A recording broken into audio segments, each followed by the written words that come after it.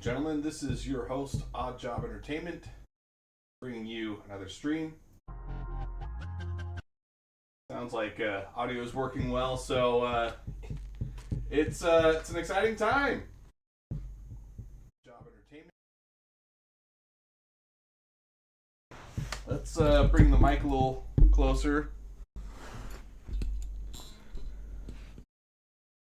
Doing things old school today. We're going to be using the actual Blue Yeti microphone. How do we sound?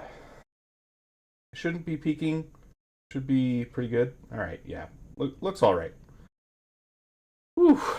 So, today we've all been waiting for. This is like what every Citizencon, or this is what every Star Citizen player waits for. As soon as Citizencon ends, you're waiting for the next one. So hopefully that there is a lot of good stuff to go over. I do my react after the official stream. I did not pre-watch it, but this allows me to be able to pause and talk about topics in more detail and offer my expertise as a mechanical engineer. So I feel like this is the way that I can offer the most value to you as a viewer. So without further ado, let's get into it. I am starting it here at the 27-minute mark because it looks like there's some little commercials interspersed throughout the waiting period, so I want to kind of see what those are all about. Let's check it out. Behold, the Copion.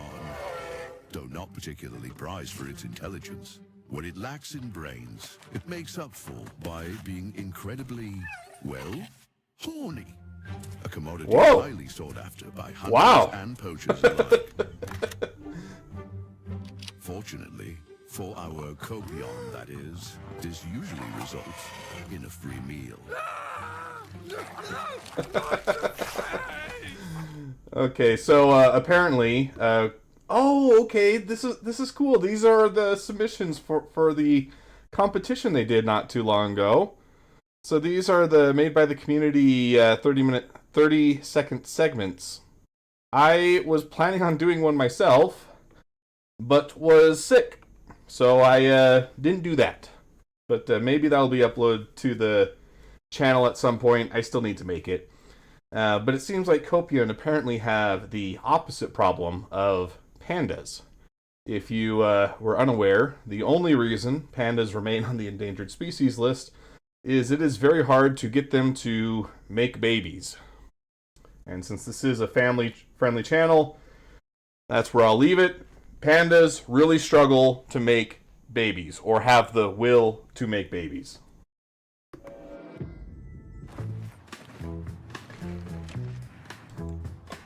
Why'd you bring this rookie? Foundation Festival. Tradition. How do I go prone? Which button? Proceed. No control. I pressed everything. It's not working. Get down! Guys, which button do I press to get up?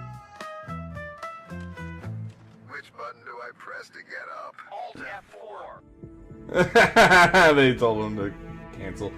That's good. So, I like this. This is a nice way to tie in the competition they did. Well, contest, right? That's maybe a better word for it. Is Edwards. After his Atlas operator. Meet Steve. It's his first day on the job after passing his Atlas operator. Oh, this one's made by Fatbird. I've seen his videos. This is Edwards. After 36 years of a successful cargo foreman career, he's ready to retire. And this is Bob, your everyday hauler. Bob doesn't give a shit. Bob is too busy reading a funny post online. It's gonna crash.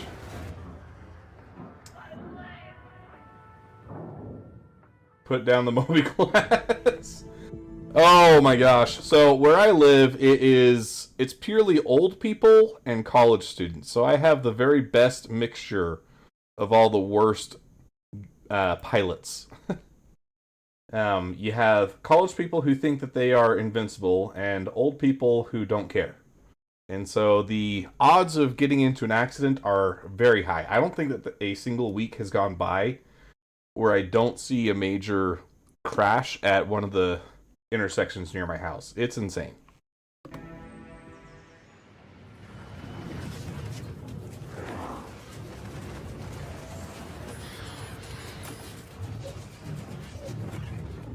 Kind of some Top Gun 2 vibes. Fantastic movie. Top Gun Maverick, probably one of my favorite films. Oh yeah, there we go. Oh.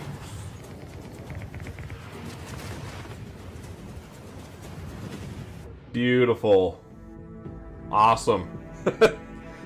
Yeah, no notes. That was a sick video.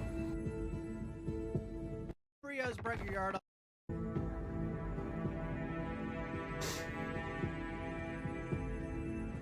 Hi there, I'm Scooter Lee Scooter from the beautiful Brios Break Your Yard on Daver. Now, some people think Brios is still a rough and tumble kind of place, but that just ain't true, Bo. Brios is a safe environment with fun for the whole family. And we don't just sell gently used spaceships, we also do ship repairs, ship detailing, ship paints, and even weapon swaps. So when you need your next ship upgrade, you come on down and you tell Scooter Scooter sent you. Y'all have a good evening. Oh, that Wicked Wookie, he always does really good videos like that, but you can tell he really pushed the production value on that. That was very well done. You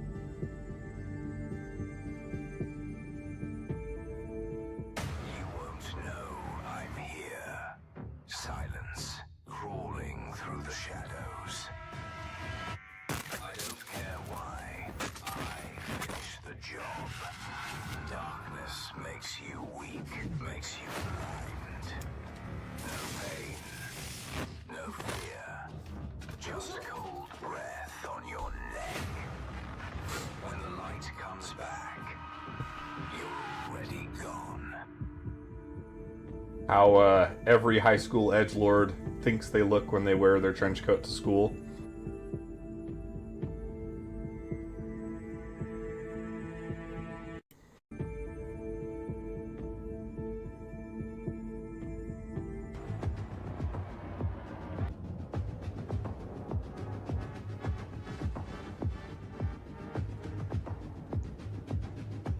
Ooh, frame rate's a little rough on this one.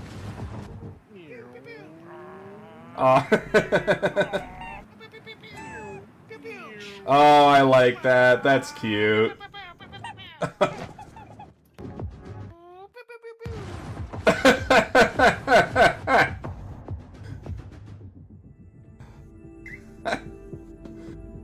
Oh, that's adorable. That was good.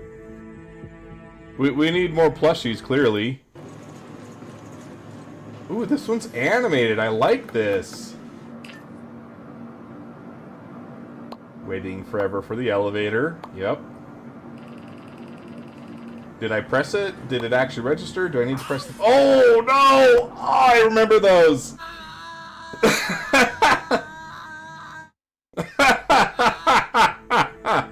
That was great! Oh, we got some more animated ones.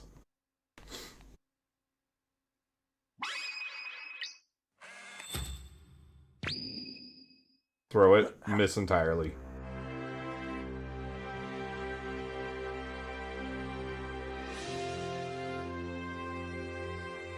It's... Oh. One day.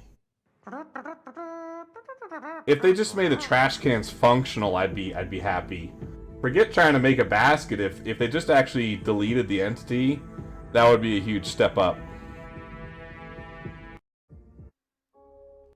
Let's see. 3.17.2 elevators all over again. Yeah. I think you will be pleasantly surprised. To be fair, it felt quite different than other Citizencons. You'll see why. Yeah, I don't know what to expect going into this. I've had all these ideas going through my head. I think it's pretty obvious at this point, without watching anything, but just the general talk around the game. Nyx is probably coming out soon. I don't know exactly when. I've seen some people saying as early as the next patch. But there's just so much coming out about Nyx that it feels like that's probably a given. But it's only 2 hours, so I don't know what they're going to feel is high enough priority to squeeze into this. Guess we'll see. Here we got Chris Roberts himself, our Star Citizen Lord and Savior. Chris is obviously he's the brainchild, or Star Citizen is his brainchild. I feel like that word is used kind of backwards a lot of the time. Kind of like I could care less and I couldn't care less. It's one of those phrases that, like, it gets a little confusing how it's supposed to be used, but Star Citizen is his baby. He's been seeming a little more hands-off in recent years, and game seems to be progressing a little faster, so I don't know if that is related, but Chris is a good guy, just has very large ambitions, and sometimes his speech can get him into trouble. This year has marked a turning point in Star Citizen's history. We have finally moved past the question of whether we can build an architecture to deliver a universe with incredible detail at massive scale, seamlessly, and where thousands of people can all play together. Server meshing has been working pretty much flawlessly at scale for the past 9 months. It has brought a more populated and active verse. It's been pretty good. Up to 700 players online and in the same space at once. The 700, that's been more like in testing performance environments. I don't much think we've more seen that in responsive live. Experience. I couldn't be prouder of the team. They delivered something no other online game does presently. There may be other games out there that claim large player counts, or even the ability to mesh, but none do it at our detail, scale, and seamlessness. Of course, there will be continued improvements to server meshing and to Star Engine, but having moved past this last big technological hurdle has allowed us to finally focus on quality of life and stability improvements, something that has long been overdue. We're about to deliver our ninth patch in 10 months with content that has brought Star Citizen storytelling into new and exciting directions. We pushed more than 24 features and more than 2,000 bug fixes. And while there is still a long way to go, the game has gotten more stable, performant, and fun as a result. We see this in player metrics. More of you play every day. The daily average users is up 45% from last year. Oh wow! Playtime Yeah, that's a pretty so impressive more people jump. enter out into the verse and stay there longer than ever before. And through all that, we've told the dual stories of the Frontier Fighters Assault on Pyro and the moral compromises being made to combat the regen crisis. Now, as those stories come to a rest for the time being, it's time to look forward to the next chapter of Star Citizen, where the instability in Pyro and the callous actions of some pave the way to new adventures, new locations, and new threats. Last year, we announced our next star system would be Nyx, home to the People's Alliance of Levski and bordering the Vandal threat. Today, we're proud to share that your adventures in Nyx begin not next year, but next month, when Star Citizen's third system comes online in Alpha 4.4. 2 new systems. All right, there you go. So 4.4. That's only possible because of the tireless work of our development teams, server meshing accelerating what's possible, the support teams behind the scenes, and most importantly, all of you. Now, I do miss that we're not all together under one roof this year, but in many ways, we're more connected than ever. Across the globe, many of you are gathering at watch parties, 9 of them with our developers in attendance, and countless others springing up in communities everywhere, and all happening simultaneously today. So even if we're separated by oceans and continents, we're bound together by the same passion for space, for discovery, and for this incredible universe we're building together. Whether you're at home or alongside your crew at a watch party, grab a drink, sit back, and let us take you inside our up-and-coming plans for the next year of Star Citizen. So just to go over some of what he said, server meshing, it has been in the game for a while now, and it does work really well. And server meshing as a term in the gaming industry is certainly not new. Even your bog standard RPGs like RuneScape, to some extent, had an idea of server meshing. When you would cross a boundary and go into a new area, you're oftentimes crossing a server boundary being handed off. But the way that Star Citizen does it is particularly unique. Schlag, who's in chat right now, can be on the other side of a server boundary, and I can shoot him with a P6, and he will get that hit registered both on my client and his, and that is very unique. It's not perfect, and there's big plans for it to expand even more, but that level of fidelity has never been seen in the industry before. There's also the aspect that Star Citizen is a 64-bit coordinate system, which is basically you can have details as small as less than a millimeter all the way up to whole star systems and across star systems. So that is something that you don't see in a lot of cases. Like right now, I'm playing through the campaign of Battlefield 6, and yes, I do actually play the campaigns of all the games that I get, even if it's going to be knowingly mediocre, like a Battlefield campaign. And the campaign is beautiful. Like, Battlefield games are genuinely some of the most pleasing eye candy you can get. But they're also extremely limited in scope compared to what something like Star Citizen is trying to achieve. So, all that, very true. No qualms about that. As a player, I do wish that it worked even better than it does today. But man, the game today compared to this time last year, pretty big difference. And when I first started, the only thing that existed in the game was the hangar module, and I think it was called Free Flight at the time.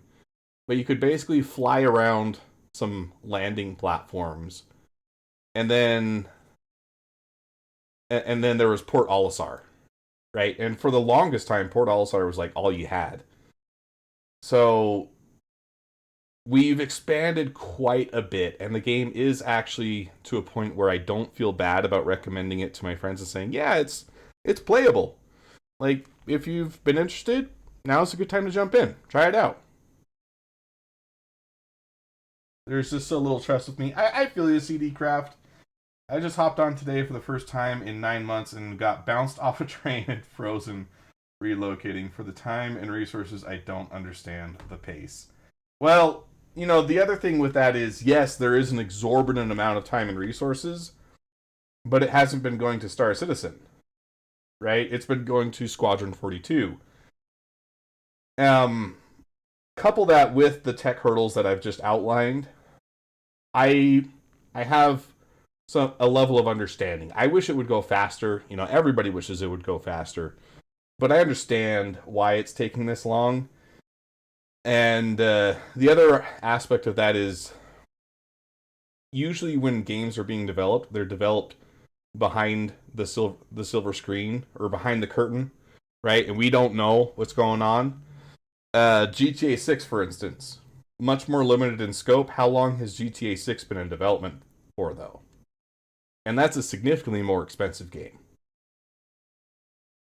The difference is since we don't have this constant view of what exactly is going on with all that time and money, we don't feel as bothered by how slow it takes. I know that there's lots of people who are just waiting for the day GTA 6 comes out, but you know, all they can do is wait. Whereas we have so much information that all we can do is complain, right?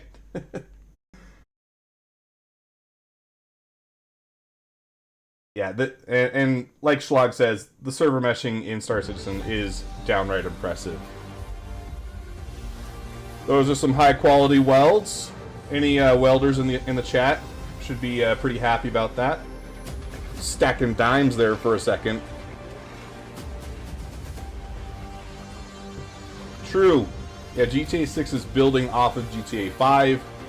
So if you think about that, you've had the entire GTA franchise that has technically been an aspect of development for GTA 6. Where Star Citizen, we're building everything from scratch, and sometimes it feels like we're reinventing the wheel. Kind of because we are. That was the Paladin. Welcome to Nyx.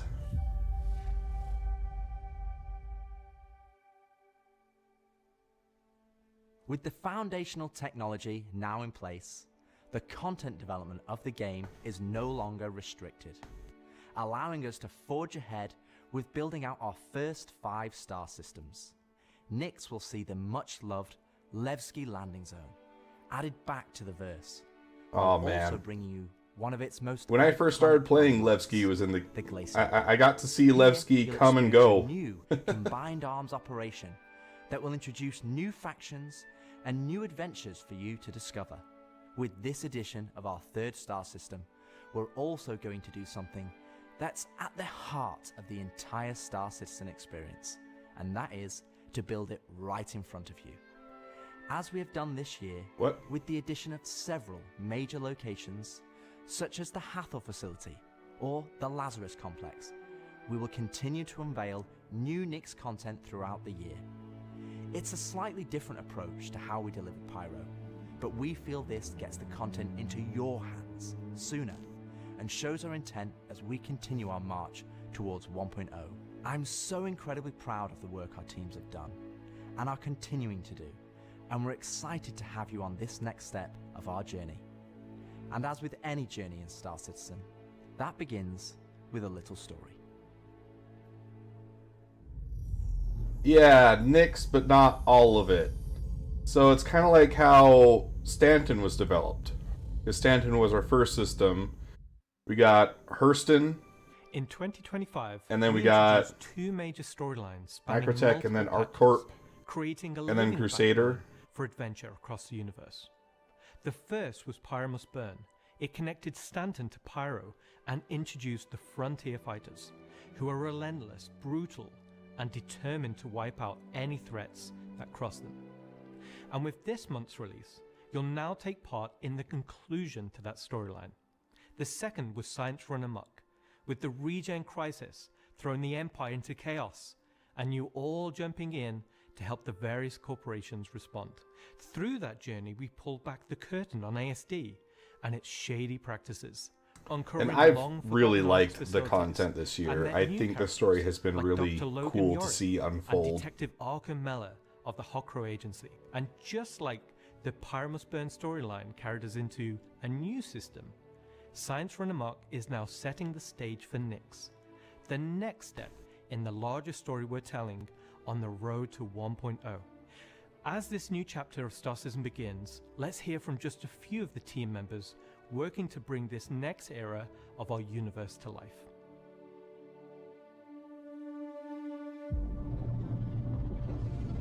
Everyone's favorite turtle ship, the Terrapin. When the Nyx system was first discovered, the United Empire of Earth, the UE, came out and did scans and kind of found out that the system wasn't really worth settling. The planets were too hard to terraform, the resources were too tough to get, so they opened it up. Imagine that, using a And one Terrapin company saw for an exploration opportunity as that intended. didn't QV planet services. And so they expanded into the system and tried to mine as much as they could, making a very slim margin by the sheer quantity of resources they were pulling out. The system itself sort of ran its course from sort of a large corporate interest perspective, and then was mostly left abandoned. Now this ended up being the ideal situation for the People's Alliance, who were a group of revolutionaries who were trying to overthrow the dictatorship of the Messer regime that was going on in the Empire at the time. So they went to the Nyx system and established what became known as Levski. They wanted to make it everything that the UEE wasn't at this time. They set up what they saw as their ideal society, where everyone's voices would be heard, where everyone would be equal. But they've fallen onto hard times. Oh, imagine that. So Nyx today is kind of at an interesting point in its history. Now that the UEE has kind of transformed itself into a democratic society, what is their role? What are the People's Alliance rebelling Welcome, against? Simon Phillips. Is this And your they first time in still chat? see the Empire as being inherently unfair. They see their role as still trying to create a free and fair society. But on the other hand, they have more problems than ever, and there's new threats lurking around every corner. And they have to ask, are they prepared to handle that?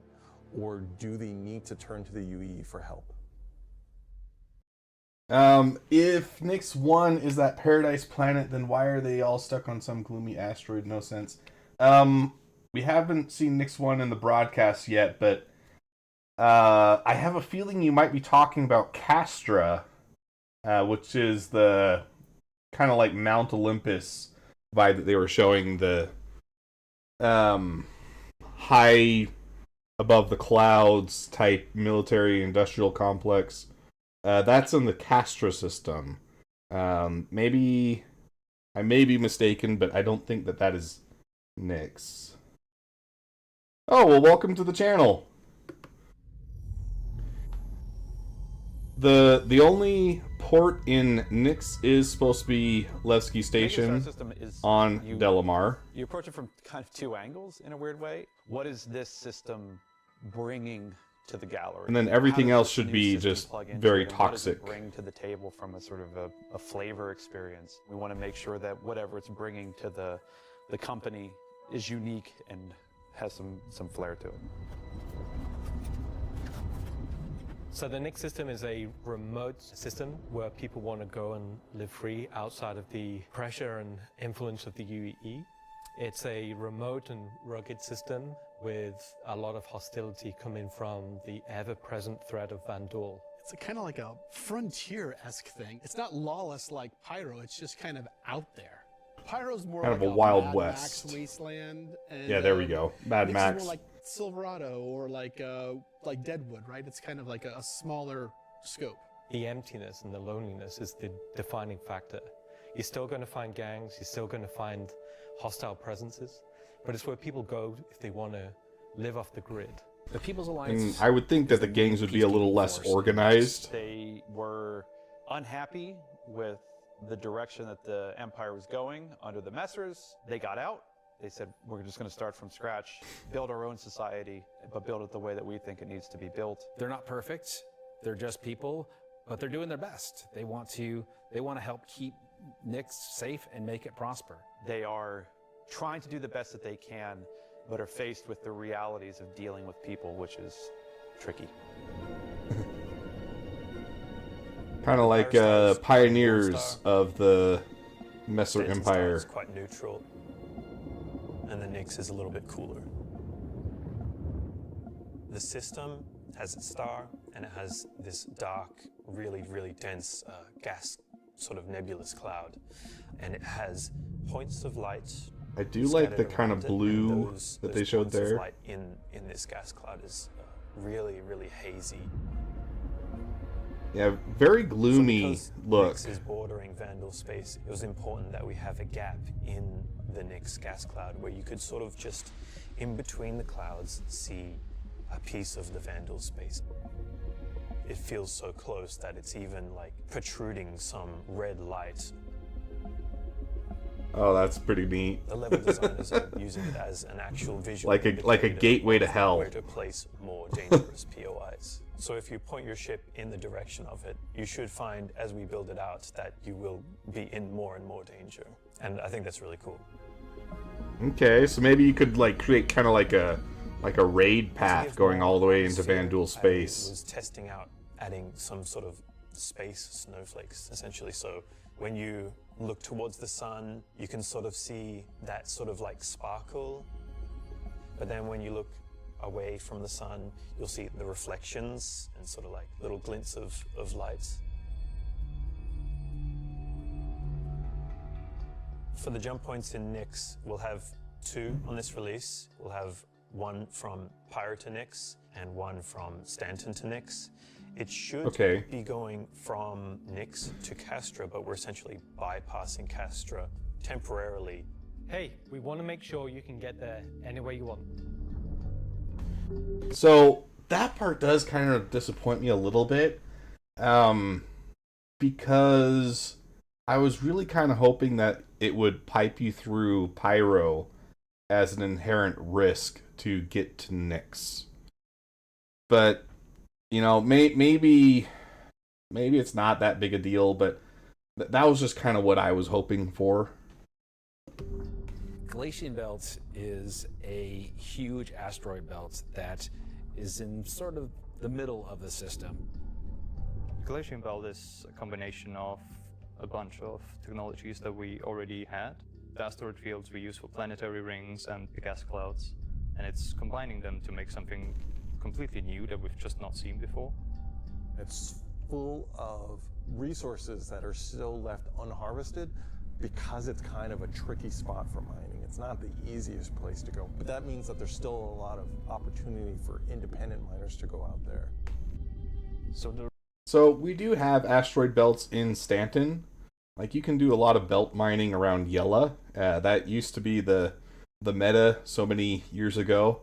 Gosh, when I think about my Star Citizen career, first off, it's kind of wild to think that I have a Star Citizen career, as in a length of time I've been playing a video game. But also then I feel so much older when I say, like, so many years ago you used to do yellow asteroid mining as like the meta. It really dates me. I'm hoping Nyx is like a really cool stealth system, like you can hide from the Vanduul. I mean, maybe they're kind of giving that vibe with all the haze that they're showing. But I don't know. I kind of want it to be up in your face, like yeah, Vanduul all the time.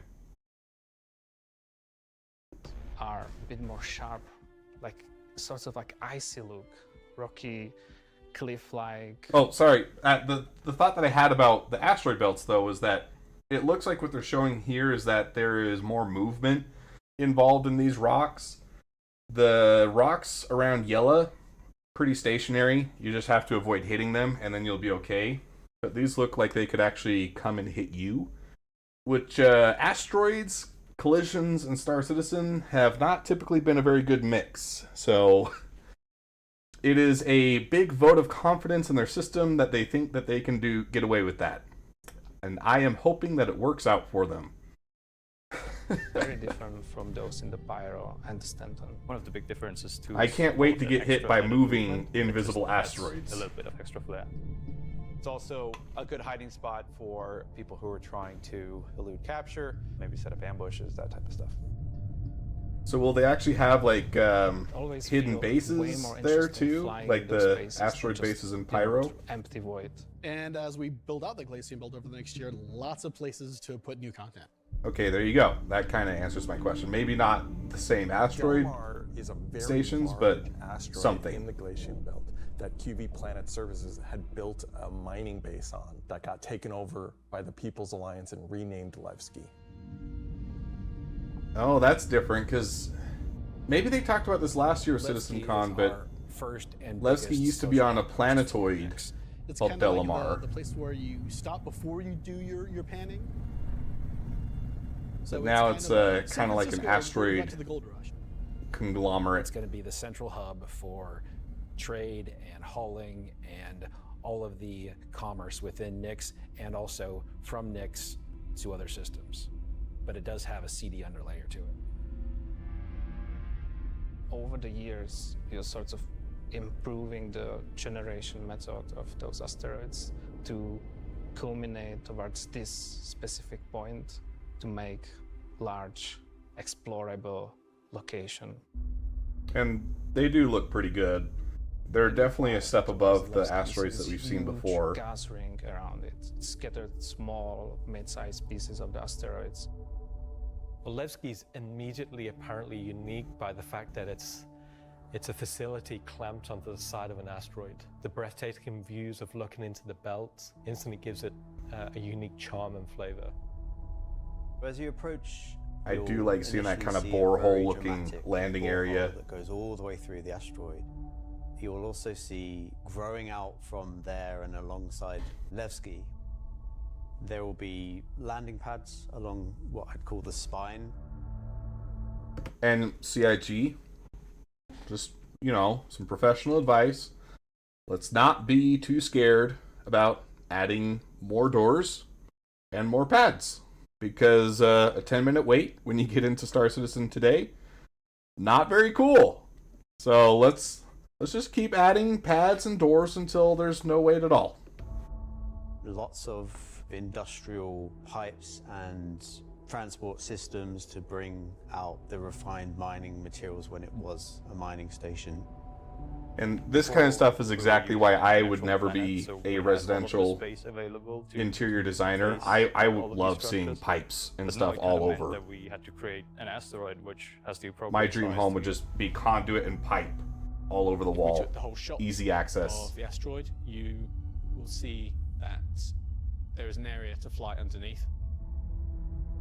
Oh, okay. In Hull C gameplay. So this is exterior cargo elevators. So as a team, you will Oh be yeah, able they to showed this load last and year. unload Okay, cargo. this part. There's a lot more movement on Yeah, the exterior. not super such as new. The cargo trains going around. But I don't think they track. showed how you get there It's last now time, so going to be now I fully kind of see how it's EVA connected, and that's cool. There will be walkways around the main landing zone to walk on using gravity plates, but you can drift off and kind of go wherever you want. They can explore fully the whole place, which is great.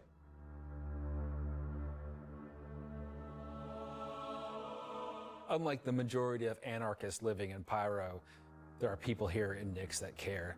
It's not a downtrodden or derelict, dilapidated location. It has a sense of order. But only where the People's Alliance has people living. But we've had Levski before, and we've updated it quite substantially to be more in line with the newer features that have been put in since, but also visually, and there's been a lot of quality of life fixes that we've wanted to add and bring up to like a good standard for a landing zone. Gracing the main lobby of Levski is a large statue of Anthony Tanaka, who was a child worker. And was being worked to death, all of them were, and Anthony Tanaka just had a break and just said no, and stood up against the foremen, the supervisors, the managers, the guards, and was killed for it. And so he became a sort of a figurehead.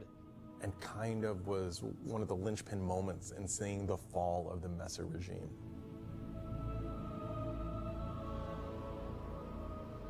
So if you take the elevator up to the top deck, you'll see the top view and the cargo area as well. So you can go through the cargo shop. You've got your normal kind of cargo needs. You'll have ability to trade and buy your tractor beam and other gear that you need. So if you were to die in the Nyx system, then one of the places you might come out from is the hospital in Levski, which is called the Mercy Hospital. Yeah, when Levski was taken away, we didn't have hospitals. A local med station for all the residents of Levski. Anybody traveling through the system, again, they're trying to provide as good medical help for people as they can. When you arrive at the hub's location, you'll be presented with a lobby, elevator bank, and then you will take that transit to the hub room. I think we within had that something room will be reminiscent pods. of this area And that's before. where the original miners would have lived. They're Well, not the I'm not totally nicest, sure, and they're a actually. bit messy, but they're a home for people in Levski.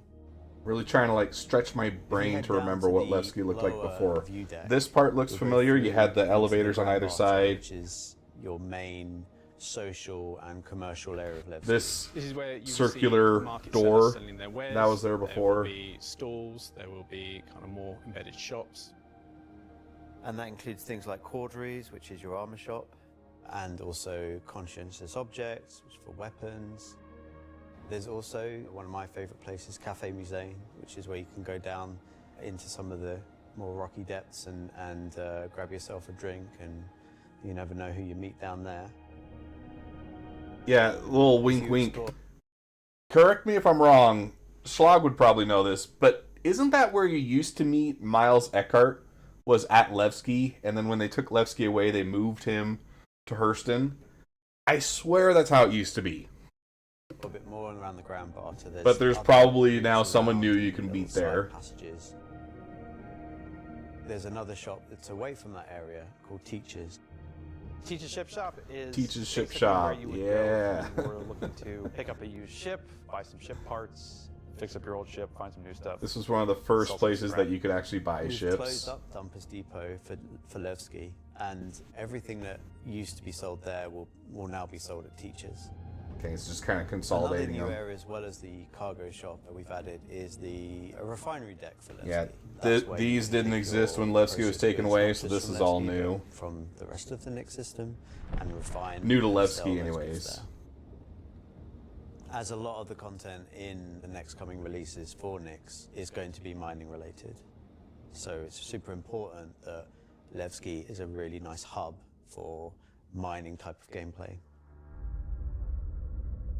And I think with that, one of the big things that they talked about was the fact that you'd have direct access to sell off cargo and minerals from the hangar or pads that you're using.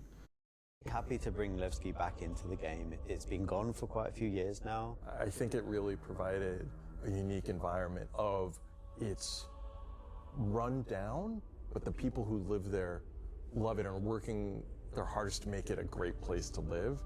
This is a location that has a lot of nostalgia for you guys. And Oh, yeah.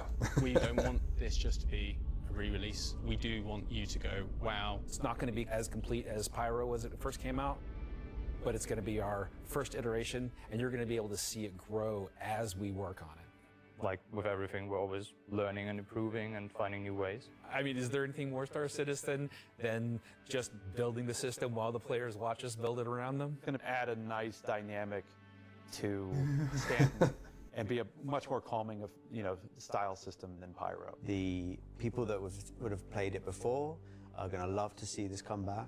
And the people that haven't seen it before, it's going to be a great new location. This is the first time that I'm going to be able to touch stuff and kind of bring my own content to the game. And that's really exciting to me. Levski coming back into the game is a huge milestone personally for me. So I worked on the original quite some time ago. So seeing it come back and updated and improved and better is fantastic. Yeah, that's probably a big emotional payoff. Like, Levski was really one of the cool locations, and when it got taken away, like, that really kind of sucked. But now you get to see it come back, and I can totally understand how that's going to feel good. I think it looks pretty dope. Again, it is quite different from how I remember, but then also very familiar in other ways. When it was originally in the game, it was on Delamar, which was a small planetoid. It was very similar in appearance to Yella and Selen, but just a little smaller. And you just found Levski in kind of this big hole in the ground. There was like I think they were like light or signal towers that you would, on approach, you'd see them and that'd kind of indicate to you where it was. You also got to remember that this was at a time where the only way to navigate to somewhere was the quantum marker. So oftentimes you would just leave your quantum drive on, and this was before master mode, so you could go at full speed, and you would just leave your quantum drive on so that you could keep the marker up. Like, the kids these days, they don't understand how good they have it with, like, you have these indicators to show you where the door to your ship is, you have indicators to show you where your objective is, you have indicators for just about everything. And back in the day, it was like you literally had to look around the room and try to find a sign on the wall that would indicate where you were supposed to go. It was cool in some aspects, like it really made you think, and the game was not handholdy in any way whatsoever, but it was also just a terrible experience for any kind of new players. So they've definitely made some very good choices since then. It's interesting to see basically this relic from this time when Star Citizen was barely playable to now bring it back into a much more refined for a Star Citizen experience game. It's gonna be pretty cool seeing it come back. I called it Lagski. Yeah. It did have some issues. The whole game had issues. Anytime you got close to a landing zone, your frames were gonna... What's the new gameplay activity we're going to be doing? So let's find out. Welcome to Nyx is your first experience in a new space station in a new solar system. It's a mystery to be solved. There's things for the player to explore and look into. There's going to be some twists and turns, of course, some combat, and if you're lucky enough to survive, maybe some good rewards. This is basically a continuation of kind of our ASD storyline. So in the closing out what we had called our Science Run Amok storyline, we had revealed that ASD had been procuring sort of very black market illegal stuff. Yeah, and I started to think that this York guy isn't a very nice person. This mission is basically going to be continuing on that trail. So the Navy has learned that illegal tech is being sold in the UAE, and they're hiring Intersect to investigate. Intersect Defense Solutions is the leading military defense contractor in the UAE. So the Navy contracts with them a lot for doing various kind of military operations that they don't want to handle themselves. We didn't want players to be working directly for the Navy. The Navy just doesn't call up random citizens and ask like, hey, if you're free, can you fly a helicopter? I guess as a player, when you can think about like, but Intersect where does. am I going to be doing missions that are capital ship battles or large fleet scale stuff or military operations, that's all going to come from Intersect Defense Solutions. Intersect have discovered the source of the illegal. Does that mean that they will also be a source for getting these kind of military ships and components? So they want the players to figure out what's going on. There you go. There's the TIE Avenger, not the TIE Interceptor. That's the Fury. To the objective, you'll be weaving through asteroids, going through the glacial belt, and slowly the station will reveal itself. Now this is an old QV logistics station. It's pretty beat up, it's pretty derelict, but there's some points of interest that you'll spot as you go through. So the station itself shares design cues from old Pan Am stations found in Pyro. This architectural design found its way over to the Nix system as the system was being established, but you'll also see some additional design cues that QV planetary services were adding, so it's a nice transition architectural point.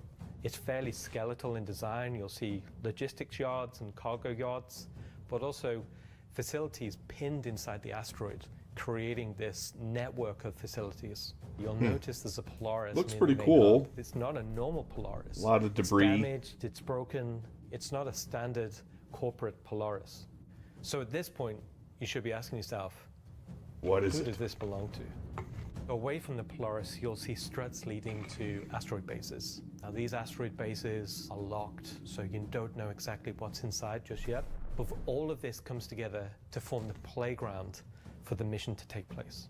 So not only is this facility unabandoned, but it's also under attack from a surprising but familiar foe. Vanduul! So, if you guys haven't played the ASD missions, you really should. They're so good. And this seems like taking that same kind of idea, pushing it a little further, giving some different set dressing. But I could easily see how, you know, you start in this opening area, you do a mission there, and then your NPC guide tells you, oh, look, this new place has been unlocked, and then you get a new mission. I've been really liking that aspect of the ASD facilities. It gives them a lot of replay value, and it's a very good way of structuring the story in a way that makes it feel like it's like it's developing as you play. The one thing that I kind of don't like about the ASD thing is that it makes you go, in my case, to Port Tressler and then back all the time. So it would be cool if they could just kind of continue and let you stay there and work through it, but that would also dramatically speed up how quickly you consume the content. So there's pros and cons, but the constant errand running back and forth to a station so that they can then give you a new mission, that part just kind of irritates me a little bit. But this sounds really cool. I'm excited.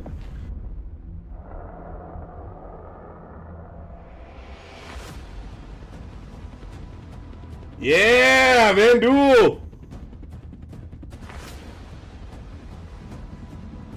This is the Stinger. This is the ship that we saw the big bad get away in.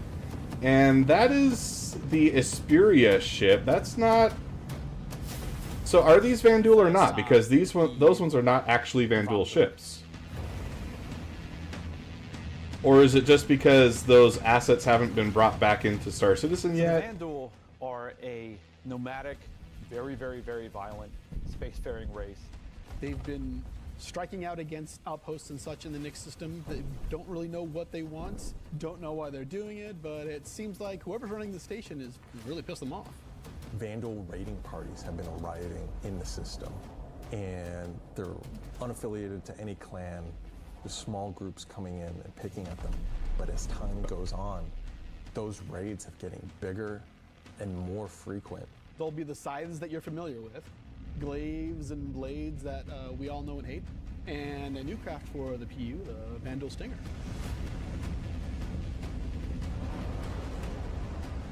You will be Okay, am I wrong here?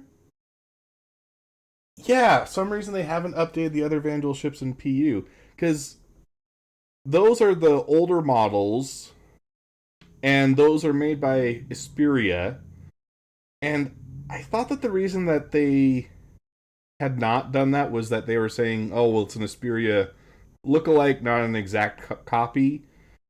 Or maybe that was just the lore justification in a lot of people's heads. But, yeah, that's not actually what the Vandal ship looks like. And surely they have it updated by now, at least for Squadron 42. So why are they not bringing that into the PU? That seems odd, but I do love the idea of going up against the Vandal. So that part, really cool. Just kind of weird that they're not bringing in the updated asset for this older ship. Civilians on arrival asking you for help. So at this point, you have a choice. You can either bug out, mission over, or join the fight. This will be the first time since the PU launch that you'll be able to fight against Vandal aggressor ships. This fight will be intense. The player should be able to deal with them, but they will have to be prepared and they'll have to come. And it's been a while since I've played this mode in Arena Commander, but do they not have the... Because you can also play Vandal Swarm. Do they have the old style ship in Vandal Swarm, or is it the new model there? Pack in to fight off this initial wave, and that won't be the end of it. After you fight off the Vandal ships, the mysterious inhabitants of the station invite you to come on board. Which Intersect sort of will encourage you to do because it'll help further their investigation against Worst developer in history, Elliot Maltby. You dock your ship, Just kidding. you board the station, and it turns out the inhabitants here have a real surprise for you. They are Vandal. The player will be immediately ambushed. These guys are Ah. not your friends. Of course, Well, that's not nice. Why would they do that? People that are inhabiting the station are going to fight you every step of the way. The fight will be challenging, but this definitely will be the warm-up phase of this mission. This will be the players getting a sense of what exactly is going on. Okay, it is still the old one. Okay. Thanks, Badash. Armor. They will be wielding unfamiliar weapons. And we want you to get a sense that you are in a new place, in a new territory. Unfamiliar weapons? You have my attention. Are we going to finally see the hodgepodge guns that, like, the space AK? You get back in touch with Intersect, and obviously the question is, who are these people? Why are they attacking? Why are the Vandal attacking them? At this point, there's more going on here than anyone thought. The directive from Intersect is to explore the station and collect as much information as you possibly can. Along the That's way, the you'll Weekalo get to explore parallax some new rifle. areas. It's not just the I'll space get one station. eventually, There's the someday. disabled capital ship. There's asteroid bases nearby with obvious. Oh, guys, do you see that? There's the disabled capital ship. That is a Vandal landing craft. That's pretty dope. There's asteroid bases nearby with obvious installations there, other forces that the Vandal have been attacking. There's a debris field. Explore the locations in any order you want and try to find out who these people are and why the Vandal are after them. You'll find new clues. You'll find ways to solve the puzzle of what's going on at the space station and find out what kind of loot they have for you now that you beat them. And of course, this is a legally open station, so anything you find is yours to keep and sell, maybe even give to Wickalo. No crime stat. And that definitely means that Wickalo's going to want this stuff. This isn't just a one. Yeah, I wish Wills was in chat with us. He recently turned in a bunch of materials to Wickalo, and he can vent in chat about the fact that Wickalo takes but never gives. Time event. This is a so hopefully they work that out. Adding to the game. You can go back and repeat this mission and find ways to do it even better, even faster. There'll be a different story and different flavor. Obviously, we can't have the same thing happen every time. There'll be other missions that Intersect will offer to you based on the evidence that you found. Now you know the real story, and you can start digging and giving more information to Intersect along the way.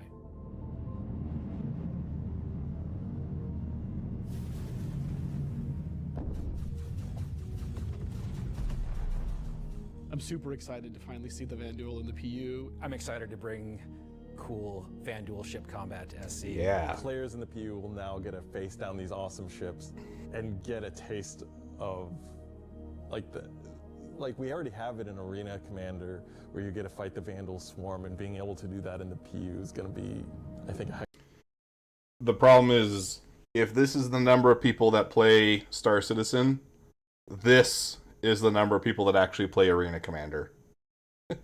So, I think the vast majority of players have probably never actually fought against a Vandal ship. a lot of fun.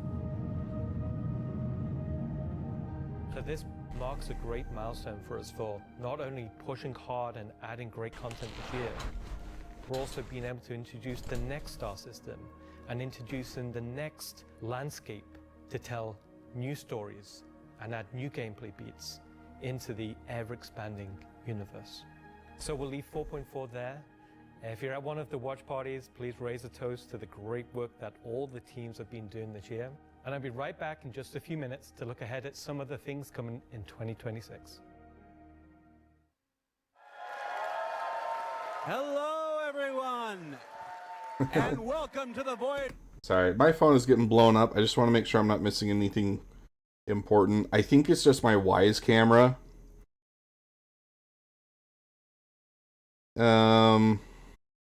Oh, geez.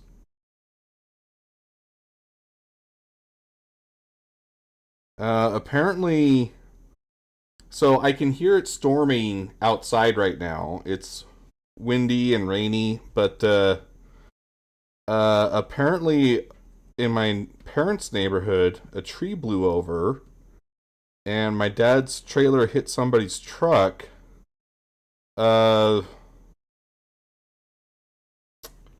That's nerve-wracking. I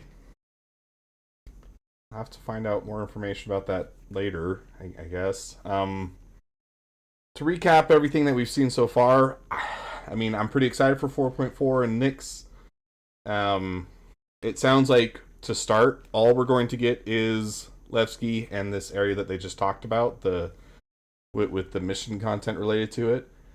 There are some uninhabitable planets that are supposed to be in Nyx, but Levski is the only primary landing zone.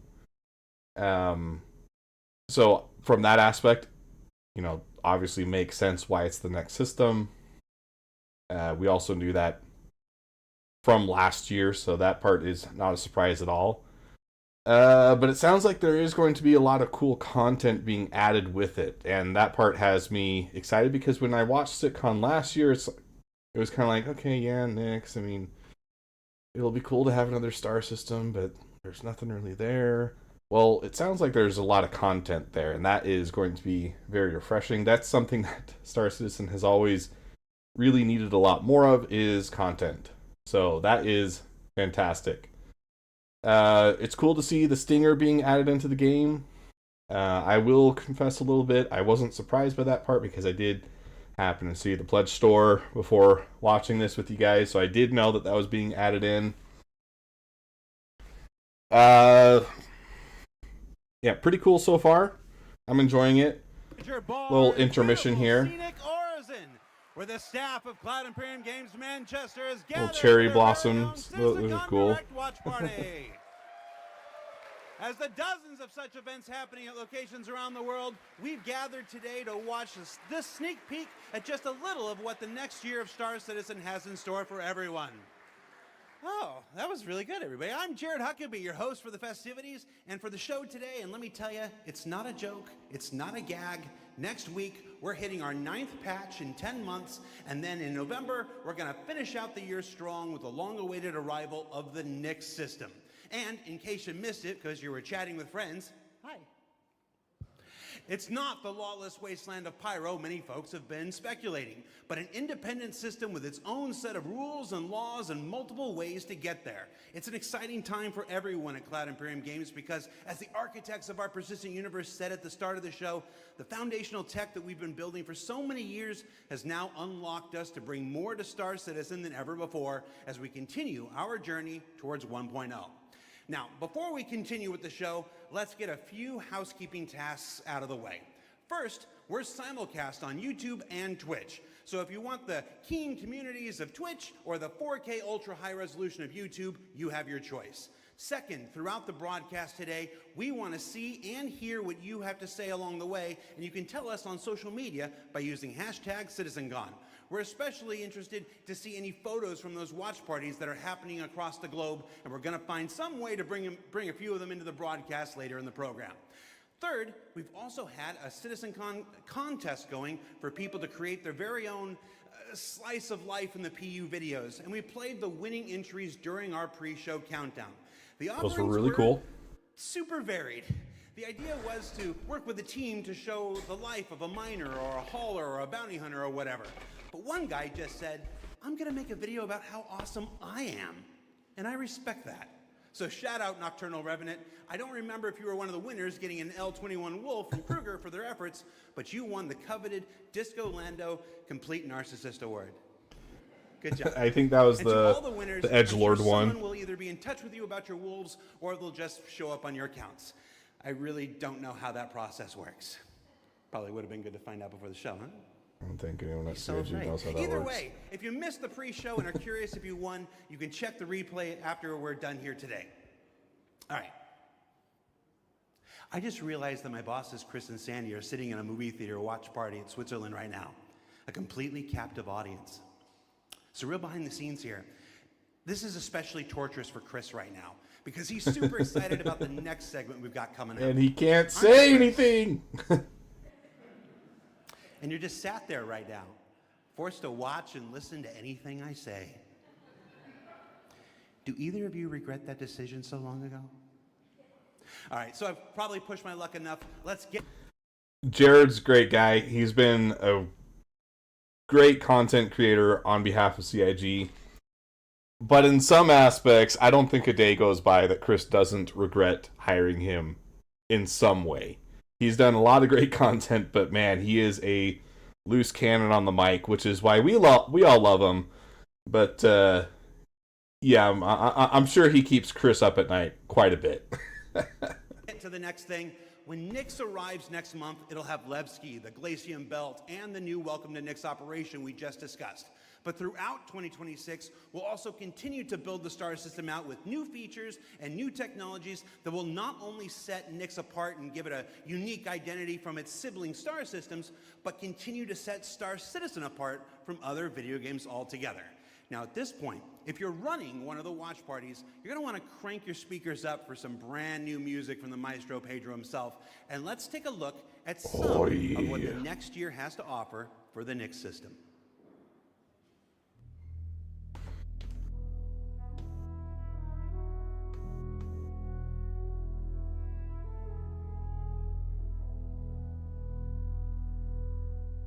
Liking it, give it some we believe art triumphant vibes. Best technology, and through the development of that technology, it pushes us to create even better art. When Genesis comes to the persistent universe starting next year, it will change how you experience every world, and not just in the building of the new planets for the Nyx system. We will also go back through Stanton and Pyro and reimagine them through the lens of our technology. Previously, and more traditionally, we'd create slices of biomes, like deserts or forests. This approach moved us forwards and got us this far, but solving the scale was always tricky. And for Star Citizen, we like to do scale on another level. Issues That's kind of Star like seeing tiling Citizen's from our shtick. height maps, from high altitude, or the unpredictable blending when two biomes connected were common. But ultimately, things just never felt right. Our worlds were gorgeous, but to us, they still sometimes felt like interpretations. Now this was a super hard problem, which we needed to solve at the scale for Star Citizen requires. We challenged ourselves to emulate nature in the most believable way, and not just on a planetary scale, but to our level of detail.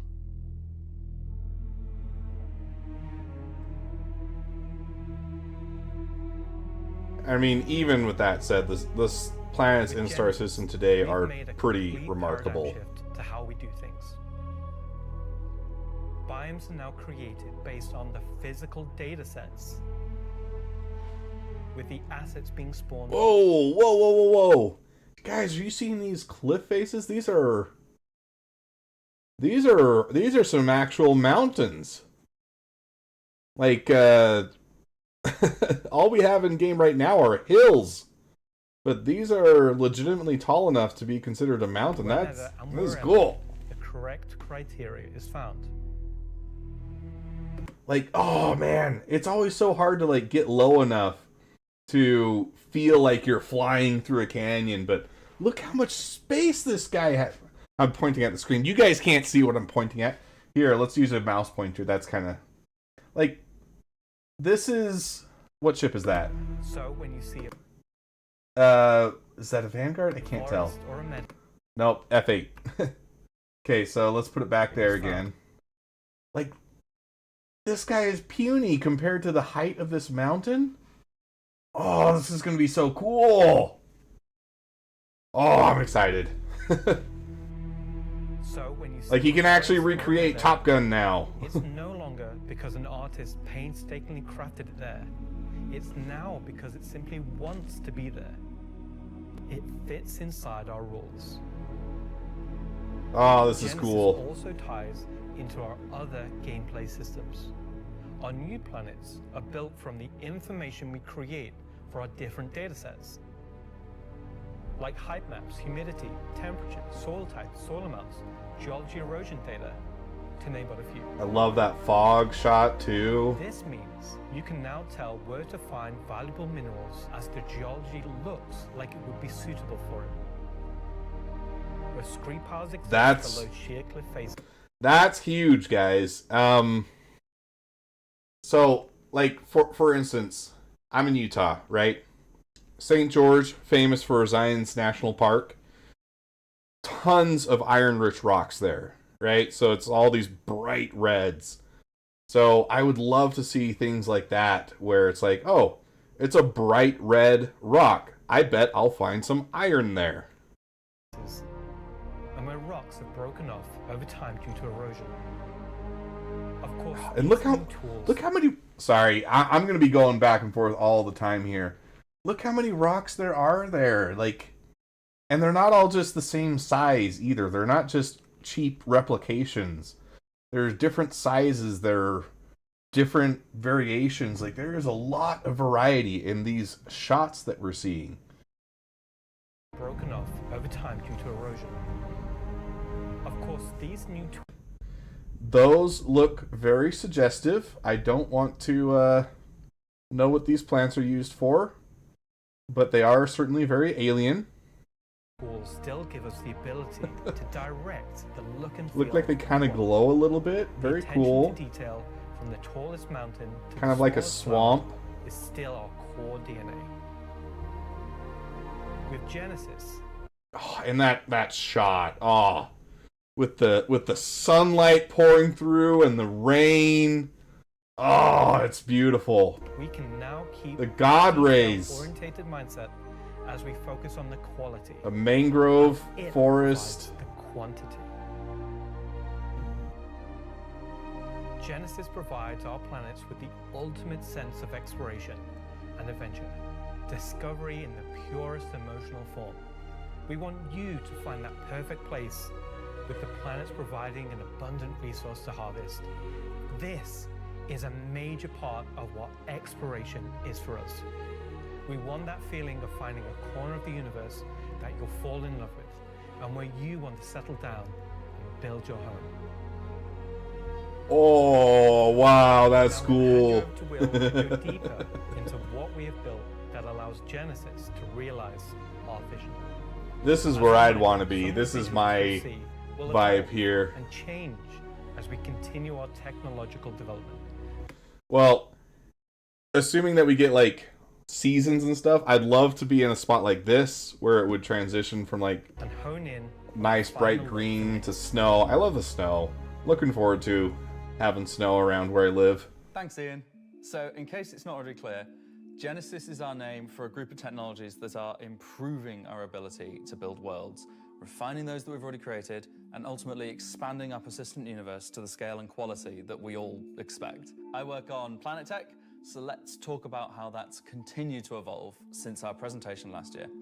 And instead of just highlighting some really cool biomes that we can create, let's go ahead and show how all this work applies to the upcoming planets of Nyx. So there are 3 planets in Nyx. Nyx 3 is a gas giant, and I think it's blue. It's not going to surface. I don't really know. Nyx 2 sorry, I was looking at something. I totally missed that. Gotta go back a little bit. I apologize. To the upcoming planets of Nyx. They're saying it's a gas giant, but it looks a lot like Ilum from Star Wars. Is a gas giant. Very pretty. I think it's blue. It's not going to surface. I don't really know. Nyx 2 is a yellow, toxic. It's got like this high pressure atmosphere, and it's like a very volatile planet with high risk reward gameplay. Yeah, that is basically Venus. There was a YouTuber named Oddjob Entertainment who did a video talking about why Venus would actually be a really good terraforming candidate.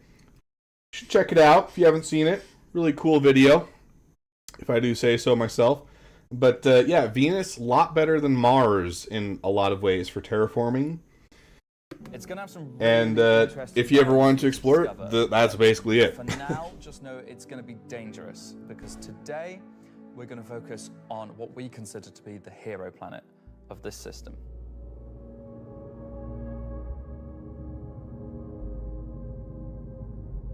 Nyx 1 has got a rugged, remote beauty. It's got a diverse set of biomes, from weathered rocky mountain ranges to vast sweeping forests and grasslands. Wow. And from damp, expansive wetlands to festering swamps. Oh, that looks so much fun. Just taking a speeder across there. Oh, man. These core biome concepts give us a fantastic platform to hone our technology. In some cases, because the current tech couldn't do them at all. If they don't have this planet when Nyx releases in a month, they absolutely need to do a race map for Arena Commander with those big butt plug plants in the swamp. That would be such a cool map.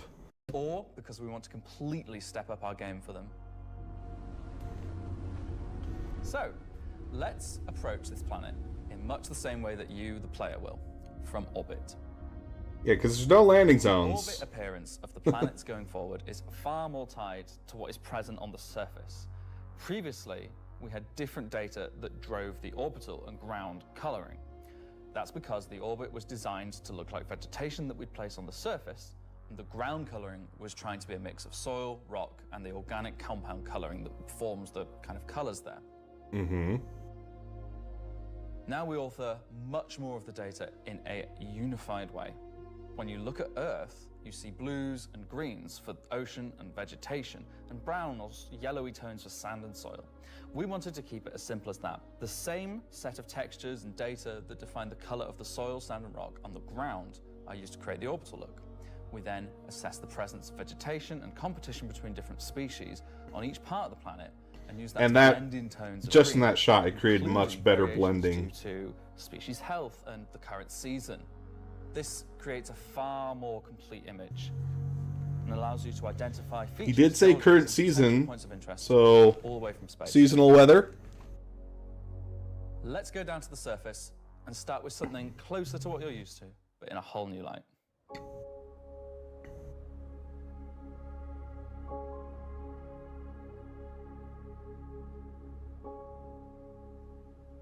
When we approached the surface of the planet, we wanted to start by focusing on just the soil and rock.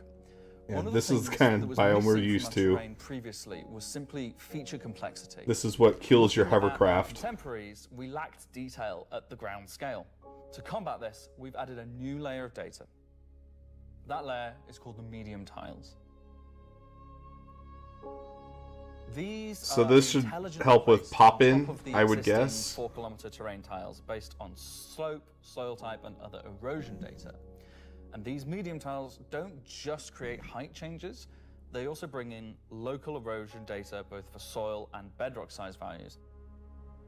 And this gives us a whole new level of... Man, that shot right there, that gives me like Halo vibes. It, like the Northwest United States, like driving a Scorpion through this area to find some Forerunner artifact. This is beautiful. Of terrain detail, of scale, and allows us to create far more unique locations across the planet. So now that we've nailed the surface, let's have a look at adding some rocks. We've now got two major contributors to the rock content of our planets. Firstly, long desired feature. I would love this would be another fun place to take a hover bike too. Like just some soft plants, gentle slopes, no rocks, nothing to smack your face into. Man, hover bikes have such potential, but I always hate getting on them because it always ends very poorly for me. Cliffs. We are adding large scale, very detailed to all our cliffs based on the geology at a given location. This adds an exciting new dimension to steep slopes that we simply couldn't get before. The second is a big one for you ground vehicle enthusiasts. Rocks are now found not scattered everywhere, like spilt popcorn at the cinema, but only in places you'd expect to find them, thanks to a brand new rock scattering algorithm that isn't annoying as hell. Oh, okay. Using It's like he heard me. data generated for each large and medium tile, now rock distribution makes sense and has a physical basis. Okay. So if you're still crashing into them after this comes out, that's on you. No. You promised us roads someday, man. You can't pull that one. This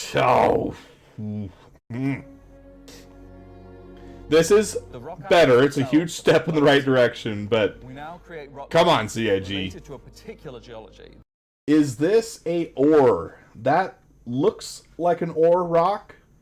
But I love how it just kind of blends into the environment. It doesn't seem so obvious. That look like they originated from the same source. And this ties into how we'll be distributing minables in much more interesting ways too. Called it. Yep. I'm a genius. So now that our base terrain and rock scattering looks good, let's add some vegetations and explore some additional biomes.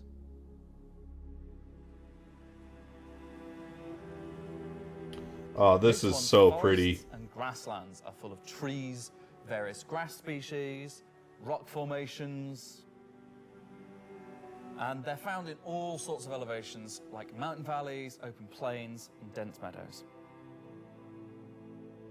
And when we start to add a bit of fresh water, they begin transitioning into more wetland type biomes. And while forests are super cool, let's focus on the grasslands and wetlands today. So, how are we making these look so great? Yeah, there's Obviously, so much we've had grass vegetation before, here. but never meadows of it. Because until now, we haven't been able to spawn grass in large enough quantities or effectively represented at distance. So we're stepping up our game in terms of spawning, shaping, and shading grass. With Genesis, we now leverage GPU spawning to create vast quantities of assets across all biomes, whether it be dense meadows or more complex collections of ground cover like you can see in these wetlands. We are also able to These fit our grasses tiles do to the look ground by insane. conforming them to the unique terrain underneath. Like that kind of density. I've never seen a game with this level of grass density. Ground cover assets, and as a result, they are now gravity aligned, meaning each blade is oriented as you'd expect and not sticking out like before. Okay, cool. Next, let's take a look at how we light our grass. Now, as in real life, the shading of a grass blade, or indeed a whole field of grass, is lit very differently to like a flat surface. We now use a solution that shades meadows of grass far more like fur or hair. And this, if you think about it, makes sense. At a distance, a field of grass is far more like a carpet or cloth than a flat surface. Yes, and that is something that games do get wrong a lot of the time. Like with grass, hair, and fur, stuff like that, you get it's almost like subsurface scattering, but it's not quite the same thing.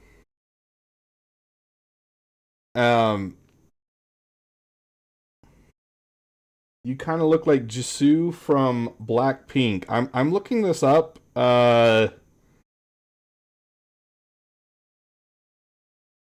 In no way do I look like a Korean female singer. I don't know where you're coming from with that, Brianna. I think you're off your rocker. She's pretty, so I will choose to take that as a compliment, but you are just wrong as well. Anyways, back to grass. Look at this area. You've got the sun over here, and then it's coming through. You get some penetration where it doesn't stop at the first blade of grass, because that first blade of grass is not blocking all of the light. It continues to travel through. And so if this were like a wall of skin, that would be more of a area where you would get some subsurface scattering, but where the light would penetrate and then come back out. That's kind of what you're getting here, but it's just the fact that it's not all being stopped and it's being allowed to transmit through these various blades of grass until you get to like these seeds here, and these are still illuminated even though it's mostly dark. Then if you in your mind step back or even just look over here, this same effect is happening but at a smaller scale off in the distance, and that's what's creating that look, and it's why you can't just shade it like a flat surface, because it is not a flat surface. This improves how our grass looks from a near perspective, as well as bringing us nicely into how we're solving the distant representation of grass. So let's talk about the distance problem. One of our biggest achievements with Genesis is allowing us to build beautiful biomes out of flora and geology assets like a building set. Can I say Lego? No. Too late. Oh. In the past, this broke down very quickly when objects simply disappeared when viewing the same biome from 10, 20, 100 kilometers away. Yeah, Poppin. Poppin has... Because we don't It's hide very behind good in the Star countries Citizen, and but allow it to has always view been an complex issue. Regions from very large distances, there are almost infinite perspectives from which you can see a location in Star Citizen. So, how can we afford to evaluate complex spawning logic at runtime for the entire swathes of the planet? Enter the virtual terrain. Virtual terrain, or VT for short, is how we now cache and represent our terrain at varying scales. This has been the enabler for all of the lovely advances in terrain complexity and asset spawning we've shown so far. And it's also how we now evaluate and represent vegetation from a distance. When creating the VT for each part of the terrain, we assess if vegetation has covered the ground, and if so, what shading should be applied. For all of our biomes, we're now able to use the same shading model for the distant representation as the close-up asset, whether that's our lovely rolling hills, some more dramatic rockscapes, those muggy wetlands, or even our festering swamps. So, from my perspective, it sounds a lot like yeah, object container streaming or LODs, which has existed, but this does seem like it is doing better, so I'm not exactly sure what the difference is there, but whatever it is, assuming that this is rendered real time, it seems to be working. So, it looks really good, and I'm excited to see it in game. Forget about the swamps, and they're coming to Nyx 1 as well. Built using the lessons learned and all the technologies we've developed, these swamps now spring into existence from the planetary data. This biome combines all of the elements from the other biomes we've shown you today, from water interaction, denser spawning, unique ground coverage, and I think it creates something really unique.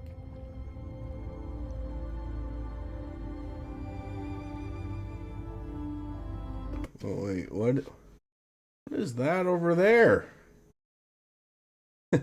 I know it's probably not, but that looks like a robot hand. Probably some satellite or something that fell.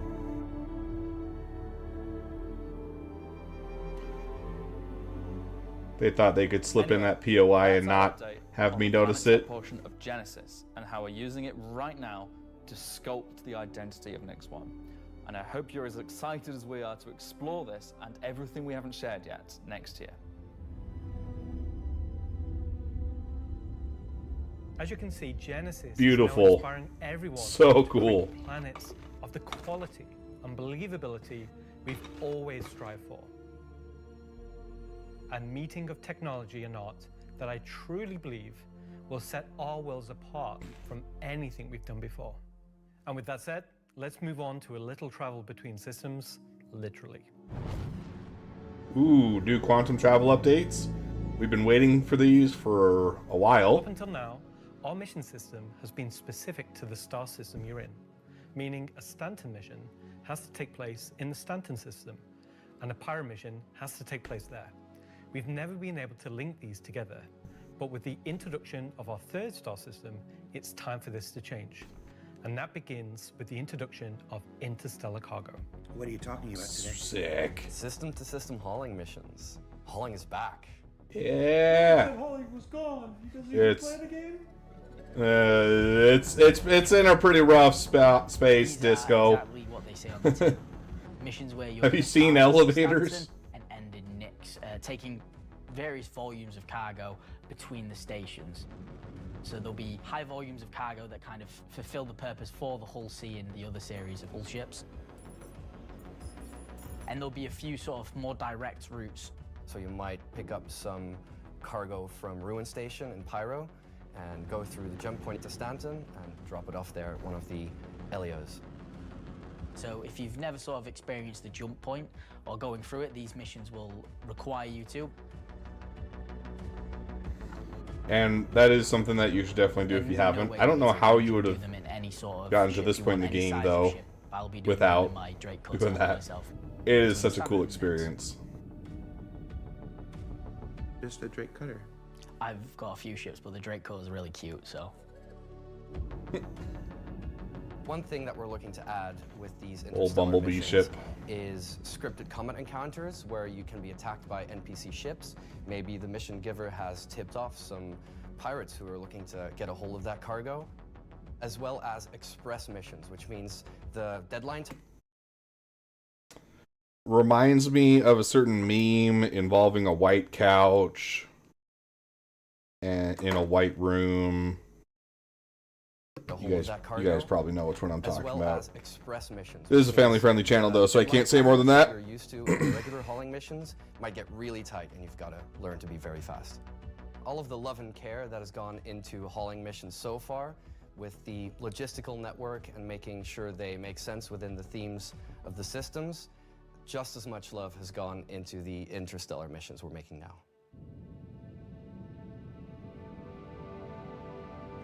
At the start of the show, we said we was going to build out the Nix system right in front of you after 4.4 launches next month, and why we want to keep as much of what we're doing behind closed doors so you can discover it for yourself, in-game and on your own.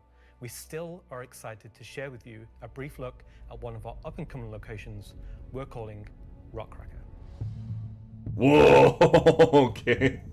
Concept art. That makes me a little sad just because I know this is probably a long way off. Jared, is our internal name.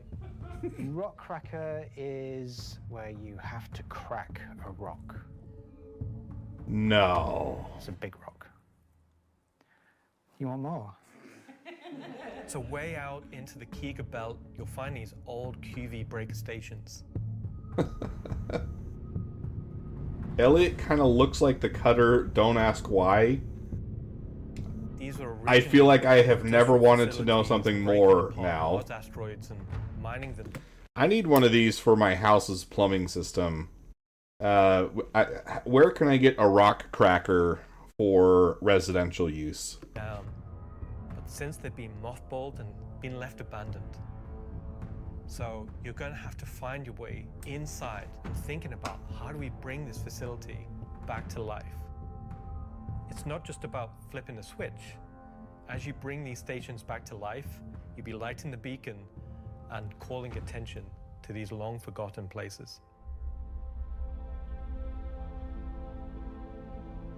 One of the main features is the laser head, which will require certain things to get working. It's up to Key you cards. and your friends Contested to zone key cards. find how to get in. There'll be a variety of options. Whether you're discovering the bowels of the station and mining your way through long-forgotten tunnels, or you're going through the main laser entrance. Now, as you're traversing through the facility, you'll find the old engine room. Now, there may be ways to bring the facility back to life, kickstart the engines, and bring power to different parts of the facility. Maybe eventually bringing the laser back online and cracking some rocks. So I wonder if this will also be kind of an is ASD FPS style combat. You're not there by mission yourself. area. There may be squatters and outlaws in these stations trying to stop you from what you want to do. Yeah, remember, every time they say there may be entity of people, that is always there are. Okay, so we can just do that instant translation here. There's no maybe about it. They're telling you that there are bad guys that are going to try and shoot you. Whoa, whoa, whoa, whoa, whoa. What was that? That's a new gun. Let's see if we can... Isn't it?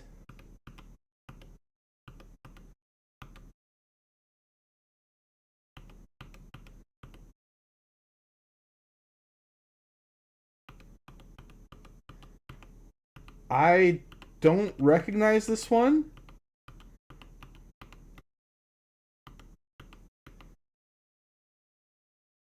Huh. Wait, no. Or is that the shotgun? I never use the shotguns. So that might be what that is. But no, the skin looks different. Like, we don't have anything that looks grungy like that.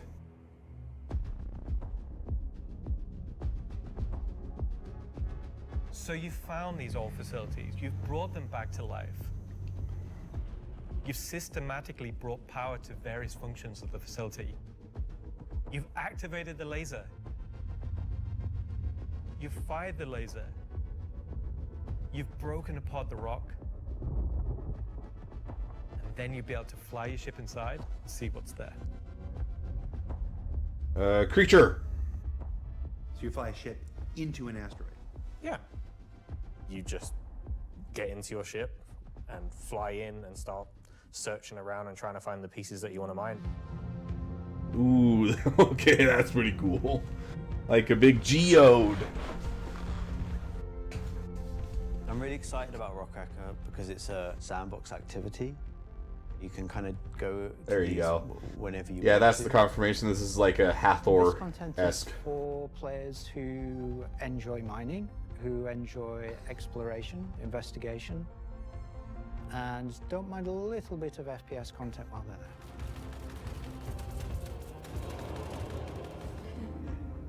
there. It will be very new experience compared to any other asteroids because this one, kind of like Alan and mine, will crack open and show its secret. And one presumes you can make a decent amount of scratch on an asteroid that's big enough you fly your spaceship into it. It wouldn't be worth doing if you couldn't make a good amount of coin. Yeah. Making promises for the econ team. Yeah. They've got to balance it. So, okay. Now with Hathor, you're strongly incentivized to keep up the PvP element of the activity due to the scarcity of resources once you get into the Karenite area. There's only so many nodes, you mine them by hand, and only a few of those are going to give you pure Karenite. And so you are incentivized due to that scarcity to shoot anyone who's not on your team. But what I'm not seeing yet with this is why you couldn't treat this more as like a cooperative event with other players on the server. Because this is a pretty big asteroid, right? So I would think that it would make more sense, at least from my perspective, that if you're a mining guild, you want to just use as many players as you can to keep this thing like open 24/7, that you all can just keep mining it. And you'd probably have to transition to like other cookie cutter stations dotted throughout Nyx. But I don't see necessarily the same incentive here to take out other players fighting for this area. I could actually see this being a very cooperative thing. So that might be kind of cool. It also looks like this. I mean, this is concept art, right? So it's not like this is a critique, but it looks like this was this looks like a Photoshop line here, where these two textures are not gelling quite like you would expect. I do need to take a quick pause here. I need to use the restroom, so I will be back in just a moment.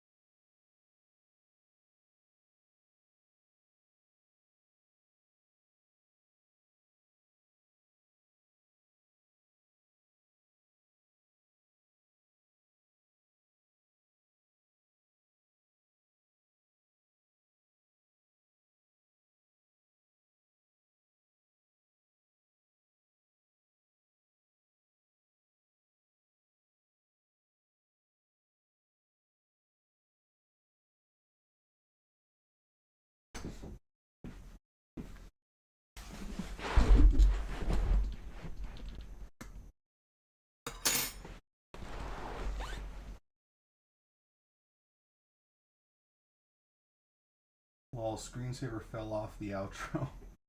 I don't think I quite get what you're saying there, Slog. Time saving tip for you. I know I've harped on this for other streams as well, but unless your hands are visibly soiled, so as long as you don't slip while you're wiping yourself and, get some chocolate on your thumb, it is more effective, according to studies done by the University of Utah, to use hand sanitizer over soap and water.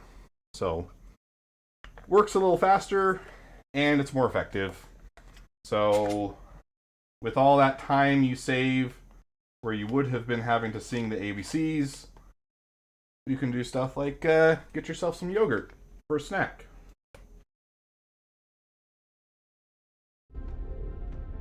Doing some Chobani key lime. Who want a lot of minerals.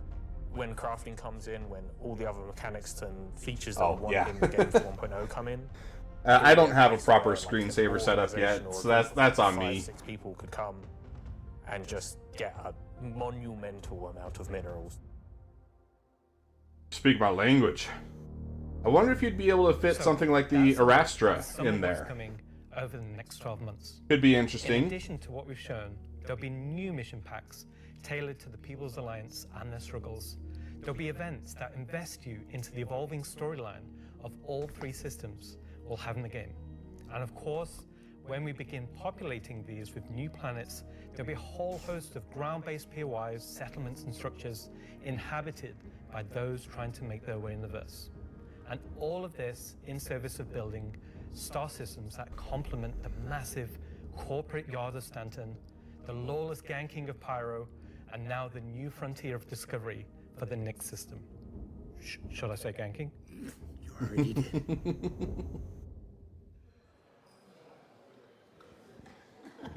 Good job, everyone. So yeah, a whole lot to take in there. Interstellar hauling is the beginning of a massive expansion to the missions. A whole lot. I guarantee you the comment right before we showed this was, all right, it's about to put us on screen. You guys need to pretend like I just said something super funny so that it looks natural on camera. Guarantee it. Take in there. Interstellar hauling is the beginning of a massive expansion to the mission system that'll let us connect these 3 star systems like never before.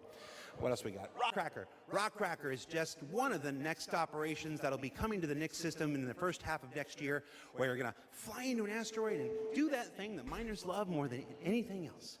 Complain about PvPers getting in their way. No, I'm being told it's mining. It's mining. And of course, one of the most anticipated features coming to Star Citizen, Genesis, and what that means for the planets of Star Citizen, including the ones already in there. So let's talk to Will Hain and find out more. And I'm just remembering that Will Hain is in France at the watch party. Okay, France. Ask Slarty Bartfast over there how they're going to use Genesis to update the planets and moons of Stanton and get back to me, all right? And see if we can get some fjords. What else we got? The Citizencon Digital Goodies Pack. That's a hard thing to say. That went up for sale a couple weeks ago and has a whole bunch of mysterious items in it. And that's where I can tell you now that almost all of them are tied to the Nyx system in one way or another. So let's find out what's actually in there. See, that's the proof right there. This guy right there in the back, he's doing the classic just open and close your mouth because Jared told us that we need to look like we're having just the best conversation of our lives. System in one way or another. So let's find out what's actually in there. There's a gun, but they can't actually say anything because it would be transmitting across Jared's mic. With a Van Duel, an Intersect BDU sweater and outfit, a couple of crazy weapons that I'm certain we're going to learn about in just a few minutes. Space AK and Bony LMG or shotgun. Can never tell with Star Citizen guns. Levski swag, and finally, to celebrate the long-awaited addition of the Van Duel to Star Citizen, a cool Van Duel knife and adorable plushie, which I swear to love and squeeze and cherish forever.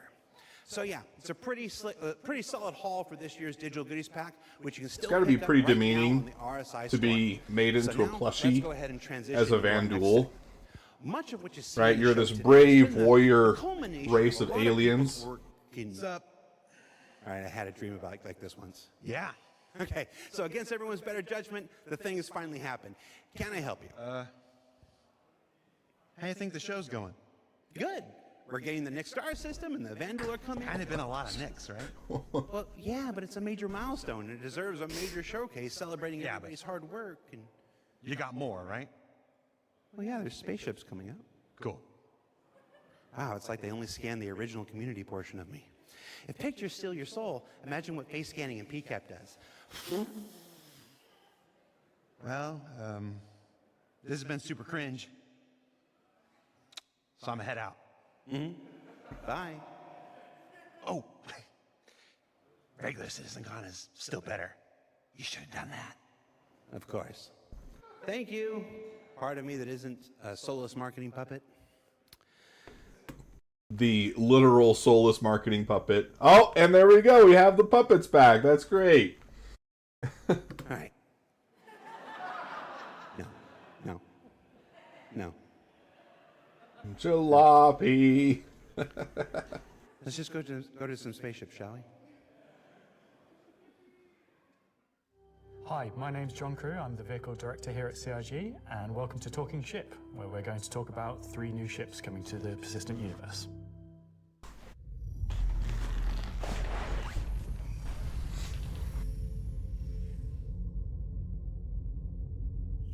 Unfortunately, I already know the 3 we're going to talk about, so It's been pretty hectic I can't be surprised here. I think we've delivered the most we've ever done in a 12-month period, and we've covered all the way from tiny little snubs all the way up to capital ships. We've kind of filled out a few little gaps. We've introduced some new ships by some old manufacturers. We had the Polaris come out, and obviously people have enjoyed playing with that. We Should be looking forward to the Perseus soon. None of you is expecting it for a while, and it's been a busy year. It's nice to start revisit some of the older catalogue and some of the bigger ships again. I think my favourite ship from the last year is a tie between the Wolf and the Golem. Favourite ship in the last year? That is a weird Probably the Wolf. pick I to feel like pick. it's the obvious one. I'm trying to think of something else, but I really like the Wolf. Everyone's mentioned the Wolf. The Wolf's everyone's favourite. It's also the newest, so it's got that recency bias. Completely new aesthetic to the game. The Wolf was, it was kind of everything we set it out to be, and it revived an old manufacturer. We've not seen anything from a while, so yeah, I'm going to say the Wolf. The Golem, I think, is just an incredibly well-formed ship in such a small package. It really just shows off that Drake aesthetic, giving you the absolute bare minimum needed. It's not that fast to buy. Come on, guys. The Zeus. I think it came out really well. It's kind of hard to pin down a favourite, to be honest, because we've really... Yeah, the Zeus was this year, wasn't it? Next year, we've got some super exciting ships coming up. We're ticking off a few big ones, which is good. We're going to see, again, maybe some ships from some manufacturers that don't have that many in their lineup. There's a few big challenging ones starting, so they're good. A breadth of ships. Like the 3 new ships we're going to introduce today all tie in some Merchantman? way to the primary No. factions fighting No over way. the Nyx system. We'll start with the People's Alliance and Anvil Aerospace. Anvil is a very military-based brand. It's been a brand that's in Star Citizen for a long time, fighting for lots of military contracts and lore, often up against Aegis, and to the point it actually beat Aegis in the past. You will be familiar with a lot of their ships' designs, such as the Hornet and Lightning. Earlier this year, we introduced the Anvil Which Asgard, based a on lot the of Valkyrie holdovers are chassis, still which is saying is the meta, but they're popular wrong. offering. And this year, we're bringing the concept ship we introduced last year, the Anvil Paladin, to life. Yeah, this one doesn't make a whole lot of sense to me. It looks cool. Designed to support ground operations. The gunship is a ship that's designed to sustain a sustained firefight. This is your baby, while huh, Schlog? Dealing a lot of damage, also taking damage. We don't have a lot of gunships in the game, the true dedicated gunships. They Yeah, I mean, the Deemer, kind of, and the Andromeda, those are both pushed as gunships. Designed with a lot of firepower and high armor and health, but very low maneuverability. It's multi-crew. It's just built purely for battle. It's got lots of armor, lots of guns, big guns. It's got a very similar squat kind of form to the Valkyrie. It kind of reminds me of, I guess, like a pit bull. Obviously a very menacing silhouette. It looks quite forward-weighted in its stance. It feels like it's coming towards you even when it's just sat still, and I think that's something that helps with it feeling intimidating. I mean, it does look pretty cool. I mean, you can never say otherwise with Star Citizen ships. If you notice the canopy, you'll see that there's a fairly thick space between where the glass is and the whole exterior. That's because it has deployable armor, which can come out and give you a little bit more cover while you're actually attacking the target head on. It's got Okay, these really pretty nice cool. kind of dual connected wings with the turrets out on the sides, just to try and give as much kind of range for those turrets as we can get. Which is controlled by one of the 2 remotes. But will you arbitrarily limit the range of those turrets that they can't take advantage of their full arc of fire like you did on the Star Lancer? Oh, Star Lancer! That's basically another gunship, right? It has those perfectly positioned turrets for being a ground support ship, and then just really stupid limitations placed on the fire line. Stations underneath the bridge. If we come around to the rear, you'll see a rail. Now that rail mounts the main turret of the ship, which is controlled by the co-pilot. So you've got full 360 Yeah, coverage. the Scorpius has this. underneath, It's never been really useful on the and then the Scorpius. side turrets also have 360 coverage. I can see that being a little different on this So because really you could be have doing more between ground turrets, support roles. Pretty much 360 coverage in all directions. But like during a dogfight, I don't see you changing your The position that things about much the Paladin in space. is all the turrets are remote, and all the crew are located in this one central 2-story room. A lot of our other gunships, the crew gets scattered across the ship, but with the Paladin, you're all sat together with a nice, cool experience, so you can really feel like you're playing as a group. You've got the pilot, co-pilot up top, and you've got the gunners underneath, and I think that helps with the intention of what the ship does, because you've got this really nice kind of like gunner viewpoint down, kind of giving this lower coverage. We added a glass floor just to keep the two connected. I think that really helps with the feeling that you're all working together and communicating. That said, if you don't have the ability to fully crew a Paladin, you can still fly it and engage in combat solo. Obviously not as good as if you have a full crew, but you can't always guarantee your friends are going to be online.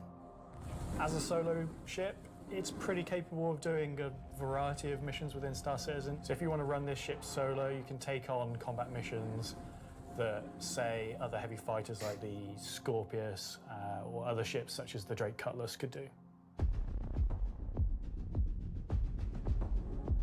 Coming aboard the Paladin, you enter into this sort of armory, ready room area. You have a variety of suit lockers and weapon racks in this room. Everything's very militaristic, stripped back, simple. It's a very functional space, but you'll find everything you need in there. One of the improvements from the original concept is we've added a small dedicated cargo bay area, allowing you to store actual SCU crates. Forward of that is the route. How do you get the boxes to that point, though? That's always the question. You have the bridge area, and then off that central They just area, showed a small door leading to that, dual so I'm a living little quarters, one on worried the left, one on the right, how useful and then that's the going rear, to be. You have the main sort of engineering area where the majority of the components are. Also within the upper traversal area, you also have a little breakout area with seating, food machine, toilets, etc. I think it's a very cool looking ship. I think we did a really nice job of taking what was there in the concept and adding an extra level of detail and trying to kind of push things forward. I think it hits the nail in terms of a really solid military ship. It's really complementary to some of the other ships. It does look really so it's cool. like the Valkyrie, where you've got this big drop ship. You know, the Paladin's there just to make sure it's safe, make sure no one messes with you, and just basically scare people away. The thing I like most, I think, about the Paladin is that it's very clearly got a crew of 4, and they all kind of work and operate under the same conditions. You know, the pilot, co-pilot, and the 2 gunners, they're basically all equal on the ship. So I like that it can be fully operated by a crew of 4. That puts it in kind of a sweet spot for when you want to pull a group together. It's not like pulling teeth, trying to get the whole ship properly manned. Like the Carrack, for instance, it has 4 turrets plus the captain, and it's always kind of a pain in the butt to get the 5 seats filled to consider it fully crewed. Deemer is kind of in that same ballpark range of 4 is really good. So basically, it sounds like a manageable size. So like if you wanted to just do a night of doing group bounty missions and just go on patrol as a group of friends, like this is a good sized ship to do that in. 1 toilet, everyone's got the same style of bunk. When they're at work, everyone's at the front of the ship together. It's really odd to me that you call that, you like that there's 1 toilet for 4 people. Well, you know, it's you all work together. You're all equal at work. Toilet seat never gets cold. Toilet seat never gets cold. Yeah. The toilet makes us equal. So that's the Anvil Paladin. Whilst originally a military-built craft, it's the perfect ship for folks on the frontier trying to defend against threats. And talking of threats, let's move to our next ship, a replica from Hesperia. Hesperia are a high-end manufacturer. They specialize in recreating exotic and particularly alien spacecraft. Effectively what they're doing is they're remanufacturing them, making them a little bit more suitable for kind of human flight. And the latest offering from Hesperia is the Vandal Stinger.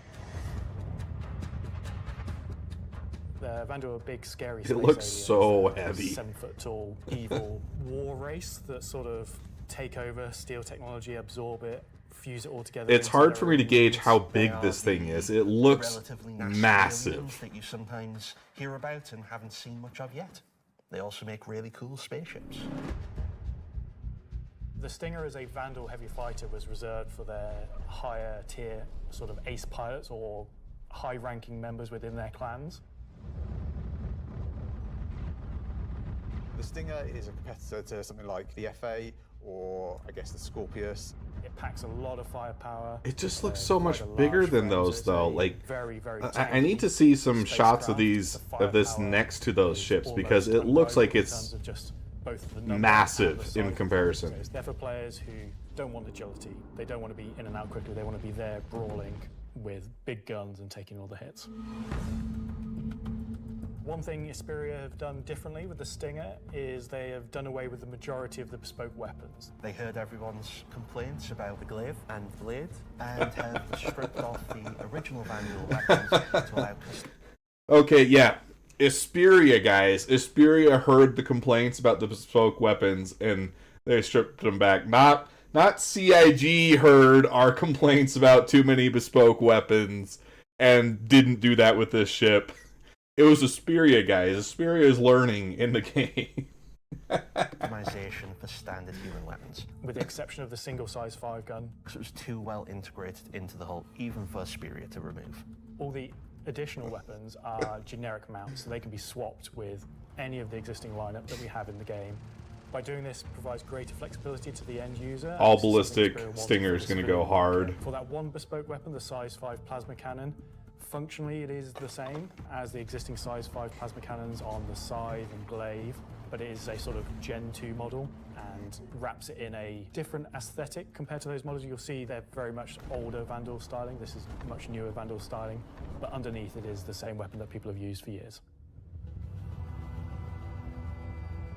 Our job as the vehicle art team on the PU was to take the Stinger from the squadron team and prepare it for life in the PU. We took an opportunity to take, this really well-established art style and, add extra details where needed. So the exterior is a real blend of these kind of hard surface, kind of rare alloyed kind of wings, and then underneath this real kind of organic structure that kind of webs all of the ship together. It connects the thrusters in, it connects all the kind of underside of the vehicle and pulls the whole ship together. You can tell it almost looks like it's made out of stone in some areas. It's a very cool, unique looking ship. You're saying Urkel already has stats up? Let's take a look. They're saying it compares to like a F8, right? So let's put that in. F8 is Anvil. F8 Lightning, and then a Isperia.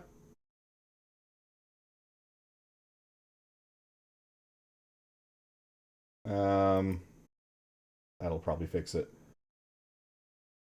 Oh, I can also update.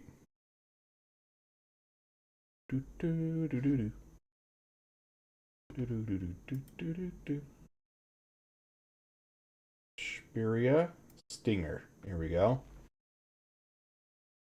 All right, dimensions 32, 36, 11. F8 25, 26, 8. Yeah, this is a chonky boy. This is a big ship. This is, what is that? 50% longer than an F8 and 50% wider and a little bit taller.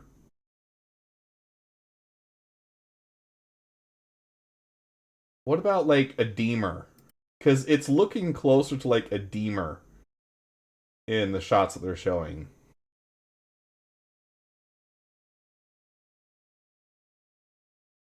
Yeah, so it's wider than a Redeemer.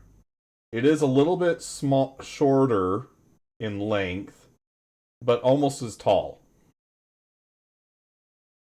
So size-wise, I think it's closer to what a Redeemer is than it is to any of the heavy fighters.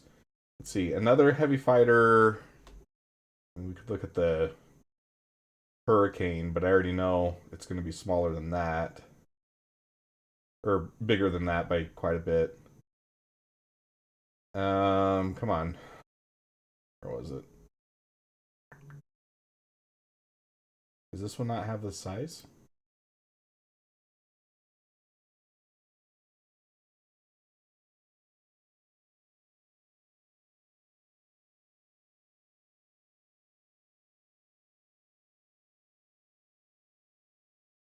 What the heck, Urkel? Let me down. Yeah, okay, that one doesn't have the dimensions listed. Interesting. But it is a pretty big ship. No doubt about it. Cockpits are constructed. Up at the front, we've got this big kind of bubble dome that gives the cockpit quite a unique shape compared to some of our other ships, and also gives the pilot a unique position within the ship and kind of gives great visibility out the front. Always a fan of great visibility. A little unusual compared to other ships, obviously being alien in nature. You're going through a ramp at the rear, and at least you go straight up into the Whoa. belly of the ship. There's, lots of organic detail. So in engineering, there's this term called integration hell, and that's basically where you have a variety of systems or components that are ready to be brought together, and then you realize that that is where the hardest part of all of this resides. This kind of door is a perfect example of going way over the top and causing yourself all kinds of integration hell. Like, if you want to make a more efficient rail system, yeah, it's always nice to have handrails. These don't actually offer you that much protection because it would still be very easy to fall off the side here. But you would probably put a top rail that goes the full length and then struts that all fold the same way. The way it shows this, it's like independent segments Into the belly of the ship. moving. Yeah. So that's a whole timing problem you got to figure out. That's not going to be fun. And then, okay, you have these ribs moving towards you and then opening, not at the same time, all at different stages. Ramp at the rear. So it's like this orchestra of moving parts. In a video game, very easy to accomplish. In real life, there would be so many things grinding together. This would make some engineers lose their will. I would hate having to recreate this in real life. This would be miserable. And at least you go straight up into the belly of the And then you have the sliding floor panels that are still somehow flush. ship. There's, lots of organic detail, rib cages. It's very cool, but oh my word, I have this would give me nightmares trying to make this. You, and you kind of climb over the back of it a bit like a motorbike. You're basically riding into And that is definitely not OSHA approved. the cockpit. It feels very much like you're being carried in. There is nowhere near enough shoulder clearance. If you have a user sit up, they're gonna smack their head. Like if you're gonna harness someone in, you gotta harness them in. They gotta be safe. You have to protect them from themselves. You're basically riding into the cockpit. This is going to crush some of your users. Into the traditional prone flying pose that Vandal pilots use. But it is very cool. I'm very happy with this thing. I think the team done a really good job of making something that feels different. It feels alien. Also, aren't Bandul taller than us? So how did they I fit think through you guys that? did a really good job of respecting the direction and vision from the original Stinger and Vandal ships in Squadron. I just remembered what this looks like to me.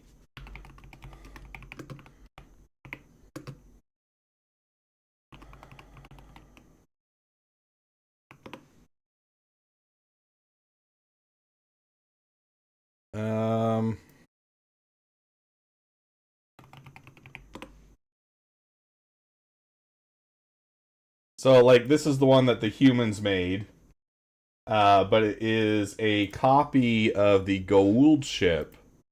This thing. Very much getting some Stargate SG-1 vibes with this one. We've tried to take a lot of inspiration from movies and other science fiction material, but I think it sits well within the Star Citizen. Bandul OSHA disagrees. They removed the spikes in the hallway for safety. Have the Stinger for people that really like Vandul and want So to try Vandul and OSHA is, them. as long as it's not But actively what about trying to the kill steers you, back it in is that safe. So Gray Chowdhury got his start as he was working at a cargo center out in Odin.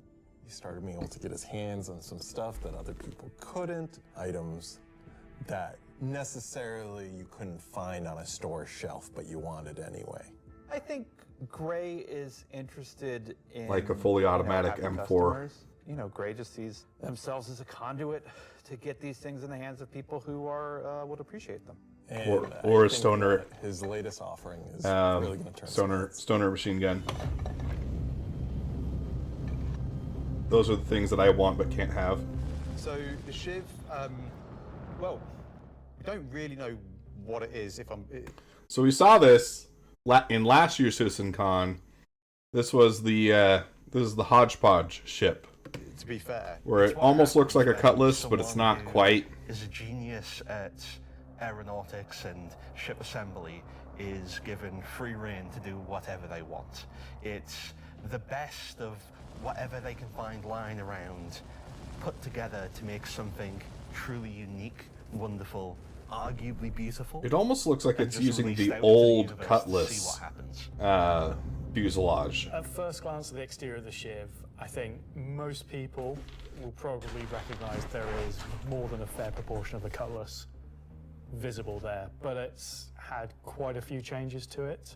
As you look a little bit closer, you'll start to pick out elements from other ships. You've got, main thrusters that are from the Valkyrie. Even the bits that are obvious. Welcome to chat, Miss Marble. And guys, Miss Marble is my mom, so say hi to Oddjob's mom. The cutlass have had panels welded on, panels removed. The top turret, which is now remote, is just a Yes, remote is always better, safer. Other ships' turrets, and then the changes continue onto the inside, where again it sort of feels cutlass-like, but then you'll find there's bits of Crusader ships just integrated into the wall instead of what was there originally. Yeah, very out of place there. Its side entrance, some of its cargo capacity, but what it's gained is it's gained visually more powerful thrusters. It's gained a really kind of nice set of belly thrust. I like how he says visually more powerful thrusters, because that gives no guarantee that they are actually more powerful thrusters. But they look good. It's upped its firepower. As ever, with the refined work from Gray's Market, you can see that great care was taken to the health and safety to ensure that there's no trip hazards anywhere. There's yeah. loose cables, panels are exposed. Let's see, what other ship obnoxiously has a cable just strewn across the floor in a higher-end ship for seemingly no reason? Ringing a bell to anyone? Like, oh yeah, it's the Constellation. That has always bugged me about the Constellation. Why is the nice ship cluttered? It makes sense for a jalopy, but why is it here in the Constellation? If you look carefully, you'll notice there are like tools laying around in the cockpit. It's going to toilet. Yeah, Reclaimer kind of makes sense though too. It's a salvage ship, but you would also assume that you want to keep your ship running, so you'd probably clean up the cables. It has very much taken that ethos of Drake. Wait, did they just show poop buckets instead of a shoilet? Oh my word, I missed that. That is so funny. There's like loose cables, panels are exposed. If you look carefully, you'll notice there are like tools laying around in the cockpit. It's going to toilet. Oh man, guys. So much potential shenanigans with like force reactions. Instead of just getting knocked around when the ship goes too fast. Imagine if this bucket spills over. That would be grotesque, but also pretty funny. You need a second one to wash your hands. It's not an animal. It has very much taken that ethos of Drake and moved it down a level, which I think is quite an achievement. Just look at this thing. How do you even begin to describe It even has a sit interaction. Is it in the PTU? It's the Shiv.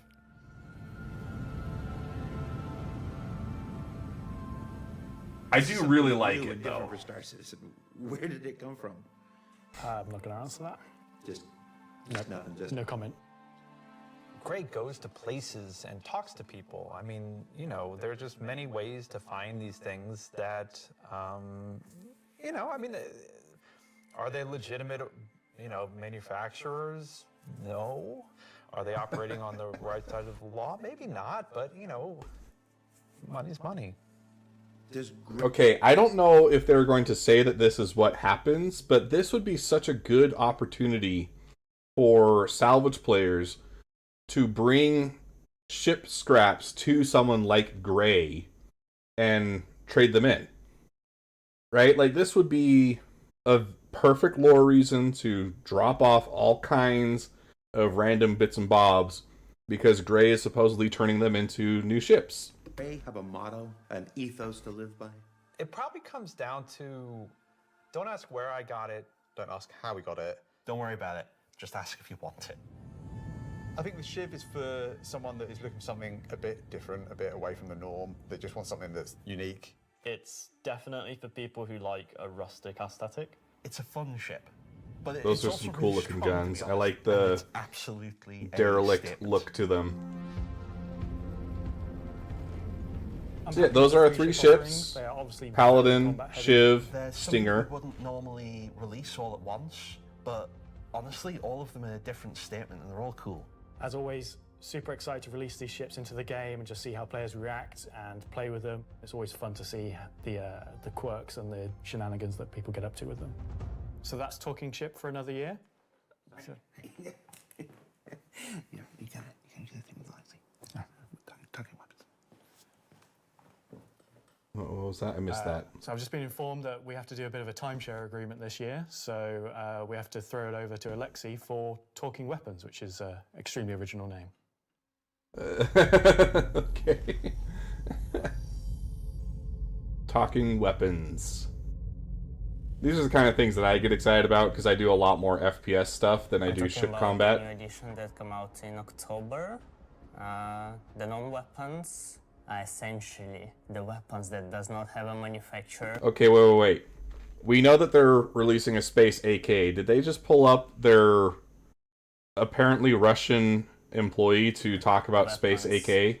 That you can think of that were made by space pirates. Gray sells whatever he can sell. Russian, Ukrainian, sounds like one of those countries. That come from unknown origins. He will sell Eastern European. That's the phrase I'm looking for. Company in their right mind would ever make. These are the most kind of like scrappy and taped together and the most kind of like pyro-ish weapons. This guy looks like he's gonna sell me Right now guns. we're releasing 3 new weapons. Rocket launcher, the LMG, and the Okay, I knew that one was new. Space AK. Yeah! Space AK! I think this is the... In my scripts and stuff that I've been writing, I've just been calling this the SPAC for Space AK. I really hope that catches on as a name.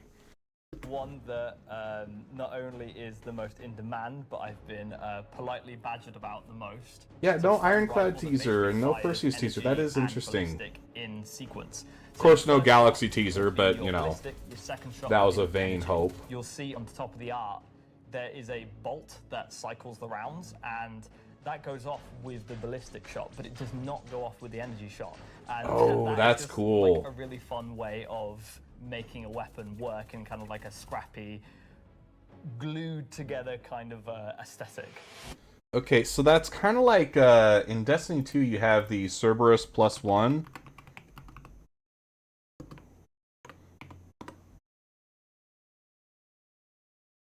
Which is, it's an auto rifle.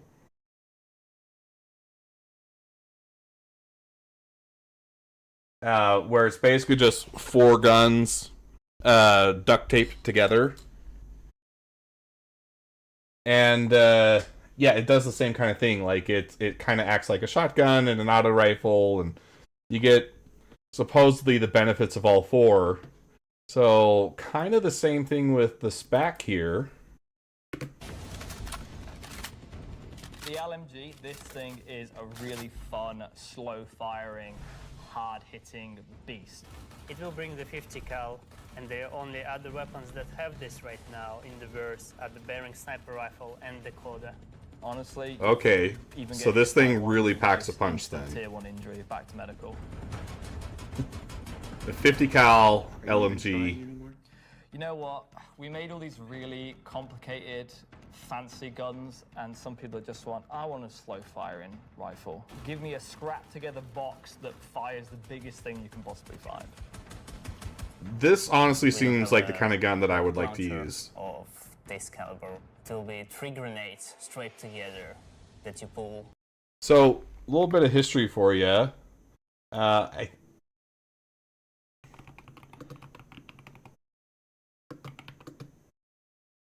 think it was World War One.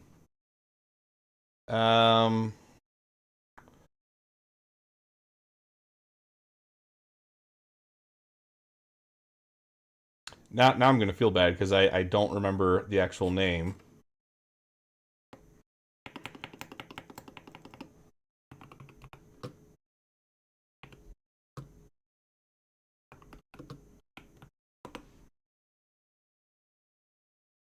I think it's this guy though. Yeah. Yeah, a lot of the first sniper rifles were just converted 50 caliber BMG machine guns. Slap a scope on it, and basically the round, the 50 BMG, it was much more accurate than a lot of these soldiers at the time had the capability of being because of their limitations with optics and just also the training at the time. So a lot of the first snipers were just retrofitted LMGs. So that kind of harkens back to that. I like slow firing stuff because that's a gun that I could see myself just tap firing. And if it has a 100-round capacity, then you could take out a lot of guys before you have to reload. Of this caliber, it will be 3 grenades straight together. So, yeah, I mean, just take some hand grenades and duct tape them to a rod and launch it out of a tube. Into the tube and fire towards your enemies. The cool part about it will have an arming distance, so you'll not be able to just point it towards an enemy. It's also going to have a lot of spread. So essentially, you're going to have to get very close with your launcher to be able to blow up ships with a single payload in it. You can't actually aim with the apparatus, because you've got the tube on your shoulder, and you try to aim it, you have to physically put the tube in your head. So just maximum jank with this rocket launcher.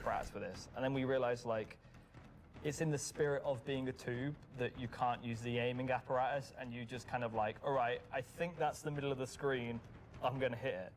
It's in the spirit of being a tube.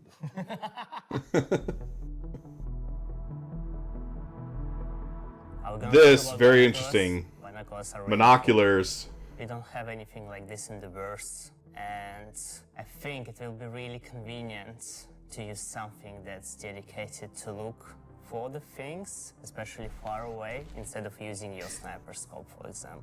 Will the binoculars have glint? I'm not aware of this one.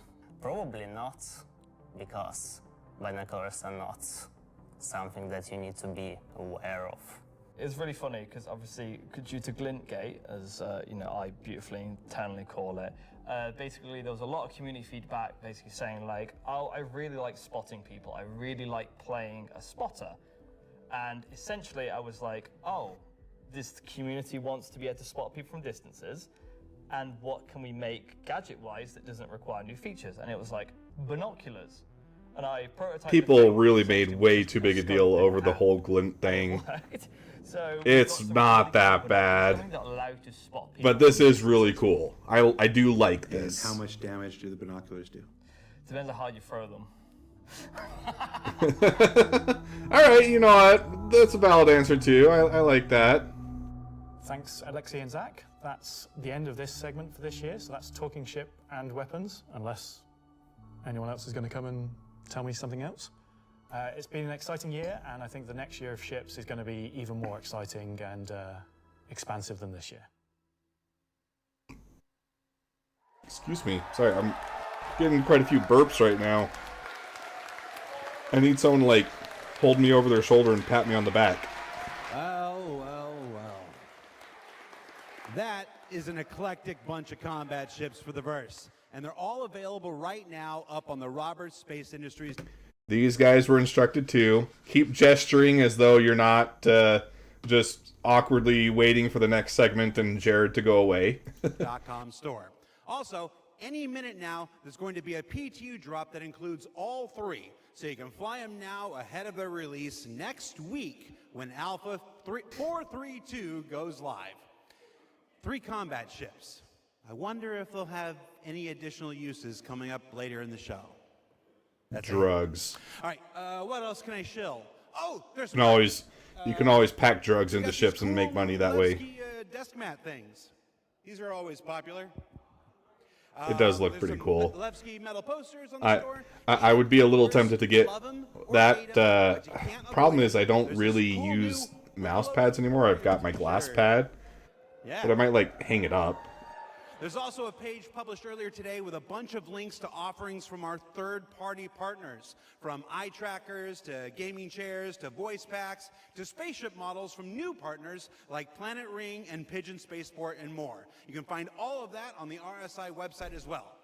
And what else can I shill? Oh, for those of you who are at watch parties, where is it? Challenge coins. Who doesn't love challenge coins? Oh, man. Okay, that would have been cool. I did not go to the Bar Citizen near me. There's also a digital one of these. I was busy doing some other stuff. But challenge coin would be pretty cool. Getting your Levski challenge coin. All right. What else can I If anyone is still at a Bar Citizen wants to grab an extra and get it to me, that'd be pretty cool. Where we are. Simon, can we move? Can we do? Oh, yeah. Look at that. Okay, here we go. Pardon me. Can we move? Excuse me. Hi. How you doing? That was my best angle. Hey, I gotta be careful. I think Jared almost fell off the stage there. All right, so this is the 9th floor of CIG Manchester's Manchester office. That's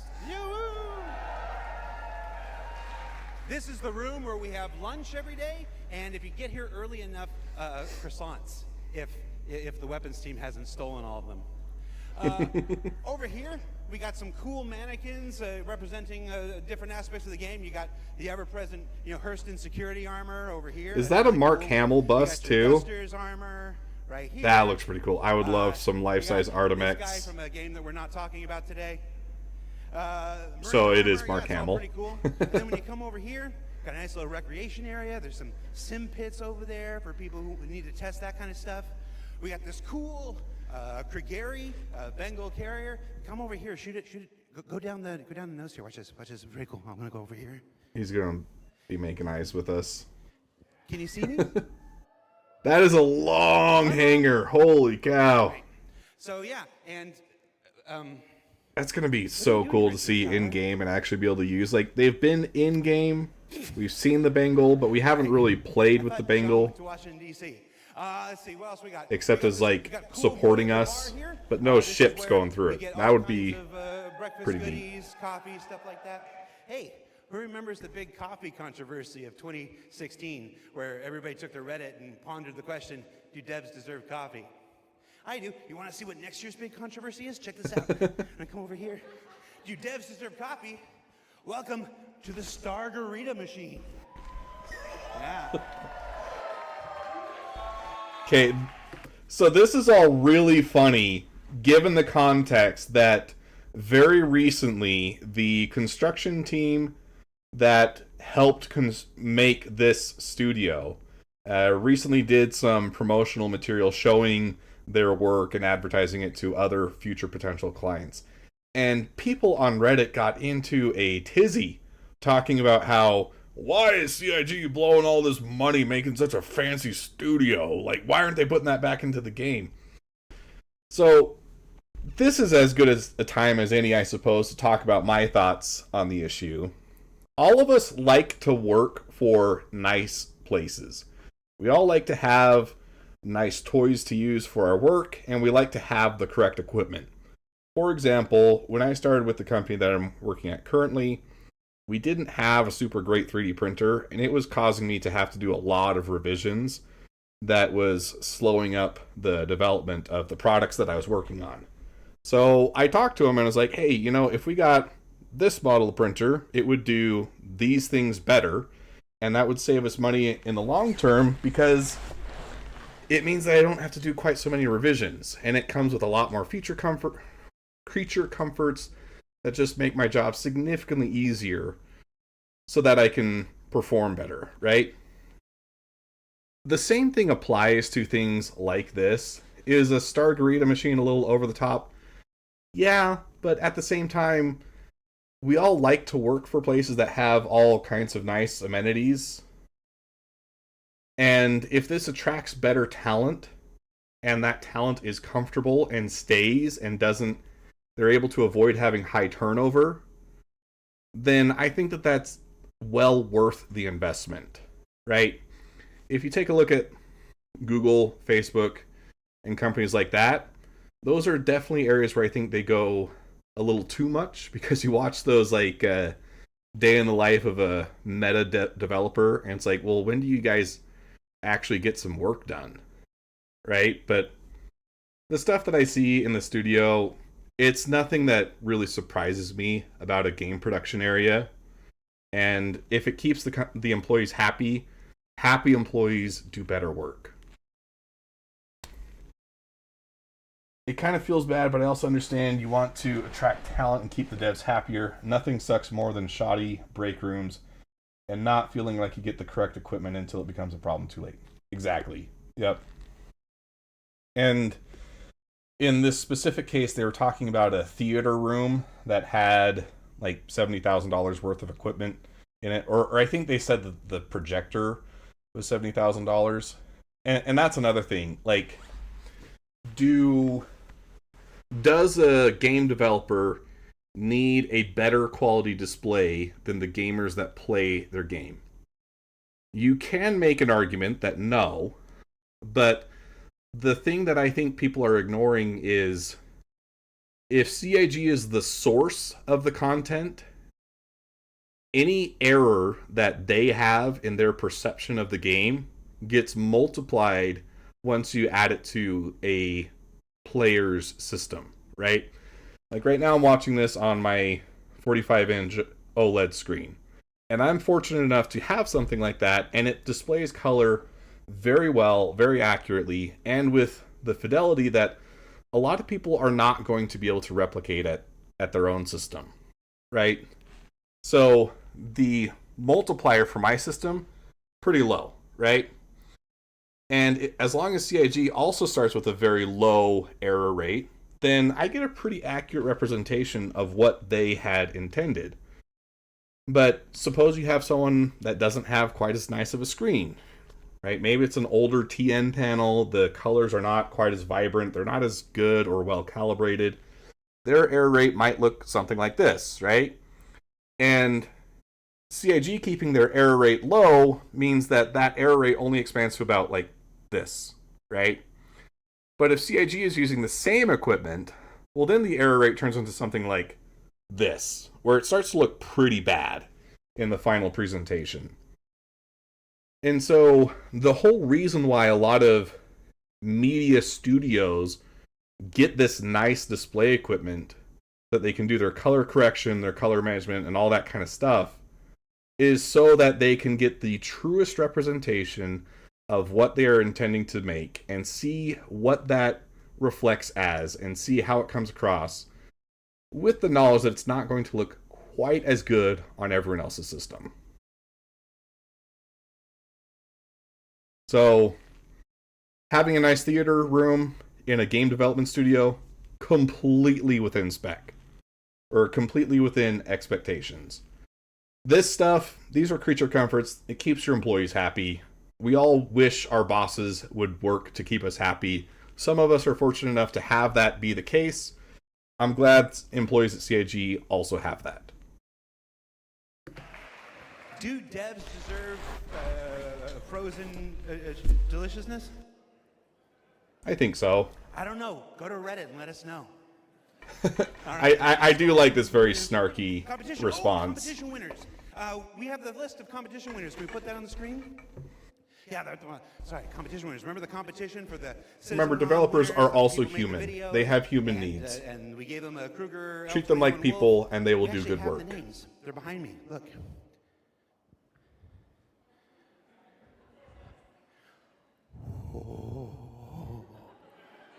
All right, that's cool. It's like going into Walmart and seeing yourself on the camera. Saved me pizza. All right, so we got. Oh, you guys saved me a lot of pizza. Let's see. There's like 3 different kinds of pizza here. Oh, it's got the pull-apart crust. Combine them into like a challenger situation here.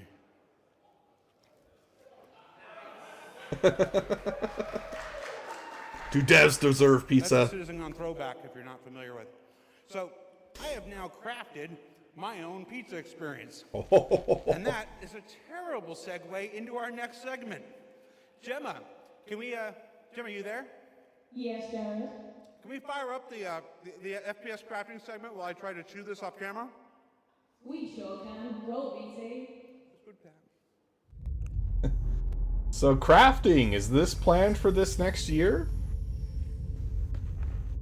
That would be a pretty big surprise. Hopefully I will have more to say about this because, enormous sandbox experience where you can set you know, out crafting, the universe engineering, in whatever ways closely you related. But that doesn't mean we can't shape parts of the universe here and there to better suit our needs. That goes for both you and us. Let's start this part of the show with a look at how crafting is going to change everything from resource gathering, refining, and even combat when it comes online in the next few months. So here's your 3D printer. Is going to be quite small in scale. We're going to use it as a kind of a concentrated effort to allow the players to experience the initial UI, the flow of gathering materials of different quality, and using those to craft items which are better than what they have currently in the game. So on one hand, I get it. They got to keep things simple. So you can't have fully trained CNC operators or CNC mill operation be the requirement for crafting in a game. But this screen right here is your actual crafting interface, and it is quite the challenge. Actually, first, if you want to craft something in the real world, in something that looks like that crafter, you start in your CAM software, and you have to program the whole tool path. That can take anywhere from a few minutes to several days of work trying to get your tool path optimized. Then you bring that G-code file to the CNC machine, and then you have to watch the first iteration of it go from start to finish to make sure you don't crash any tools. And if it's all successful, then you can start crafting on a slightly more automated level afterwards. But I do think it's very cute that their crafting screen is a humble thumbprint scanner, and it looks like they do have a little bit of a jog wheel and maybe a half keyboard. Clearly not the full thing. On the actual machines, you typically have a pull-out keyboard somewhere, and sometimes even a mouse. But it is cute that they are trying to replicate that. It is just not nearly as simple as this in real life, but I don't think that is a particular surprise to anyone. The version of crafting is going to be quite small in scale. We're going to use it as a kind of a concentrated effort to... Also, that did not look like laser-rated safety glass, so naughty CIG, if you're going to have shining lasers, you should have them behind safety glass. Allow the players to experience the initial UI, the flow of gathering materials of different quality, and using those to craft items which are better than what they have currently in the game. The first version is going to be primarily FPS items that you can craft, weapons and armor. Whoa, For Star that was a Citizen, cool helmet. crafting is our primary progression mechanic. Star Citizen isn't your standard MMO. We don't have levels. We have ships, we have gear, we have things that you create in the world, you perfect, you research, you improve, and those items, those ships, those vehicles, the armor and weapons, that's how you progress in Star Citizen. Crafting isn't just a progression mechanic for creating new items, it's also a fundamental change to how we handle resources in the game. The materials that you collect, how you refine them, quality matters. Crafting the weapons, you'll be able to have some quality materials to influence the item stats on those weapons. It'll be somewhat random, potentially weighted on the location of the material. So Whoa, whoa, whoa, whoa, whoa, whoa. Trying to sneak that past me. Chat, this does not exist in game, correct? I've never seen this ship weapon before. That looks super cool, though. some will have a higher chance of higher quality. And once you take those materials to your crafting bench, the fabricator, you can use them to craft. Oh, there's the taser. We've been waiting for that. Will be increased based on the quality of the materials you use. It's not just iron ore anymore, it's iron ore of the quality that you know will get you the stats for the item that you desire. And yeah, how are they showing that here? Adult fang, irradiated.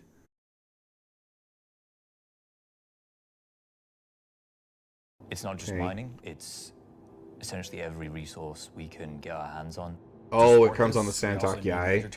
Okay. Never mind. I owned a Santok Eye for all of like a week, and then I was really bothered by how it sounded. Understand what you have in your inventory. We won't have the new refining crafting system yet. We'll be using the existing ones. Those will pass the quality through into the refined materials, which you can then take to your crafting machine and start making your personal items. Once you have your blueprint and your quality materials that you've refined, then you can put them together on the item fabricator. This will be pretty much what we showed in last year's Citizencon, with the UI letting you assign your quality resources to different aspects of the item. Once you're happy with what you see on the preview, you'll be able to click to craft, and it'll get queued up, and your result will be produced sometime later. You'll be able to get the new crafting machine from shops in most landing zones. You'll be able to bring it up on your freight elevator and use it in your personal hangar, or tractor beam it around and stick it on a ship if you want to use it from there. There'll be a small amount of blueprints you get credited to your... So the caveat with that, though, is that the personal hangars they're not very reliable. Like, even just pulling out an atlas and trying to leave that somewhere, it's very rarely actually going to be there when you come back. So this presumes that there's going to be some more work put into that to make it so that the personal hangars are actually a thing that will persist and be customizable going forward, because it's not there currently. Account just to test and mess around, but the vast majority of them will be earned through missions. Okay, we do have this gun that's just an interesting skin on it. And then you can use that blueprint to craft the item that it is that you've got the blueprint for, so it should be... So Dole, how many times have we said, they'll fix it? And how many things are still, exactly. They'll fix the freight elevators. They'll fix the transit elevators. They'll fix the trams. They'll fix salvage. They'll fix mining. They'll fix bounty hunting 2.0. They'll get to it. It'll happen. Good reason to go and test all the different various missions in the game. It's going to be soon. Crafting your own items is that they'll be better than anything that you could buy from shops. You'll be able to increase and improve item stats that are relevant to your gameplay. Maybe a gun will shoot faster, maybe it'll do some more damage, or that did like no damage apparently. Against I really like this armor. I think it's pretty cool. Fire.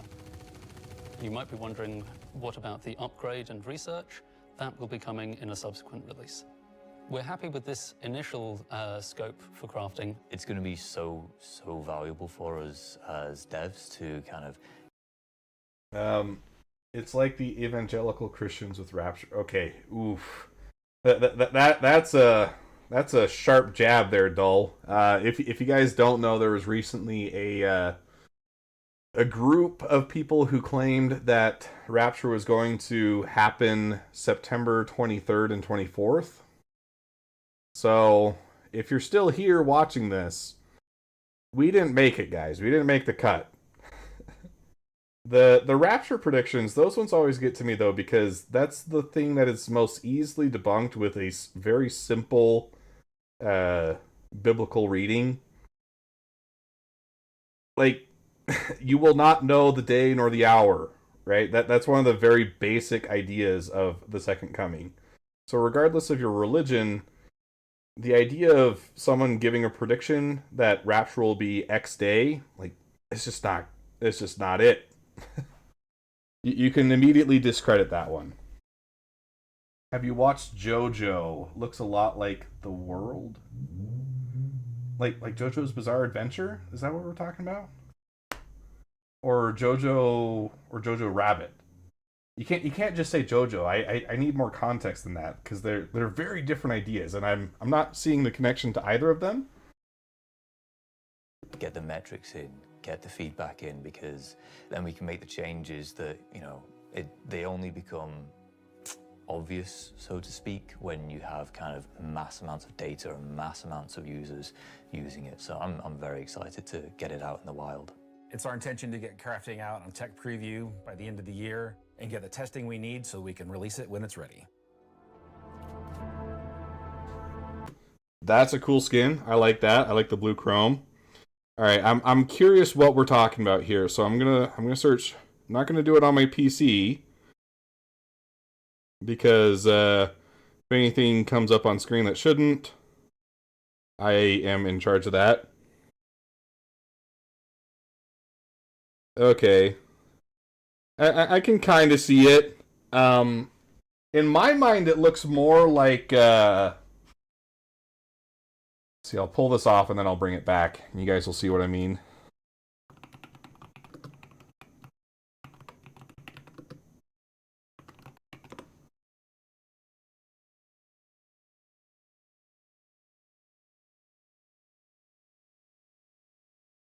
I get more of a Blacklight Retribution vibe from at least the helmet. Maybe it is just the helmet that I'm thinking of. If you missed it, this was one of the coolest free-to-play games to ever come out. I was really sad to see it go, but just the idea of this kind of like cylindrical armor plating, very reminiscent of that in my mind. But I can kind of see what you're saying.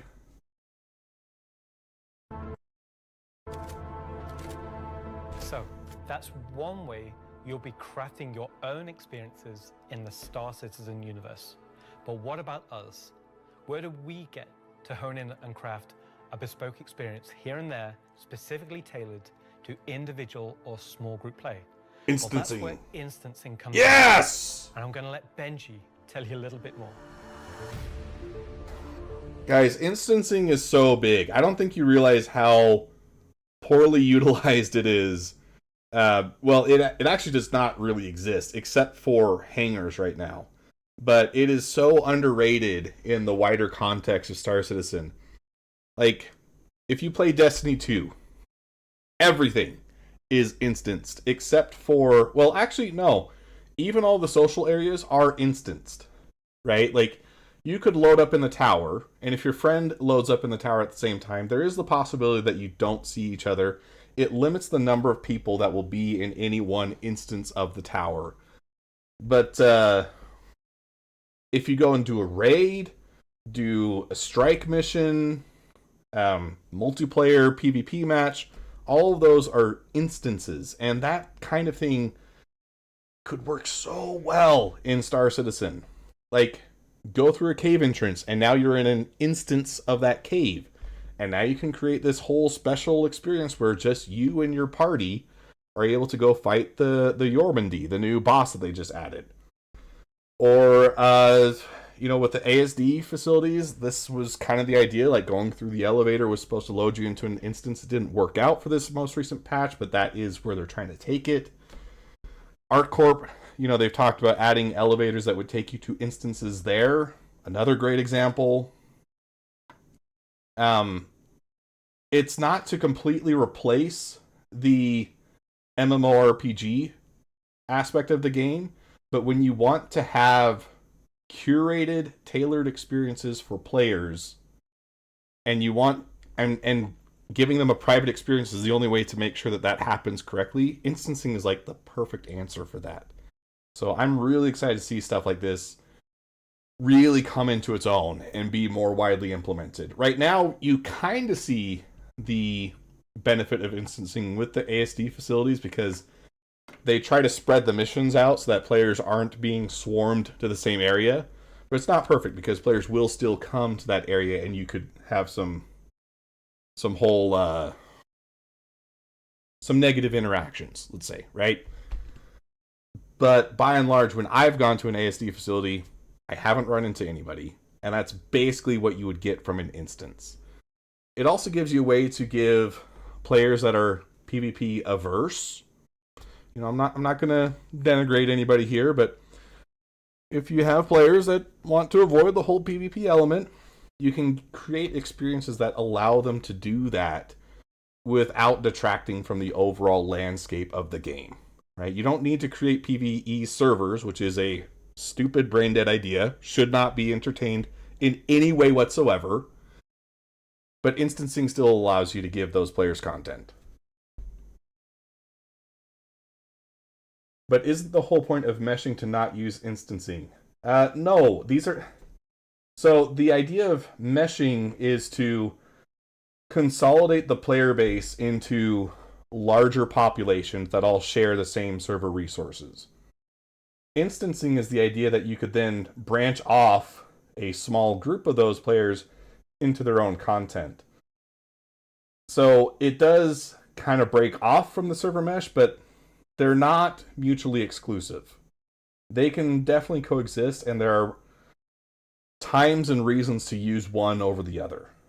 Right? If you want to do a big server-wide event, then meshing with lots of players, perfect for that, right?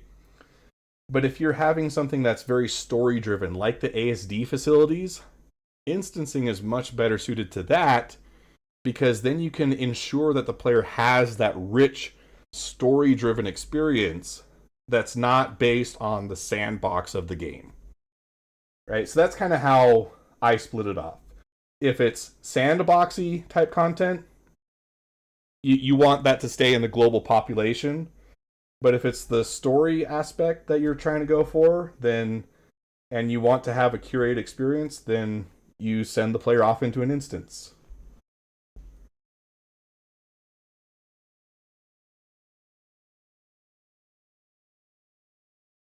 I feel like it conflicts with the entire idea of the game. You know how it's not supposed to be a designed game and every part of it is supposed to be natural, therefore curating a sort of unique gameplay.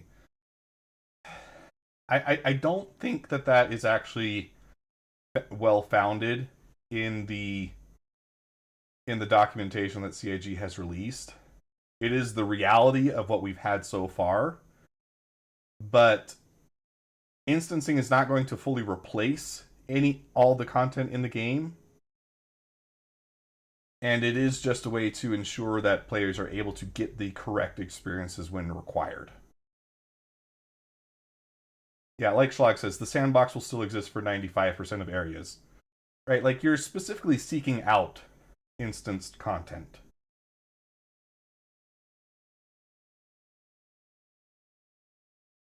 So I don't think that it's in any way a bad thing. I want to see quite a bit more instancing employed, because it does give those benefits of giving PvE focused players something to do without pulling them away from the wider global population. It's a much more elegant solution than something like PvE servers would be. Yeah, and getting the material and gear and bases, etc., require the danger of the PU. Yeah, so like you find some cool loot down in the ASD facility, and then you have to get it back to Port Tressler. Right? So that still requires you to go through the persistent universe and therefore the global population. How do you justify it with lore, though? It's pretty easy. Right? Like, if I go through a door that takes me to a floor that I've unlocked, it makes logical sense that no one should be able to follow me there, right? I've already done something to unlock that area. Why would you be following me to that same location? And from the player's perspective of someone that was trying to follow me there, they either don't have the access or their access takes them somewhere else, right? In both cases, we end up in separate instances. So doors and access, very easy way to justify it. Another potential example of an instance content is getting pulled out of Quantum by some pirates, NPC pirates in this case. Not everybody's going to get caught in the same net, right? That could easily be an instance where being pulled out of Quantum was the trigger for that instance content, and now you're in this little mini dogfight against pirates. Right? So situations like that, anytime there is something to physically or visibly separate the player from the global population is a justification for an instance. Because in this game we are all individual agents. To use D2 again as an example, and that instancing feels natural because we are all the Guardian, have identical experiences. But it's the same thing kind of here too. Right? Like there is going to be this overarching story with the 1.0 experience where everybody is going to go through a very similar story set as part of their 1.0 main quest line, right? And you already see that with the ASD stuff. Like, I know Schlag has already done the ASD missions to completion. Why would Ark and Maller need me to go there? I'm collecting the same information that Schlag is. So it's the same in like any game. You're always going to have the, main character experience as the player.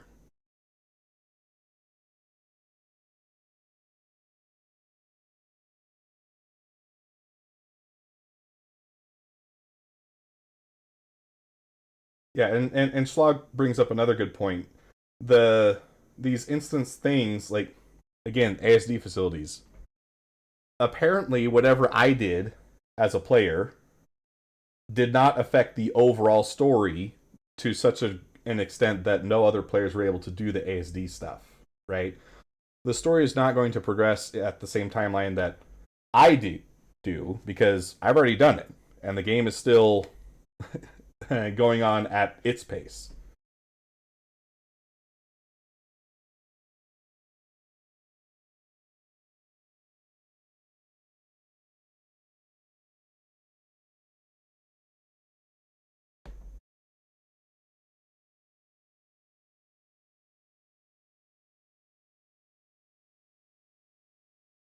Yeah, and again, I'm not saying that everything should be instanced, right? Like,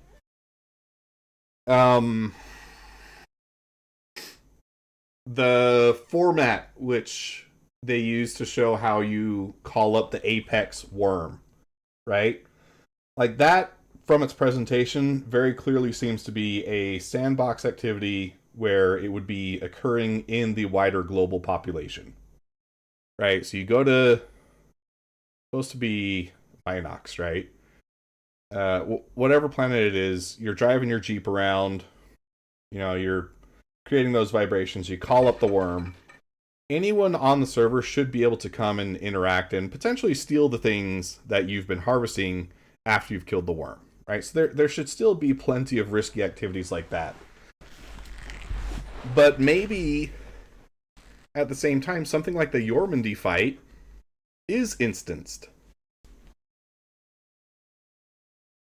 And so at least the fight of the Yormandi is safe from interaction with other players, where the Apex Worm is not, right? And the Apex Worm stuff, more value because there is the added risk of players taking your stuff.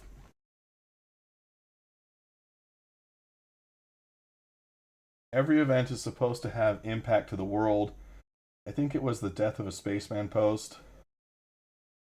Yeah, but you got to think about, like, first off, let's assume that is still accurate to today's game, which Chris promised a lot of stuff back in 2013 that it's going to be very difficult to deliver on. Let's use that example where Apex Worm, global, Yormandy instanced, right? Because of the lower risk of the Yormandy relative to the Apex Worm, when I turn in the materials for the Yormandy, it's going to inherently have a lesser impact on the global population economy, right? But if I bring in a whole truckload of worm pearls, those were significantly more risky to acquire, so they have more impact. Like that is just a balancing question of the items themselves.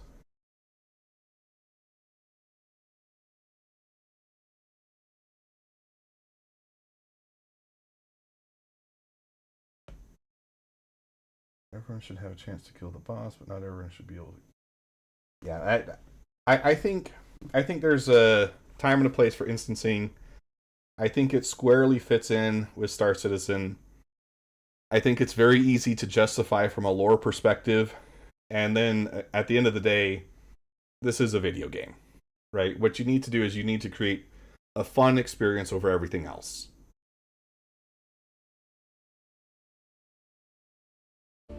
We're bringing instancing to Star Citizen in 2026. Why are we doing it, and how will it work? So if you've played any content in 2025 in Star Citizen, you know that most of these areas were in actual PvP zones where other players could interfere. Yeah. Instancing is a means to create an environment where designers can create tailored content that's tuned to a specific group size, but it is also protected from outside interference. It's not to say that we don't love PvP. I'm a PvP guy. PvP me, bro.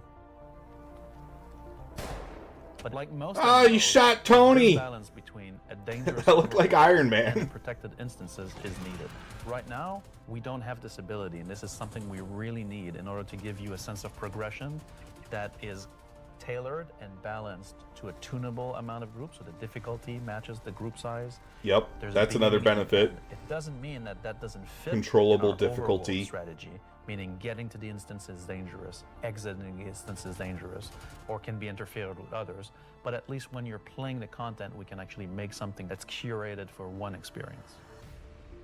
So before anybody says this is only a PvE thing, this technology can also be applied to unlock curated PvP experiences that are as seamless as the PvE ones. So it's not about one thing or the other.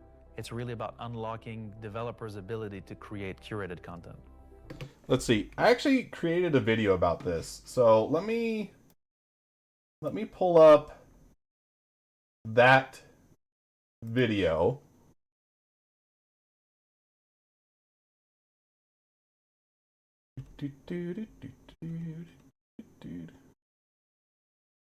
I think it's this one.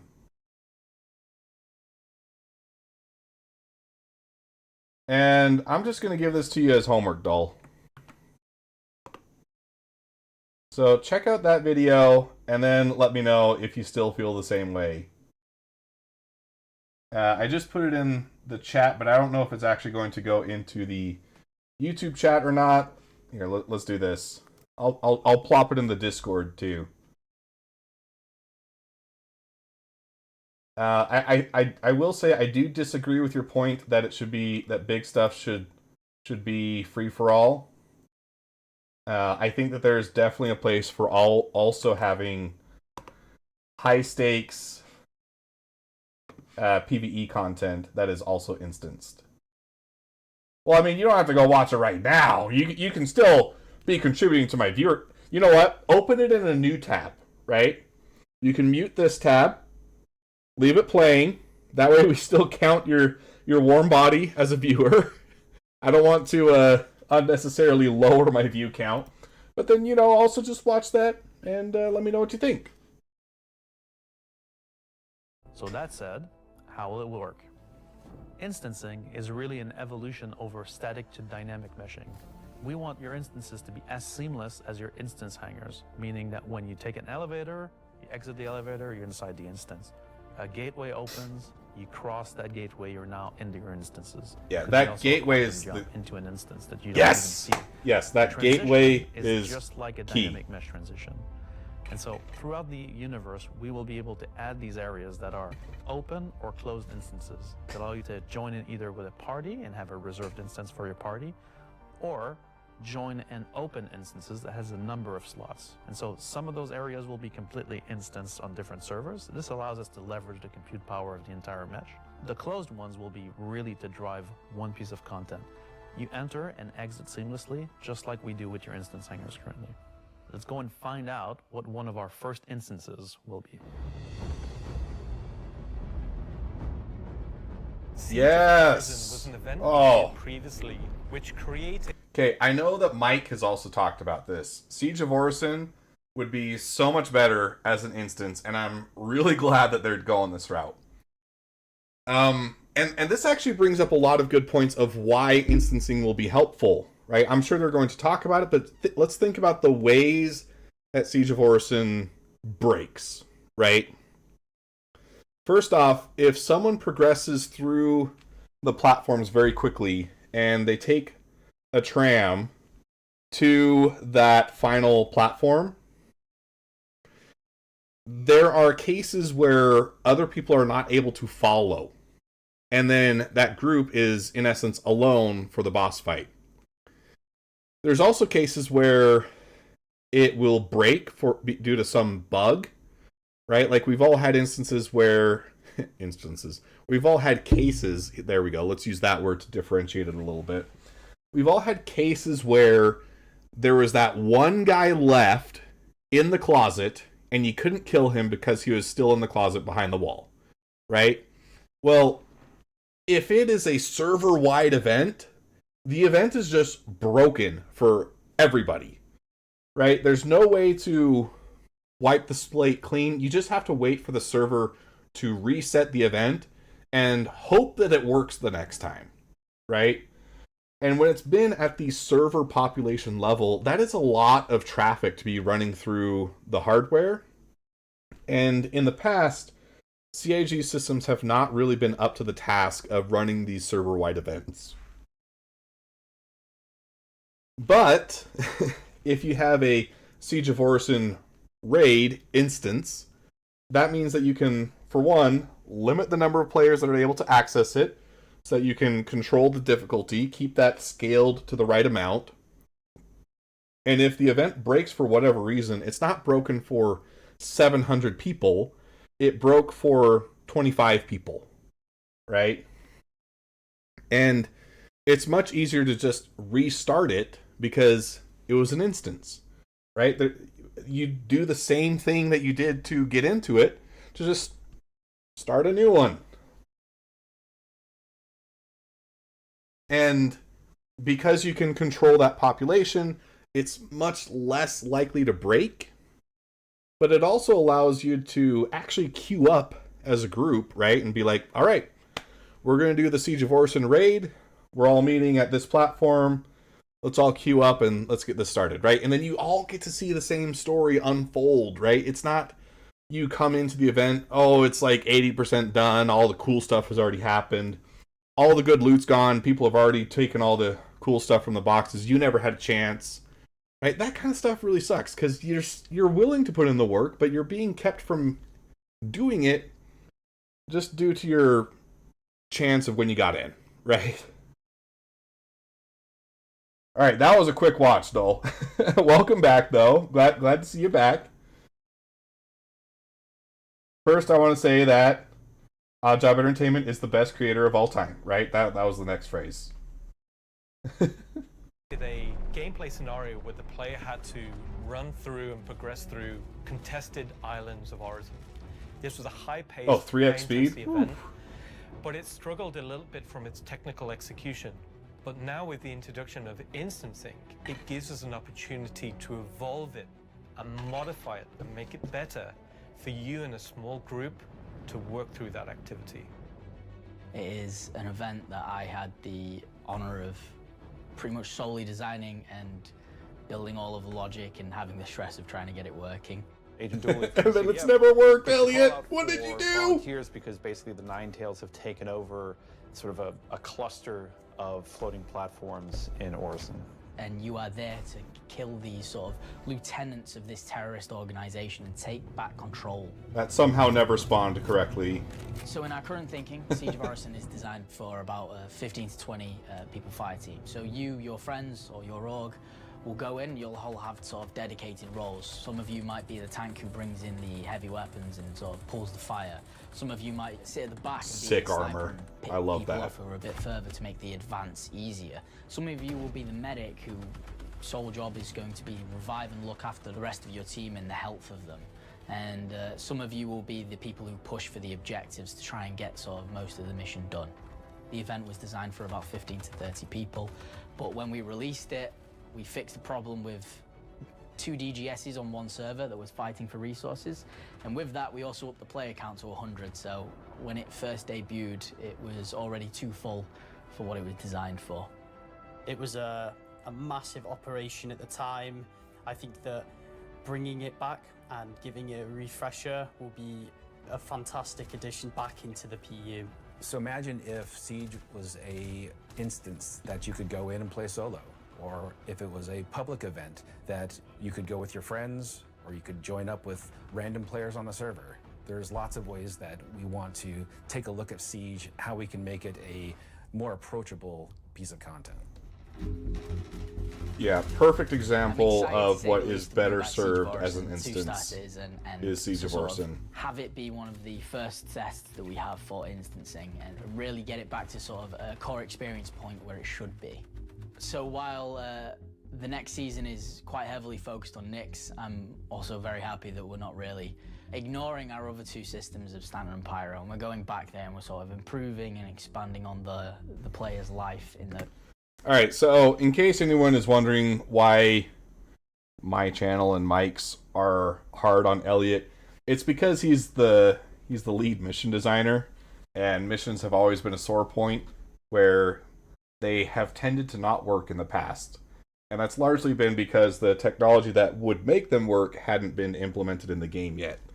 So, just to clarify, I do like Elliot. I don't think he's a bad person. He is also the only developer in history to actually leave a comment on one of my videos. And I find that very, very touching. So Elliot is a good guy. I don't dislike him. It is just kind of funny to meme on him because the stuff that he's been in charge of is the stuff that has largely not worked before now. The answer I don't think is instancing, mainly because that it eliminates the dirtiness of life. You take out the notion of threat during the event from external. Don't get me wrong, I love D2 dungeons. Probably is what Duns is, I have to imagine. Duality was great, but the answer, I think, lies in intelligent AI mission distribution and reps, and enough of a pop size in the AI to make it feel alive. For instance, an org that gives you missions that sorts by rep and is hidden from other players. I don't know. At some point, I think I just got to disagree with you there, Dull. What you're describing is just as easily achieved by an instance and can be done in the next few months, where what would be required for what you're describing would take significantly more resources and time to get to that point. Again, with Siege of Orison, think of all the many, many ways that the event broke in the past. And same with Ninetales Incursion, not Jumptown. Jumptown is perfect as a global pop thing. Oh, where's some of the other ones though?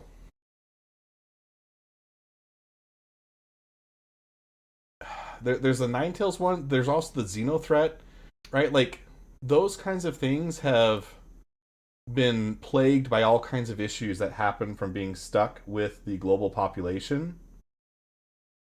And being able to restart an instance and have more direct impact as a player to start the content that you want to do, and also not have that restrict the experience for other players at the same time. Like, if there is a Siege of Orison going on, but all you want to do is do some cargo trading, and it brings you near a Crusader, well, once you enter that DGS, your performance tanks because you're sharing it with all the people doing Siege of Orison.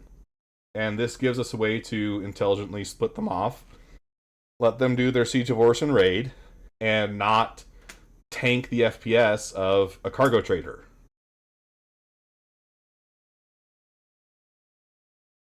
Additionally, there are just going to be situations where you need to guarantee that certain things happen in an organized way. As an example, the mission items from the ASD missions, right? There's no value in other players taking them, but if they are able to take that data from you, it means that you have to redo that mission. And in that particular case, maybe that's not a huge deal. But what if it's something like Merida's Beacon, right? Like, for you to come across it, there's only one in your quest line. And if someone took your Merida's Beacon before you could turn it in, you're just screwed. Like, there's no way to get that back. And instancing gives you a way to create story content that a player can progress without the risk of always having to worry about other players being a potential negative there. It's one of the only ways that you're going to create real story content in a game.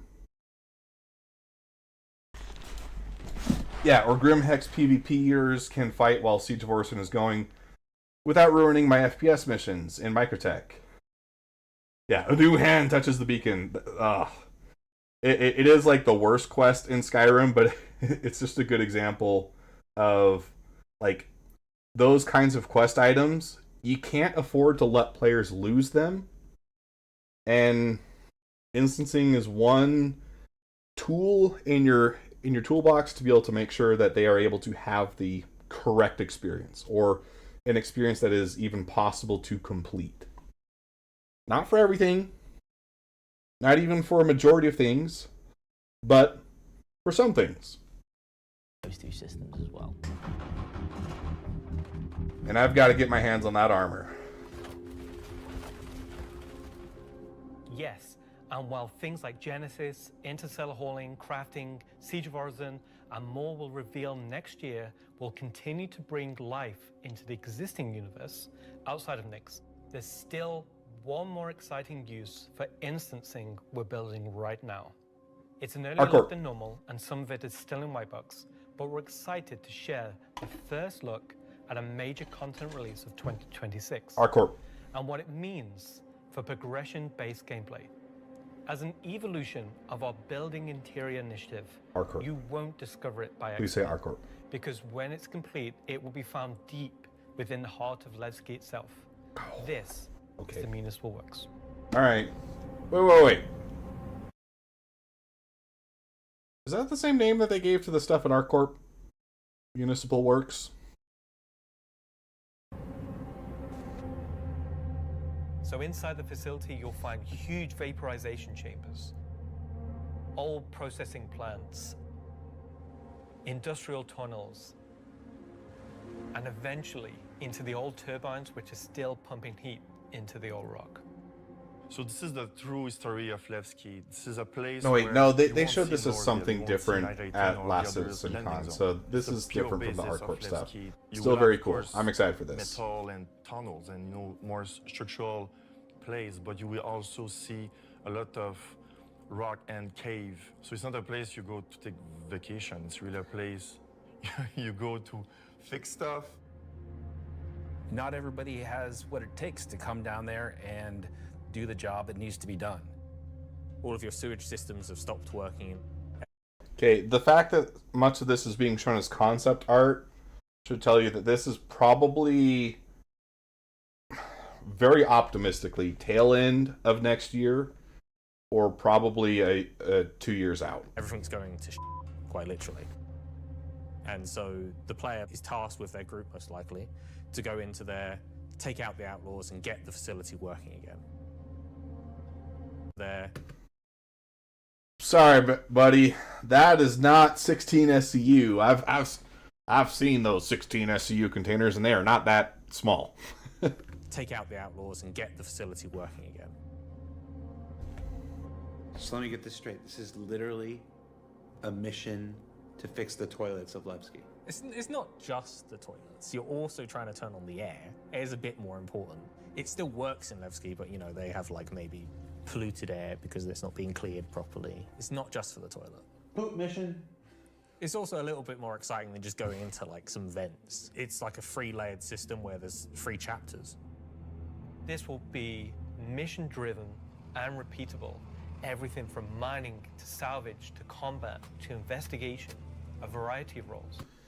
I don't know if they're going to say something like this, but I would love to see a mission like this kind of vibe going on, but where it's more of a horror theme and you have to evade creatures, right?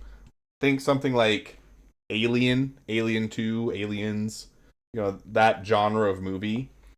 Like, you're going through vents, tight areas, and you have to avoid, like, some like Copian but more threatening, and it's like hunting you in the municipal works. That would be so cool. Narratively, it's a real sandbox. Every progression you do will unlock a new area that will link back to previous areas, complexifying the play space. We've been wanting to have more gameplay around ASD was decently eerie. Now that we have instancing tech coming online, I want more. To do something that provides really cool gameplay close to a landing zone. With the missions, that's what will create different overlays or change the spaces or change the progression, but it'll be the instancing which will enable us to create tailored content to you and your group. So you're going to be able to play a part of it, make your progress, and then log off. And then the next time you come online, you'll be able to pick up where you left off. It's going to allow players to return back to it at different states, depending on how much you've progressed, and be able to keep it going until you've reached sort of the end of the whole 3 chapters. Where you're not going to have other people getting in your way. It's you, your team, your party. It's a way of giving players content where they know exactly where they're at and they can keep going back to it and improving sort of their own progress and ability to jump through them faster and faster times as well. Yeah, I am all about this. This is really cool to me. I'm excited for that. Allow players and developers alike to create more crafted experiences within the greater sandbox of the persistent universe. Okay, is that it for me at this point, Jared? Almost. Throw it back to me, and I've got one more for you after this. Back to you, Jared. And then back to that guy.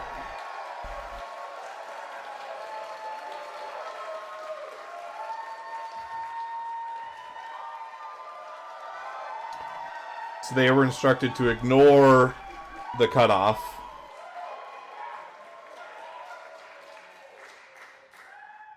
That was the new signal. The year ahead. So that's a brief look at some of the ways in which we're allowing you and our developers to craft a more curated Star Citizen experience. Now, at this point in the show, we are in the home stretch. We've got only one more segment to go. But before we do that, we wanted to check out, we said earlier in the show that we would look at what you were saying during the show. We looked at how to put YouTube comments on the stream, and oh, that's it dangerous. was immediately apparent that we were going to lose our broadcast license, so we're not going to do that.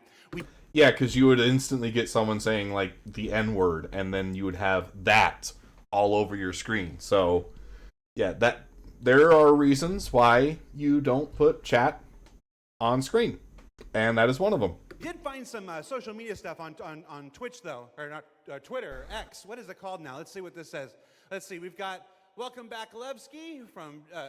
I'm not wearing my glasses. Oh, no. That's a pretty cool mask someone made. Get 'em, says Ubu. I really should have worn my glasses. Cue the bagpipes. That's the other game, Charlie Oscar. Let's see. Nice to see you live, Jared. Mom? Let's see. First Citizencon after playing for almost a decade in Austin. Oh, nice. Straight out of Klesher, back to the Hex photos from Leicestershire. This one down here in Spanish says, "Does anyone want a Banu cube?" Might be talking about a SCU container. I can't see the bottom of the photo. I speak Spanish, by the way. You know, multi-talented. Hey, say, is that Leicestershire? Leicester? Leicester? I've only been in the UK for 3.5 years. At San Jose Bar Citizen Watch Party. Oh, somebody created a lovely Vandal mask there. Yeah, that's pretty cool. Sean Tracy, can we get that in game? Just that, exactly. Just scan that, put that in game. All right, so that's a few reactions we're seeing. It's a little derpy, but it's also real. Before we get to our big finale, or the thing we're going to wrap up the show with today, I did want to talk a little bit about big Citizencon versus digital Citizencon versus what we're doing today, which is Citizencon Direct. Every year, Citizencon is a monumental task for any number of people, whether that's development, marketing, the support teams, the platform teams. Okay. Everybody comes together. From 3 years back. make Oh, this thing yeah, I remember that. Okay, and it had like some curved lines on the sides, right? So far, we've been doing all right. I remember that now. In the room here. You know who you are. They had to know.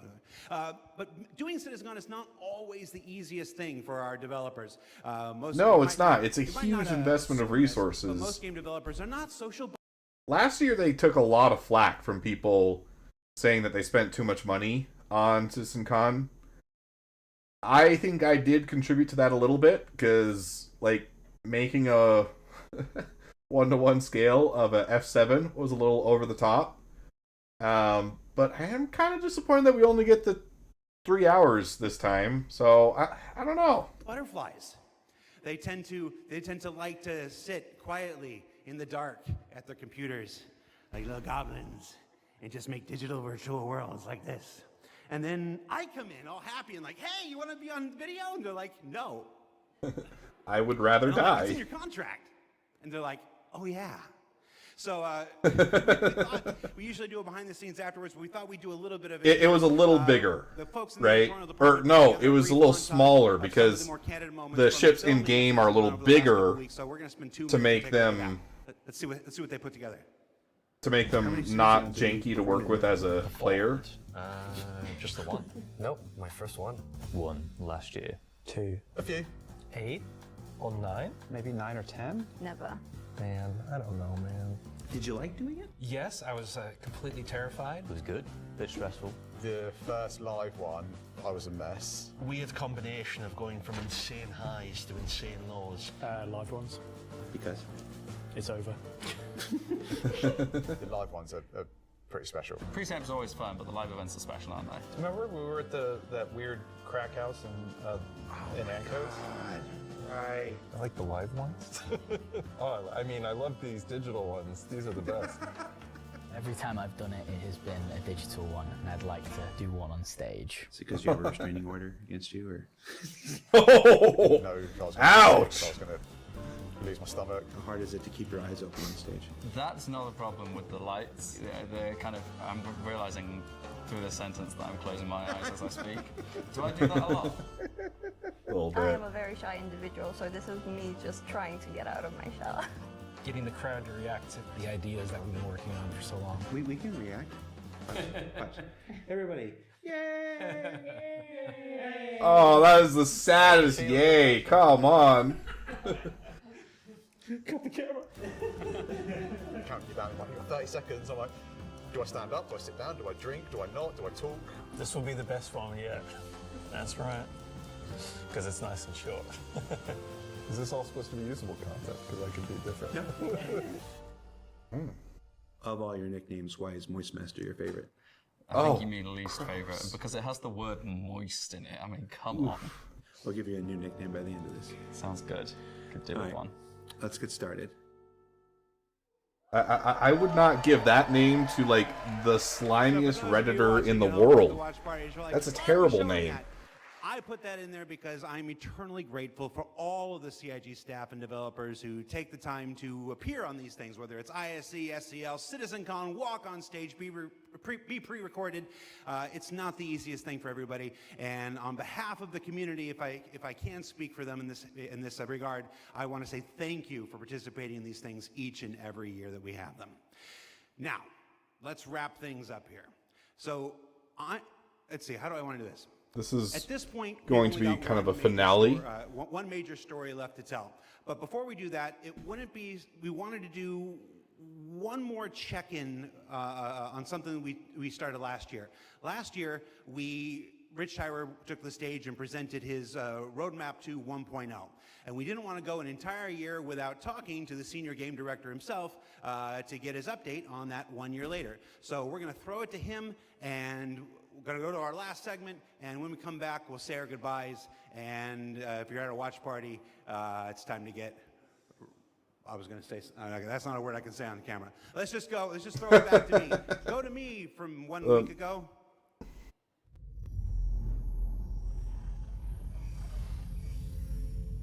Road to 1.0 Revisited. Okay, so let me preface this with the things that I am very most looking forward to on the road to 1.0 were these social features. Those are so critical for everything we do in the game. It's interesting when it seems like gamers are becoming more and more social averse to interactions in games. Maybe that's just a me thing. Maybe I have that effect on people. But it is so important to be able to find people that want to do the same things you do, especially in a game like Star Citizen. Like, doing Hathor on your own, nightmare. Doing it with some friends, super fun. We need the tools to make that possible, and having to keep 20 Discords joined is not it. Like, it is a solution, it's not a good one. There are so many things that the game can do to make that easier. I really hope that they talk about social features here. Economy is also important, but social, I think, is, for me, that's top. Took the stage and revealed our plan for 1.0. Now, before we end this year's Citizencon Direct, we wanted to take a few moments and follow up on that reveal from last year, to do as we've done today and look at the year ahead. So, Rich, thanks for taking the time to join us. Well, you're welcome. All right, so we're going to jump right into it. Everybody knows the only constant in game development is change. So I'm going to ask you outright, what's changed about the road to 1.0? Well, fortunately, nothing. Everything. It still remains our North Star. Nothing. The team is busy working towards that goal in the background, and every patch this year has moved us towards that goal. And if you haven't watched the Star Citizen 1.0 presentation from last year, I highly recommend you do so, because everything in it is still relevant as of today. You mentioned every patch this year has moved us towards that goal, so I want to dig deeper into that. We've done, at this point, 9 releases in this year, more than any year prior. How does each one of these not just sit as their own moment in time, but move us forward on this road to 1.0? Well, last year I discussed the framework of 1.0, how all those complex systems can tie together. And one of the core aspects of that was the main story, which became the spine of the universe, which brought all of the locations, mission... Take another pause here. There is also a video I made talking about... I don't think it was this one.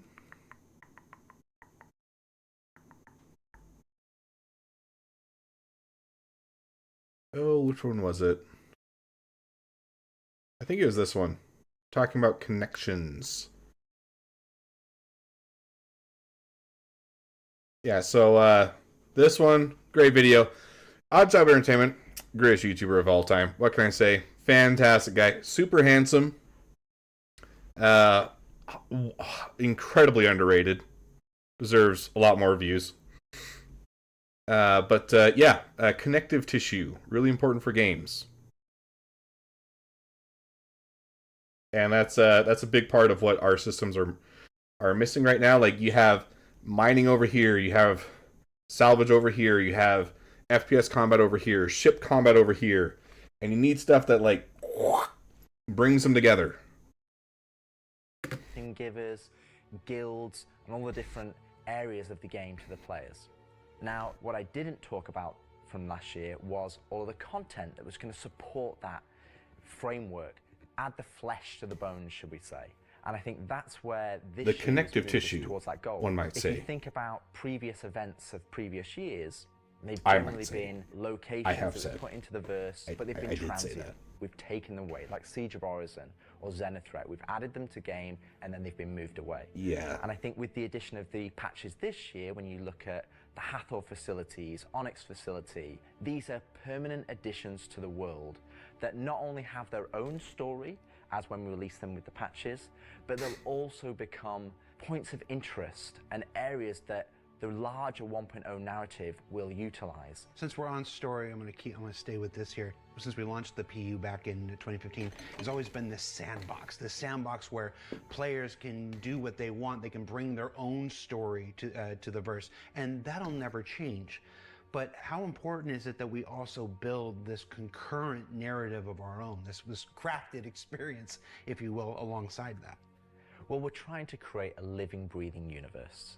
And that includes both the player stories that you mentioned, that they can go and enjoy and create their own memories together. But it also means that we want to have a universe that gives back.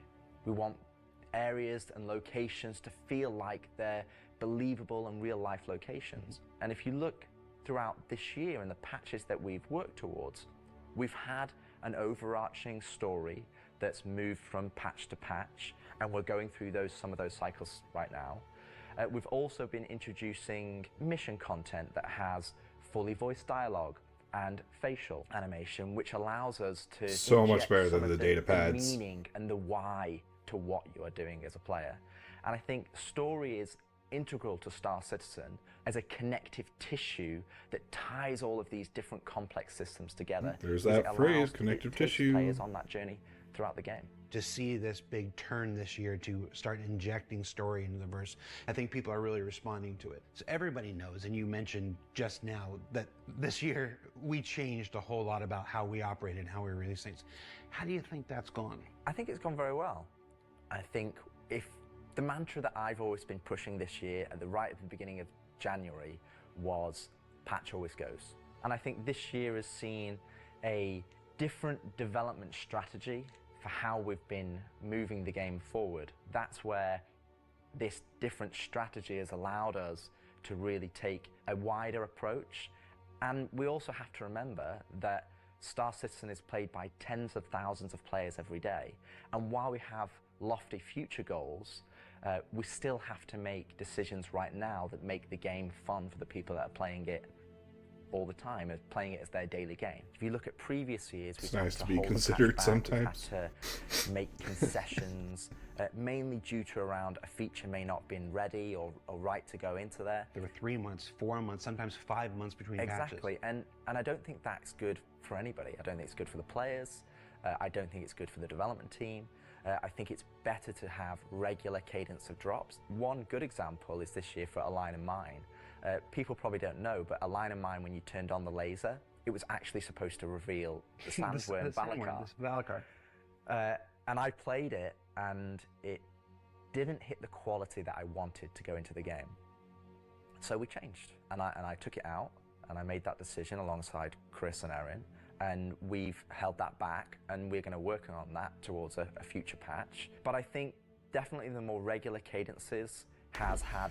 So a lot of people speculated that it was Valakar related, but we didn't see that. And then they transitioned. I think this probably makes a little more sense, the way that they did take it. But if you did think that it was Valakar related, turns out you were not wrong. It just didn't make it that way. Didn't turn out that way. Like I said, I wanted to dispel a myth right here, right now. Like, features are still being worked on quite heavily in the background, from radar and scanning in FPS, the new quantum, to inventory, engineering, and crafting. Did someone say engineering? And all of those features are going to be coming very, very soon for players to get their hands on. And, you know, I'm going to be honest, I'm not going to sit here and say that if I was to go back to the start of the year, I would hope that we would have released more features. But I also think every decision we've made this year has been through the lens of making the live experience as stable and as good as possible. Absolutely. All right, so that's a bit about the year before. And the year before has been I've said this before, I've said it internally, I've said it out there, I'm going to say it right now again on camera. I think this has been the best year of Star Citizen ever, and I'm willing to And I think that's fair too. look right into the camera and say that. The player numbers are up, engagement numbers are up, It's significantly more playable, and that's the biggest thing. 30K is gone. It's been a solid year. But Citizencon isn't Citizencon without talking about the future, so I want to move us to the future. We've talked about story, we've talked about this more diegetic, immersive universe and adding voice lines and stuff like this. But where do we go from here? Obviously that continues, but what more are we going That word to do diegetic to makes make me this twitch. universe seem alive and real and breathing? I think the biggest thing is to start having that conversation be two-way. So if you think about this year, like you mentioned, we've been having fully voiced NPCs, but a lot of those missions and those NPCs, they're talking to you, they're talking at you. Right. You don't get to talk back to them. Now, obviously, you get to interact with them through your actions. You get to go and do their mission, and you get to move that along, and then they talk to you again. But it's a one-way conversation. We're missing that conversation wheel. Exactly. The next part would be physical mission givers. That's something that we're going to be working towards very soon, with Battaglia being the first one coming back in the verse. And just to be clear, we will be bringing all the mission givers eventually back. And we Tisha, want them to be Vaughn, an integral part Hurston. of the verse and the story that players go and enjoy. We want the locations to be brought to life, and as we mentioned last year, we want to have interactive scenes that you can go and be part of. And obviously the full end goal is towards, you know, to have cinematic stories in the game, and that is what we're going to be pushing towards. Everything we do, every decision we make is through the lens of moving us closer to 1.0. It might sometimes be difficult to see why those decisions have been made at the time they've been made, but rest assured that Star Citizen 1.0 is still our North Star. That's what we're still aiming towards, and that's what we're going to be moving forward with every patch next year as well. And remembering when mission givers were first introduced, they sometimes became a bottleneck. Is there a role in instancing, which we learned about earlier today? Is there a role for instancing in that, in helping with mission givers? Yes, partially. It will be one mechanism that will allow us to have players go to their own individual area of the verse, have that conversation, and then go and continue on into the open world environment. So I think that's where, when we look at instancing provides us one tool that allows us to remove that bottleneck and provide a more seamless experience. Happy you said that, because that's one of our last topics I want to get to, is how we reconcile instancing with the persistent universe. Like, for the last 10 years now, we've been building this giant, seamless, persistent universe where everybody can come in and play together. And it would be easy to have a first instinct reaction to the idea of instancing and say that's antithetical to everything that Star Citizen. Talking to you, but Dole. you mentioned last year these three pillars of building Star Citizen, and I want to. You said nothing changed, but I want to ask you about this specifically. What are those three pillars again, and how does instancing fit within the greater design of Star Citizen? So the three pillars I mentioned last year were open world. That's just like the missions you love today. You can go and play, there's other players there, and you can go and enjoy that together. Then we have instancing, which I'll talk about more, but similar to municipal works that we've talked about previously. And then the third pillar was dynamic content, which would be content that's generated by the activities of the players. And I think it's very easy to become myopic around one specific thing when we're talking about it a lot, when it's the next stage of our development. And I think you could reverse it. If we'd have made a game that was all instance, and then I'd come on camera and said, hey guys, we're going to start doing it open world, it would be like, oh, is the game changing? Are we doing open world now? Is open world the new North Star that's going to take us this way? And it's not. It's just one more tool that's going to allow us to offer different and dynamic experiences for players to go and engage in. Now, when I talk about instancing isn't always what you'd imagine as a solo instance experience where it's only just you. We're going to have several different versions of instances. Some are going to be closed instances, which will be like the new player experience. We'll be able for you to go in by yourself, for us to teach you the ropes in a safe environment so that you can understand how to play the complex game that we've made. Not get ganked But by we'll a also solo have Idris open loitering instances outside Port like Tressler a cantina catching new or a players. bar, where we might say, hey, we only want 50 people to come in here because we've got mission givers and we've got other NPCs for you to talk to, and you would just walk in and it would be seamless. You wouldn't know that there was an instance, you're not going to get a loading screen, you would just seamlessly walk into that location, it would be full of other players and NPCs, and you can go and enjoy the content. And that's, I think, something that instancing is going to provide us. It's going to give us a tool to offer different dynamic content, or curated content, as I'd say. It allows us to create experiences that are different to the open world experiences that we've already made. And it's not to say that we won't continue our open world development or only do instance content. It's going to be a mix. And like I said, this is one of the pillars that will move us towards 1.0. We will eventually work on dynamic content that will move us towards 1.0, and all three of those pillars will interweave to create the full Star Citizen experience. All right, so we've hit a lot of the bigger topics, the feature work, engineering, and FPS crafting coming to tech preview soon, stuff like this. We've talked about instancing and how that's going to work within the universe. But I want to ask you this one last big one. It's very easy to say Star Citizen is this kind of game and that kind of game. Those of us who spend our days making it know better. It's an everything game. It's everything we can make it game. It just is. But at the core of this is still spaceships. You know, that life of spaceships. What more can you tell us about spaceship gameplay in the future? What can you give us? What can you tee up for us to look forward to for those of us who are really into Star Citizen for the spaceships?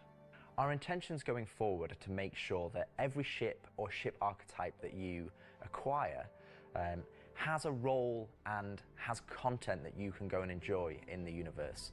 For example, right now I know that we're working on more robust mining missions, more robust salvage missions. We're going to be working on refueling missions.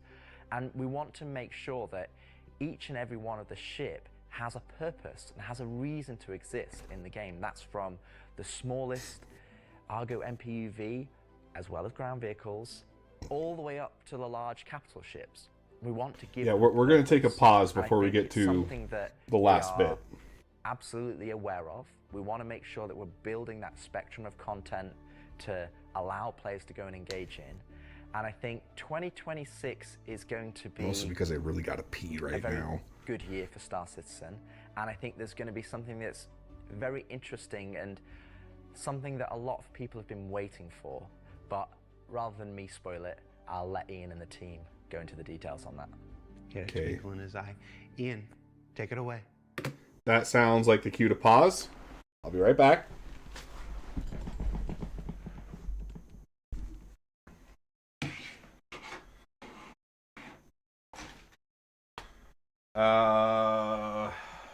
See, I'll do the outro again as like a transition from me being here in my seat to on the toilet.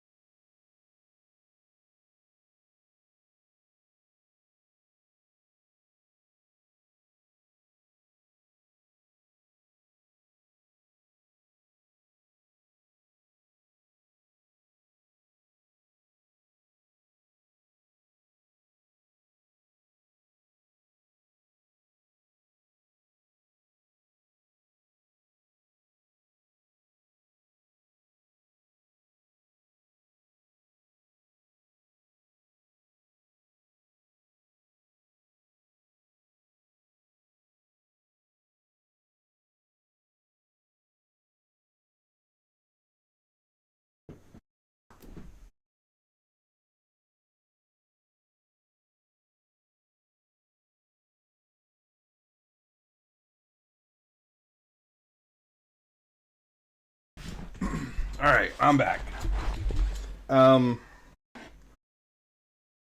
So get caught up on chat. Don't you see the solution to that, Idris, is local law enforcement in game, not developer intervention? Okay, so I feel like we're talking about two different situations here. Because I'm looking at the instance from the perspective of a new player, right?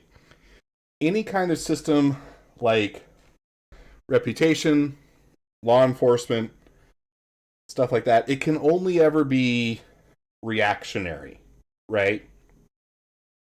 Right now, both of the characters that I own are completely lawful. There's nothing that CIG could do that would prevent me from completely ruining someone's new player experience by just having that psychopath switch flip and then, oh, look, there's someone in the, let's see, it's Pisces that is the tutorial ship, right? There's someone coming up from New Babbage to Port Tressler. There's nothing to stop me from blowing them up that CIG can react to fast enough to save the experience for that player, right? And if I do that, there's a very high likelihood that with the frustration that Star Citizen already brings, being as complex a game as it is, that player might not come back. So, on the flip side, imagine, so let's try to picture how this would play out. I select that I want to do the tutorial, and then it loads up an instance of the relevant areas of New Babbage so that I can get myself from New Babbage up to Port Tressler and complete the tutorial. Then, once I land at Port Tressler, now I'm put into the wider global population. Now if I leave and come back and there is that Idris there loitering and they shoot me, well, now there's size 25 cannons to take them out, but I'm still probably already dead. There's no way that they could possibly react fast enough to save my Pisces if it's going up against like an Idris, right? And yes, they can make insanely powerful turrets, and I've advocated for something like that in the lawful areas, but it will still only be reactionary, right? There's still a very high likelihood that they will take me out before the station is able to react.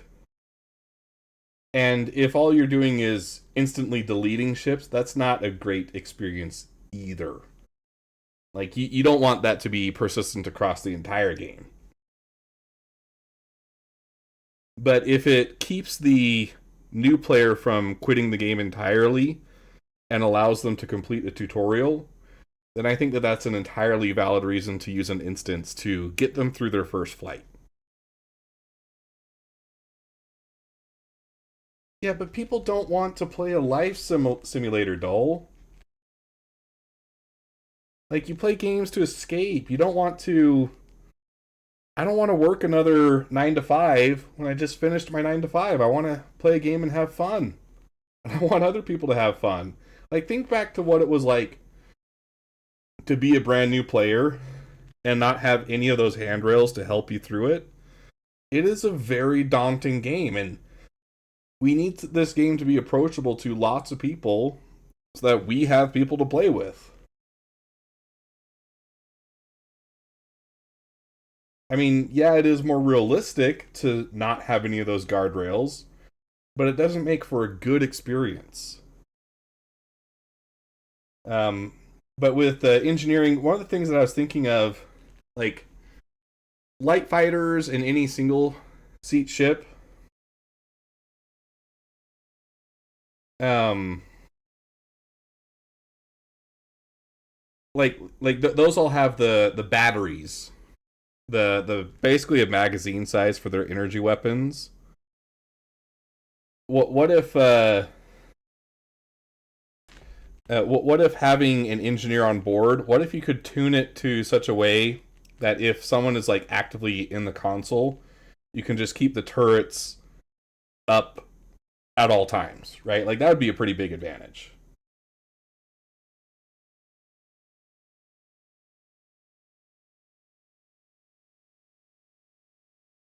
And you need to make it so that engineering is an advantage enough that people will want to do it.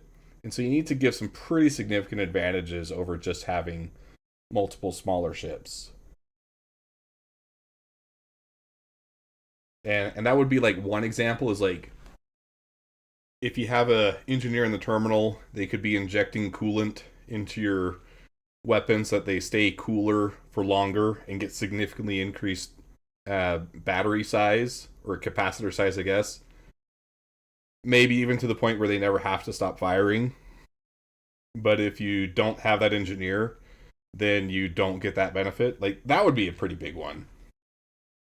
Same thing with like shield modulation, like cutting down your shield recharge rate significantly so that it's very difficult for smaller ships to get that window of opportunity on you.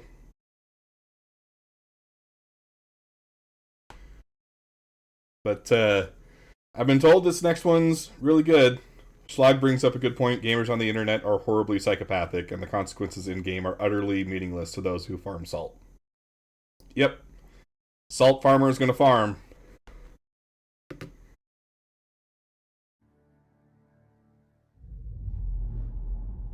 What is this one? A space for spaceships. I don't know. Is this going to be like our orbital stations? The universe has existed for over 10 years now. During that time, we've created lots of gameplay systems. We've added hundreds of locations. We've added lots of mission activities for different purposes: combat, cargo, mining, salvaging. But for combat ships, the only thing you've been able to do is fight other combat ships. In 2026, this changes. We're going to be delivering a spaceship-focused activity space which incentivizes the use of different gameplay roles. These are going to be scenarios where you're going to have to plan and strategize and create operational tactics to overcome your objective. So what you're going to see is very early. It's early in the pipeline process, and it's going to come online about mid next year. But we're really excited about the content we're creating. So we want to share with you a super early look at what we're building in a space we're calling Tactical Strike Groups.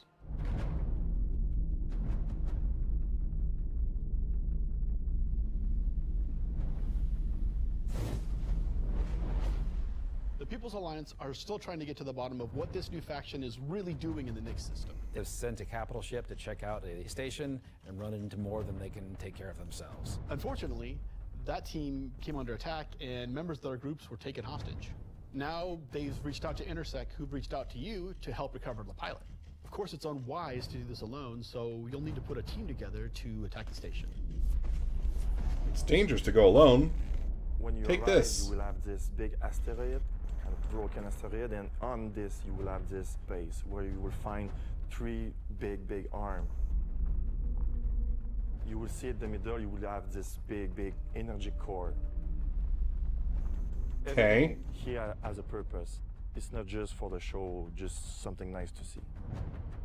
You'll see a People's Alliance-owned Idris that's just on the outside, and it's going to be getting harassed by this unknown faction that you have met before. So your first objective here is to clear out the ships. There'll be waves of these ships, so this is where you want your light or your medium or your heavy fighters, whichever playstyle you prefer. Light fighters. Those are the meta. While one part Still. of the group is dealing with the fighters, now it's time to actually assault the station.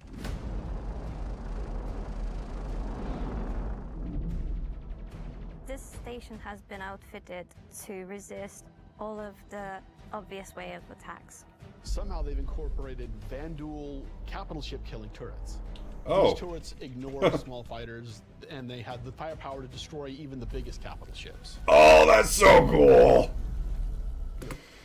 Which also reminds me of another video from Where was it? Might have... No, not that one.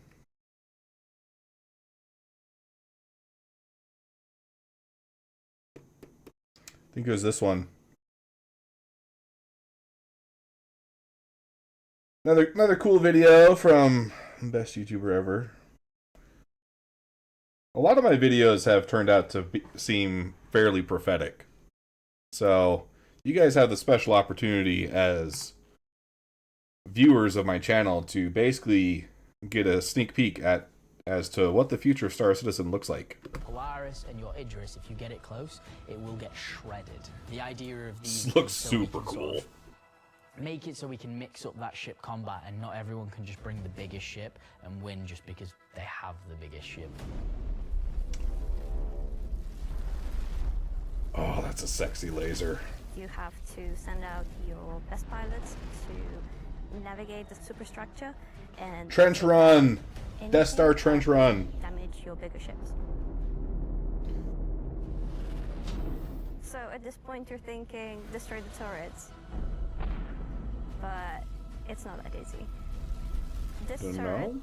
has shields that you've never seen before. It won't take any kind of damage.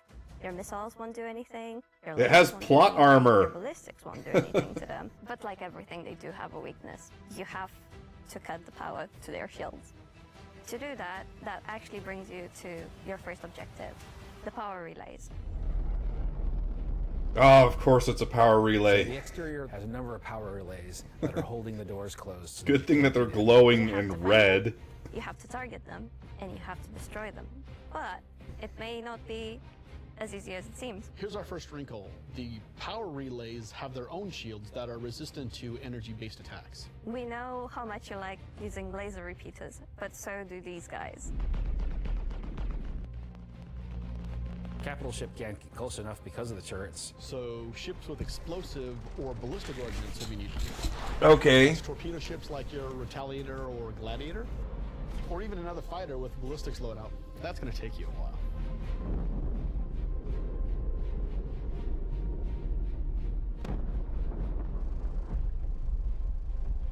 Once the power relays have been taken down, the station opens up. And this is where things get really cool. Now it's time for you to fly your ship inside the station.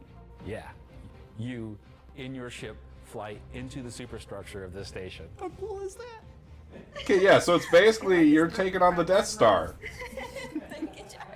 We're just going to call it what it is. It's a trench run. Yeah! He said the thing! Okay, that music is as close as you can get to some very, very Star Wars-esque battle music. It's very much giving me like Duel of the Fates vibe, but in a please don't sue us Disney kind of tone. So as you enter the structure, you'll see cooling units along the sides. You know of the. There's 3 arms to the station. Oh, it's trenches. You'll fly into so one, and then there'll be a core in the center, and then you'll move out another. Oh, you've got to be kidding me! It is straight up the Death Star reactor core room. It is so close. You're either gonna do it multiple times, or you need to bring friends. At this point, the core is still protected, so these are essentially strafing runs. There are objects to avoid. You're going to have to be able to dodge. You're going to have to move quickly. You need an agile ship. And are the fighters going to be following you in there? Because the shield generator that you're targeting is emitting lots of distortion damage. Oh, yeah, that would be good. So once Hey, but you took one out. That exposes Took one for the core team. to overheat, which means that you can attack it from the inside and also from exhaust ports on the outside of the station. Exhaust ports. This core is armored and just takes a whole lot of damage.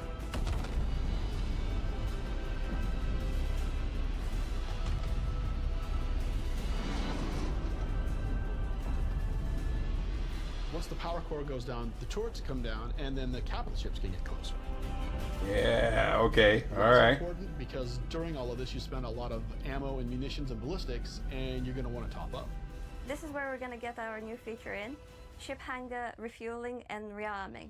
Oh, yeah! You're going to be able to land in the hangar of select ships and be able to use the same interface as you are right now at stations to refuel and rearm. Oh, Specifically beautiful. for ships like the Simple. Icarus and the Polaris and other ships that are designed to have other ships land inside them. Of course, it'll be more than just those two ships, and you'll find out more once we get closer to release. But this is a really important feature that we're really excited to get out. If you're not bringing your own Idris, the People's Alliance has a Idris there that can provide a safe port in a storm, allow you to set back up and head back out. Which means that someone's going to try and solo this. Now another group of ships is coming to attack the People's Alliance Idris. All right, so another wave of fighters. I like this.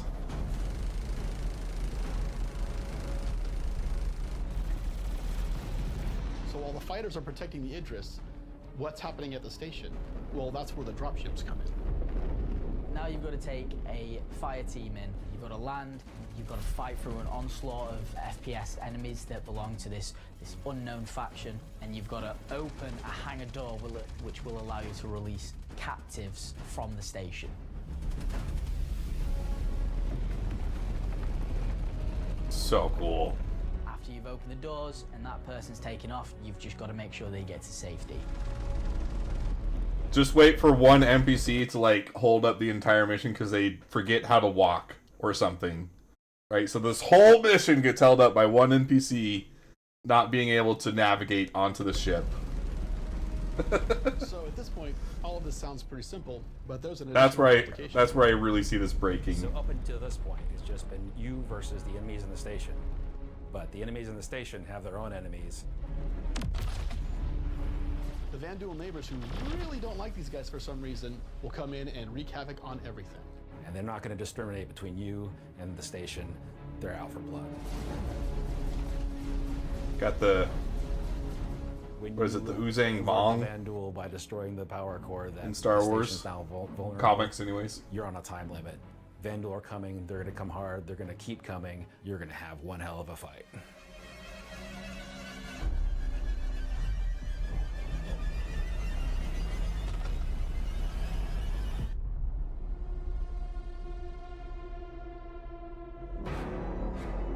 Oh, no way!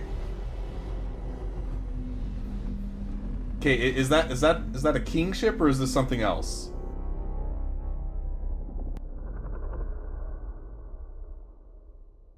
Oh, they're not going to tell me. They're just going to tease it. Strike groups. I'm personally so invested in this. So throughout 2025, we created a variety of content. Yeah, Star Wars Legends. On FPS. The content. expanded first, universe. Driving a more vehicle-based experience was very important to me. This is a defining statement that I want to do in 2026. We're a spaceship game. There are prized possessions to the objects we fall in love with. This is the content we want to create, which creates scenarios and roles for you to use those spaceships. We won't get to all roles initially, but we should see this as a landmark, a position where we can see a gameplay space which incentivizes the use of different ships and scenarios to clear objectives and complete missions in a variety of roles. And in the future, we can use this to expand on. So I hope you're all just as excited as I am for tactical strike groups. They're gonna be fantastic. Super cool. I like that a lot.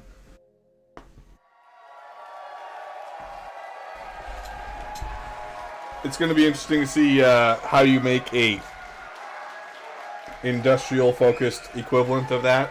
Combat, I think, is the easiest gameplay to translate. Okay.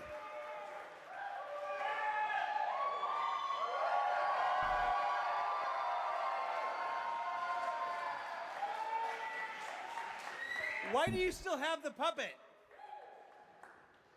John, come home. All right, so tactical strike groups. You know, it's been a long road for the last 10 years. The PU's been around. We've done lots to build stuff for mining ships and for salvage ships. And as Rich said, we're currently building out even more for those. And our first refueling missions coming online in 2026. But combat missions. Oh, Aww. hi. Aaron Roberts. Aaron Roberts.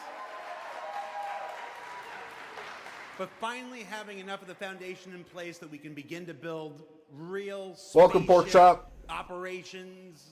I don't recall seeing that name in chat. Is this your first time here? Dungeons. It's really exciting for me. Either way, welcome. That's why we're ending the show this year with that. So yeah, that's been Citizencon Direct. Thank you for taking the time to share this with us. Again, this is just a glimpse at some of what's coming in 2026. I've seen the Twitch chat and the YouTube chat like, oh, you're spoiling everything. I promise, we ain't.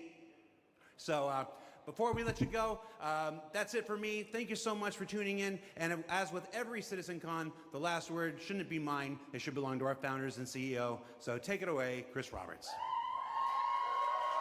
I hope you enjoyed this glimpse into some of what the team is cooking for the near future.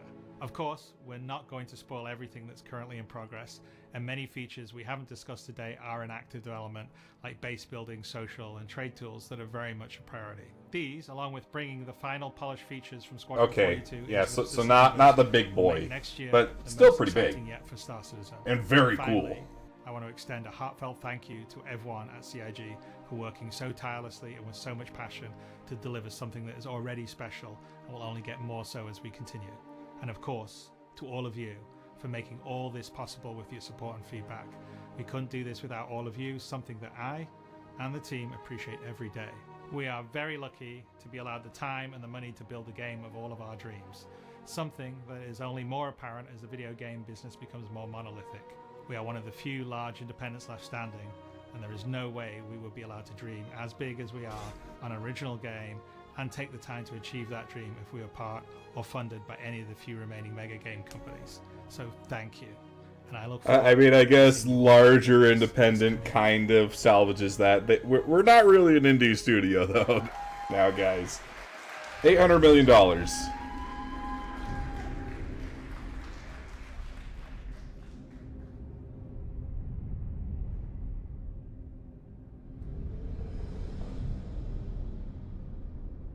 All right.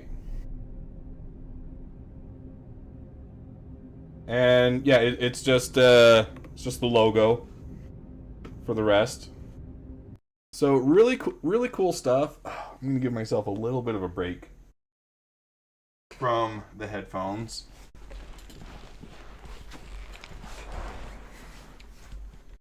Pretty neat. Let's see. Pull up Krita. I didn't talk a whole lot about engineering, much at all. But since it did come up in my chat, I do want to talk about it a little bit. So let's do this. Let's go to screen 2. Y'all should still be able to hear me. Please confirm quickly that you guys can still hear my voice.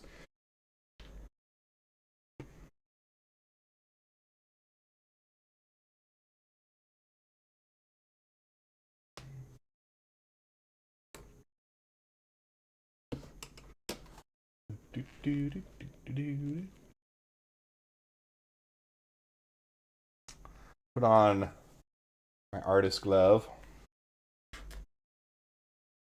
Got some grit under. Oh no, can't hear you. Ah, dang it. I knew this might happen. Give me just a sec.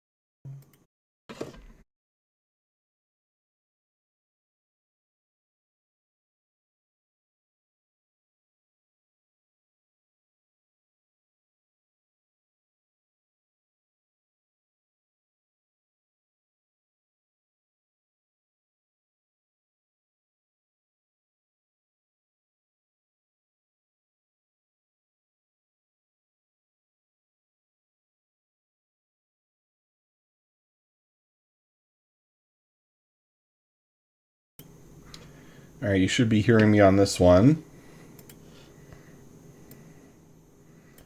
Mic check, 1, 2.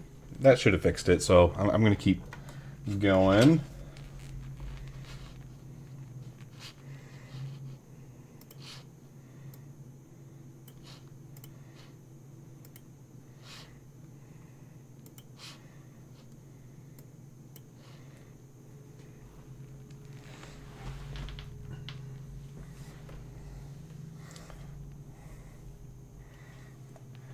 All right, so engineering and battery capacity was one of the things I wanted to talk a little more detail on.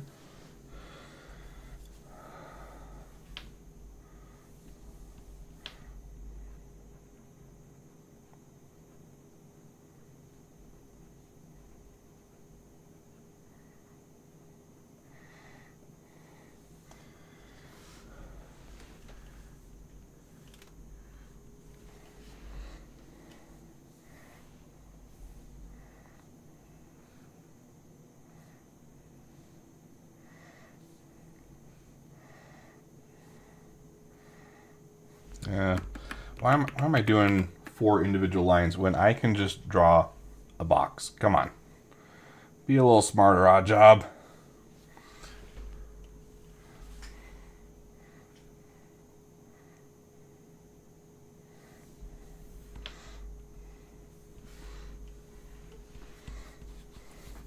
So let's say this is your recharge. Try and fit this all in this box.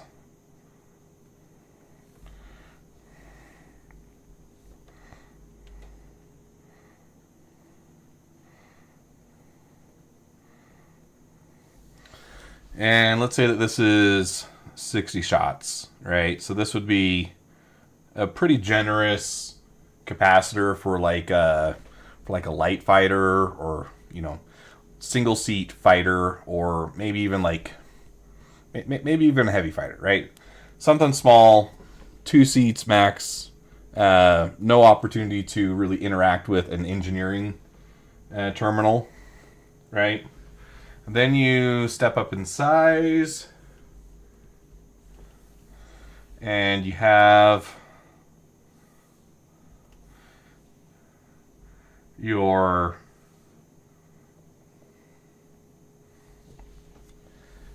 much larger capacitor for like a multi-crew ship, right? That's how we've kind of done it up until now.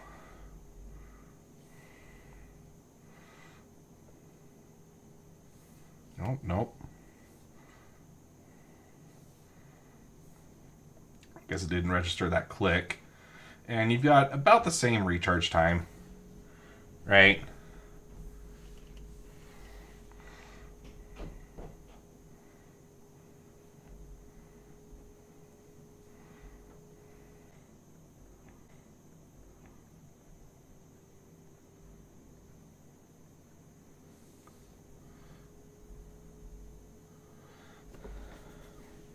Okay, then the idea that I was thinking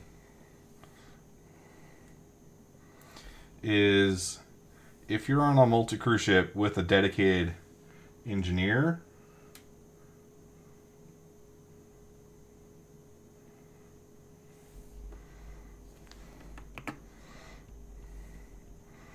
make sure I actually grab the right color there.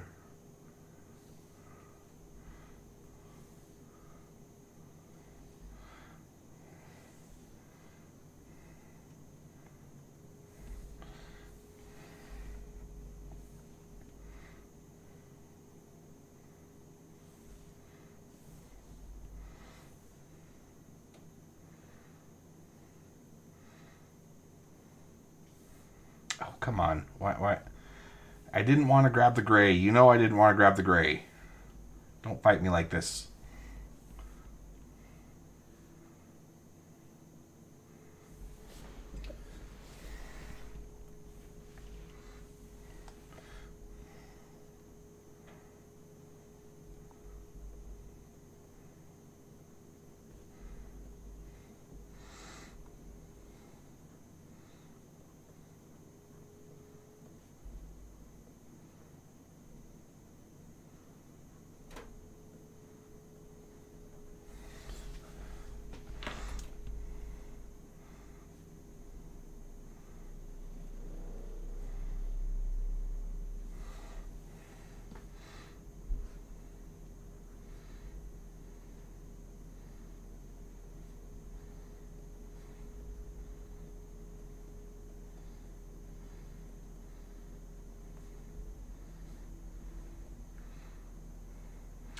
I'd basically like to see it where you could get it to a point where the recharge time is negligible, right? If you have someone who's actively at the terminal allocating coolant or whatever it needs to be, whatever resource makes sense, like that should give you a significant advantage. So in the case of your weapons, maybe that means that your turrets are basically always active, right? With very little downtime.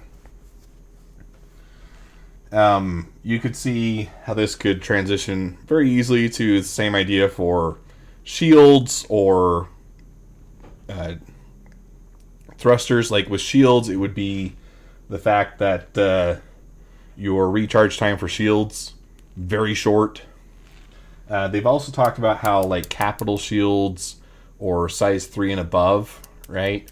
Those are going to just shrug off damage below a certain threshold, so that's also another thing. Thrusters, you know, basically you could keep your ship with full afterburner tanks as long as the engineer's doing their job, right? So there's a lot of benefits that you can give through engineering, and I think that it's all about finding a balance point where you want to have the engineer there instead of just having another light fighter in the mix, right? So I think there is a solution there. It's all about just kind of turning that dial. But yeah, I mean, that's one obvious benefit that I could see for engineering. I am always nervous when they talk about engineering because it sounds like something that could be very cumbersome for other players to deal with. And so I do worry a little bit that it could be too much of a burden. And if that is the case, that actually turns into a benefit for smaller ships, because if the big ships require too much intervention to keep them operable, well, then you're just not going to be using those big ships for anything, right? Even if you do have the crew. So I think it should be looking for a point where when you're properly crewed, the ship has a number of obvious marked benefits that make it so that you want to bring it out. But yeah, right now you can still kite larger ships and be pretty safe. I mean, I'm doing up to ERTs in light fighters, and it takes a while, but it's not impossible. Like, you can still do it. So let's see. Let's change this axis to make a little more sense. What is that? I guess that's just time.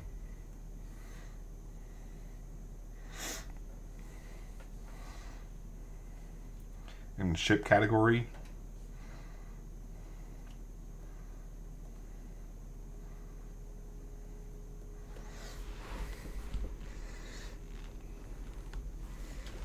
Yeah, engineering should be a huge bonus and small detriment. I think that's a good way to sum it up. Huge bonus, small detriment. Like, you need to want to have someone on your ship being an engineer. And it can't just be to avoid punishment, because then you just won't bring out the big ship.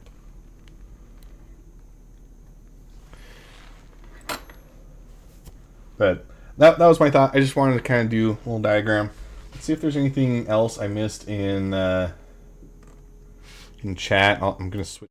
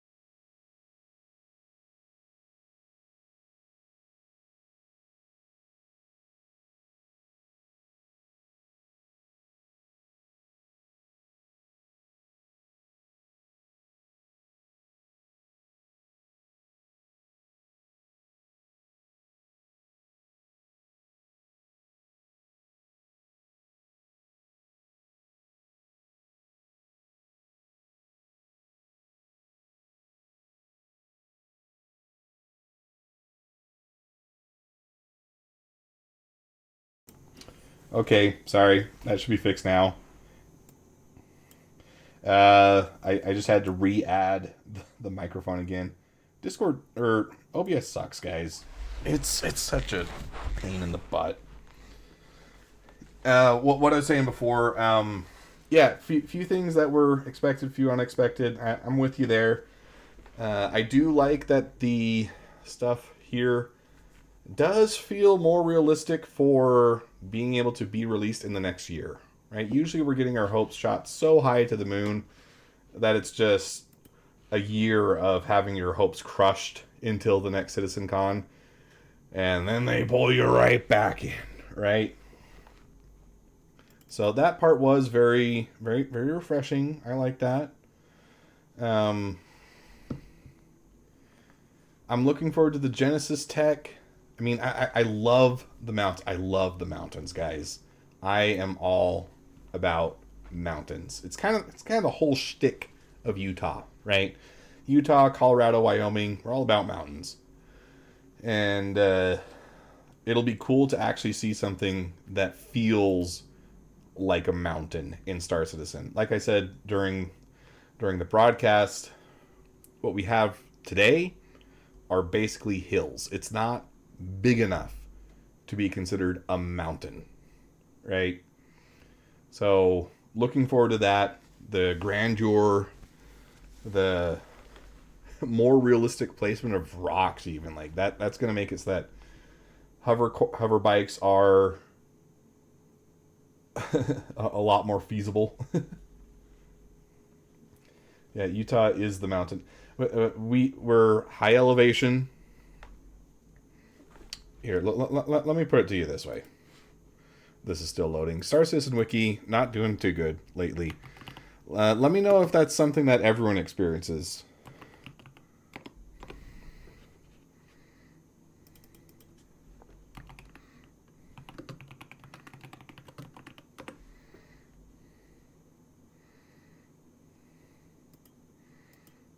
Let's go images. So this is my beloved state.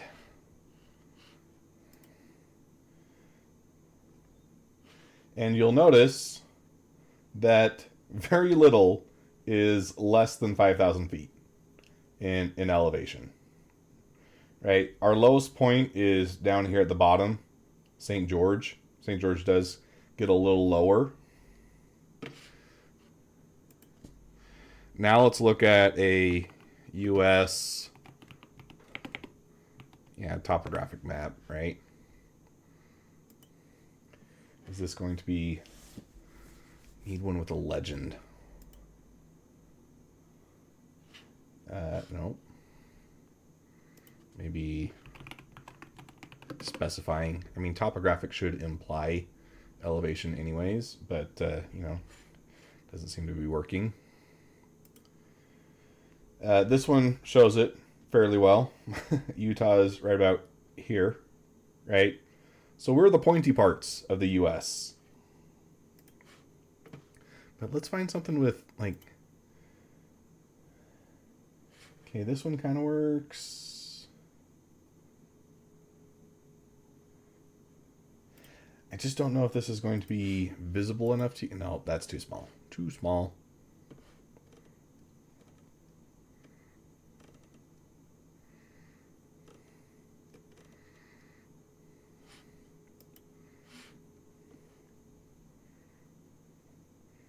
Annual precipitation, not exactly what I'm looking for.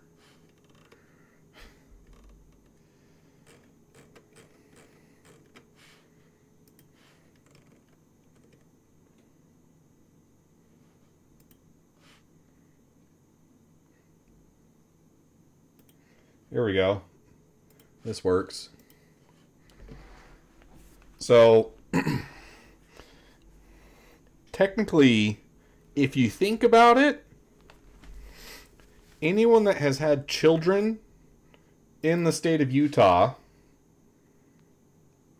is part of the Mile High Club. Right? I mean, if we're just going on elevation, that does seem to be the case. But how high is 5,000 feet? Well, the entire rest of the United States is flat by comparison. Right? You have the Appalachian Mountains over here towards the East Coast, but much, much smaller than the Grand Rocky Mountain Range, and not getting to the same heights of elevation. Right? Utah, we're about here, right? This doesn't show any waterfronts. Usually you can use Salt Lake as a good marker, but we're about here. And we're part of the highest parts of the U.S. So, you know, mountains kind of our thing. Also,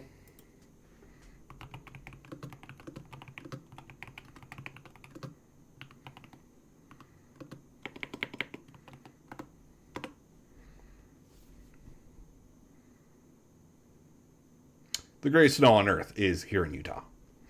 This is actually something you learn about in like your Utah history lessons. What happens is you get wind growing across the salt flats that are the northern region, and that creates a, let's see, I don't want to get my geography wrong.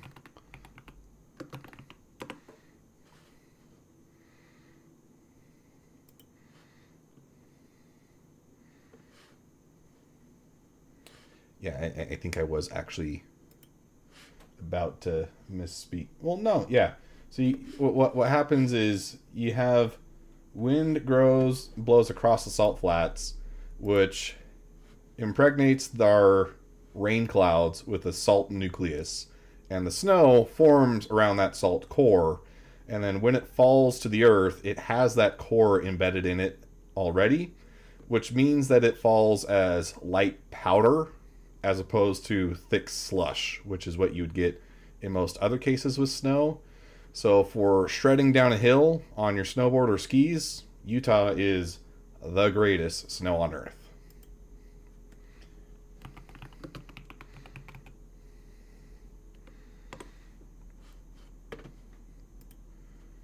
I mean, beautiful, beautiful stuff.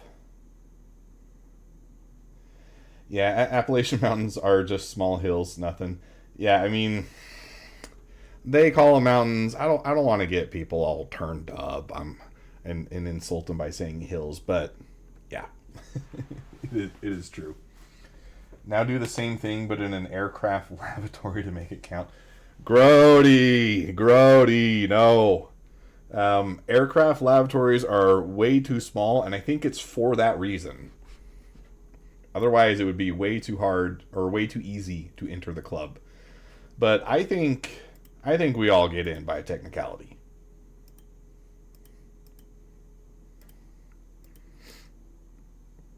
Yeah, what is up with this? Star Citizen Wiki has not been working out for me. Frustrante. Frustrating. I would do the PTU to show the new ships, but I don't have it downloaded, and that's going to take a long time. And I just want to play some games, guys. I just want to play some games. Snow I get here is whatever didn't get taken by the Cascades and just sneezed across the city. Yeah. You are further out east, right? Are you in the Appalachian area? Don't give me like too specific, just like a region. Don't want you doxing yourself on the internet. I do that enough for myself.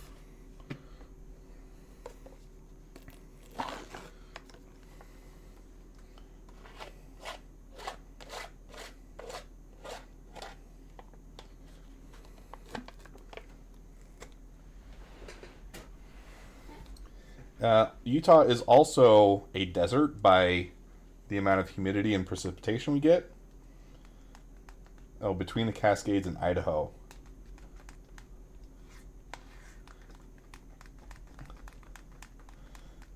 And because of that, I don't actually need to use a whole lot of desiccant for my filament.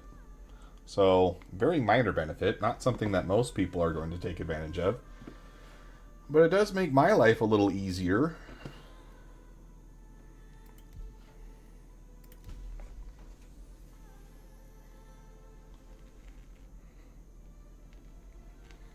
I should have put this back in the fridge while we were watching the rest of the broadcast. This is kind of warm now.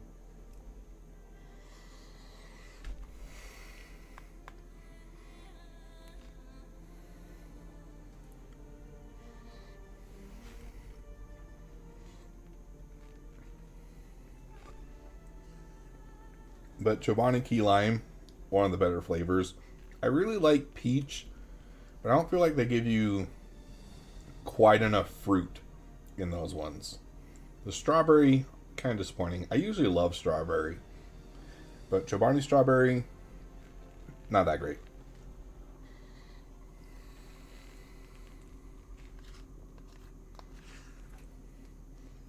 So dry the snow can't easily stick to roads, so it blows around like sand. Yeah, well, it's also probably pretty cold then too.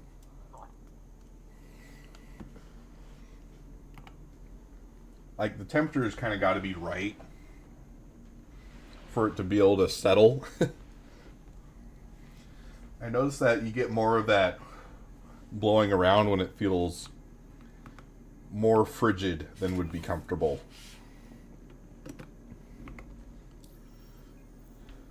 So I worked myself back up to, let's just call it 4 million after buying my Hawk. And you can see I've also unlocked the HRT missions.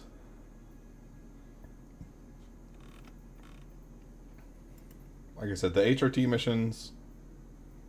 Nope, that one's...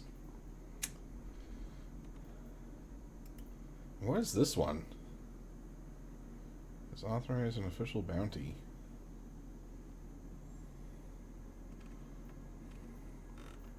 Is this just to...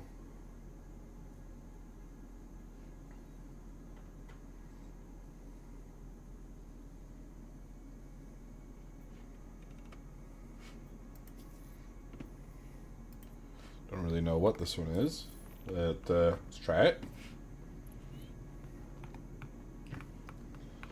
I did make a pretty sizable purchase today. I did put down the money for... some very expensive Virpal sticks. I'm trying not to think about the economic cost. It is pretty big. No, we have not earned enough to pay for that on the channel.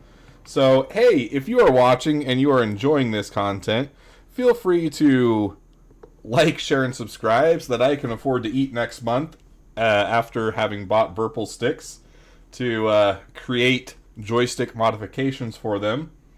And if you do have the means to do so, channel members get a special mention in each and every broadcast and video that I make.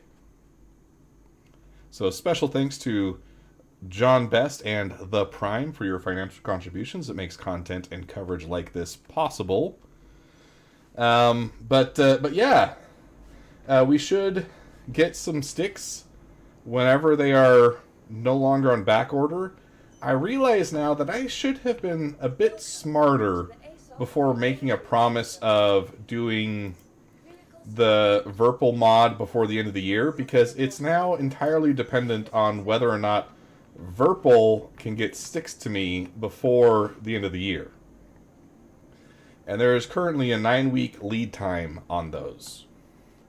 So some quick math makes that pretty tough. We're going to try. I'm going to do everything I can to make it before the end of the year. But we may need to adjust that timeline.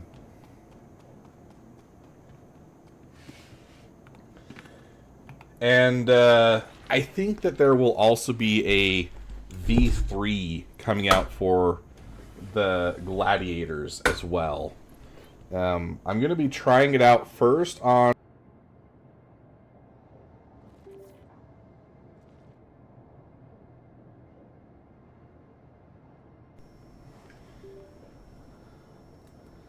But then based on how it turns out with those sticks,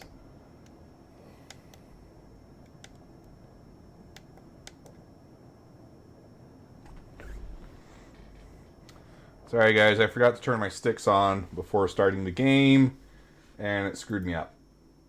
I also thought I turned that on. Apparently I did not. So I just did an Alt F4. We'll get back in.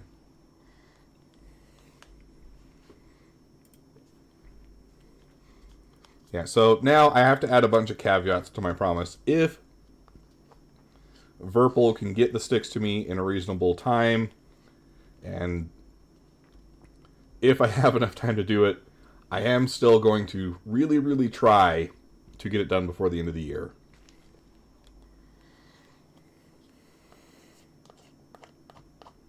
And I'd love to be able to release them at the same time as a V3 for the VKBs. I've got some ideas of how to make them even better. And I think it's going to result in a more reliable functionality. Morris Dreck, he's been the biggest supplier of the sticks. Of the mods. So what I've been doing is I've been reading the feedback on the reviews on his Etsy page to kind of see where people are having some hang-ups. And I can recognize some pretty valid criticism there. So I want to address those with the next iteration and see if I can't just make them perfect. Biggest thing is people were saying that it does reduce the tactile feel of the triggers a little bit. I can feel that. But hopefully we can fix it. That's going to be the goal. I am also working on replacement stick covers for the other 3 sticks and hat switches on the joystick. So those will be coming out in a video soon as well. And right now there's 5 for the hat switch. There's going to be a lot more than 5 for the other 3 sticks. It's going to be a pretty robust collection. I'm certain everybody will be able to find a combination that works for them.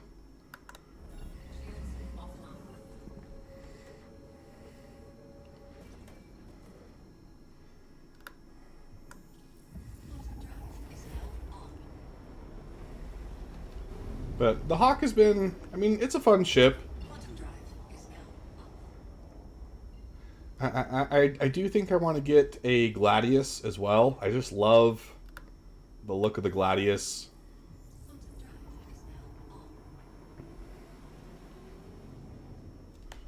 Maybe an Arrow. I mean, they're both really good.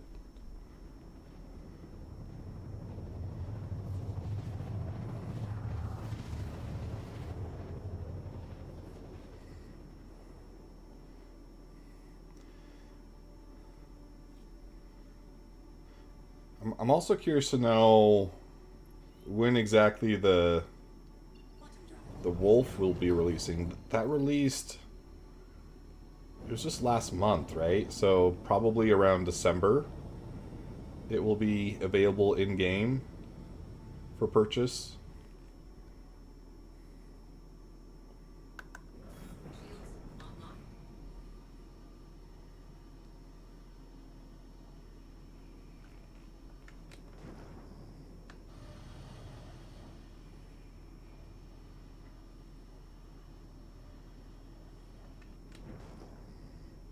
Pretty sure it's just going to be this guy over here.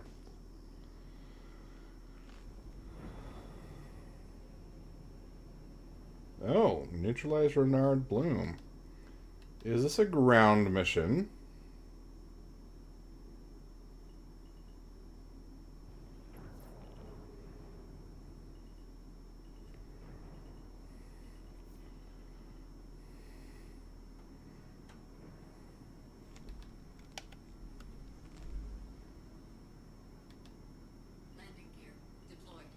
I'm always nervous about the anti-air turrets. You never know when they're going to decide that they're going to work. So I'm just going to land over here where I know I'm safe.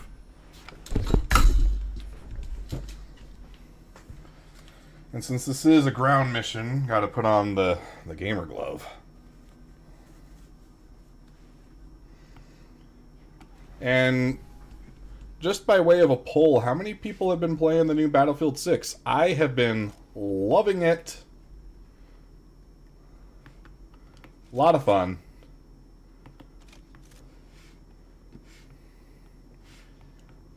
It's such a return to form of what I loved about the Battlefield 3, Battlefield 4. Those games were just so good.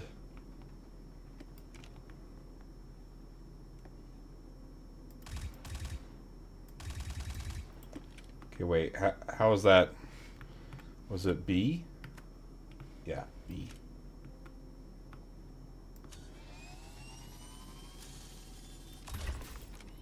Ha ha!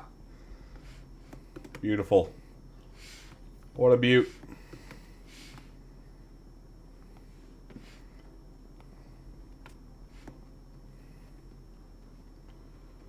Is there anything loot worthy in this here neck of the woods?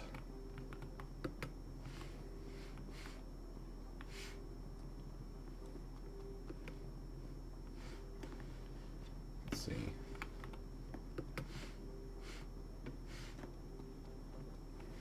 Did he have anything on his person worth picking up?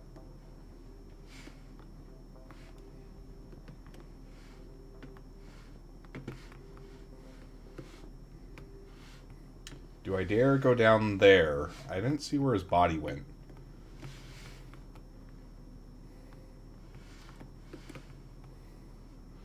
It is down there.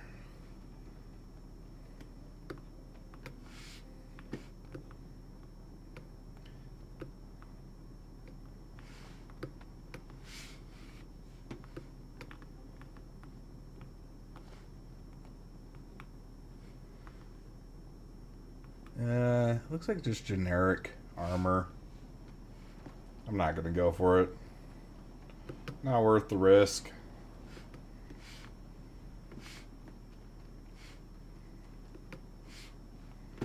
But he was, in fact, the only person in this area, so I probably... Uh-oh. I probably would have been safe to land there. That was weird. Kind of did the Alt-Tab thing again.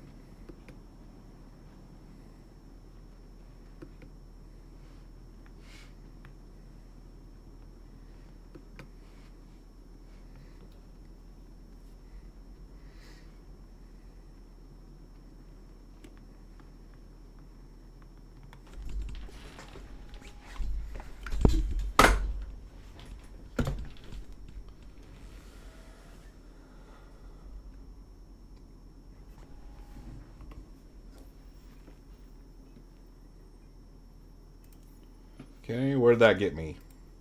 Looks like some more missions.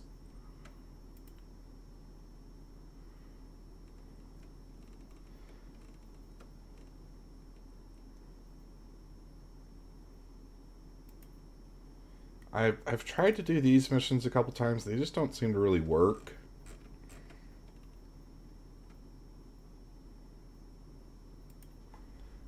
The payout on these ones are nice, though.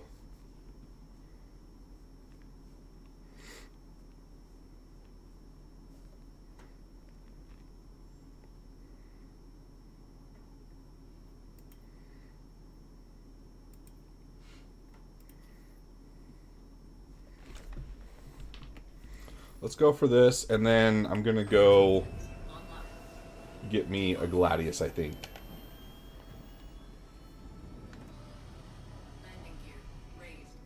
A little clunky of a takeoff.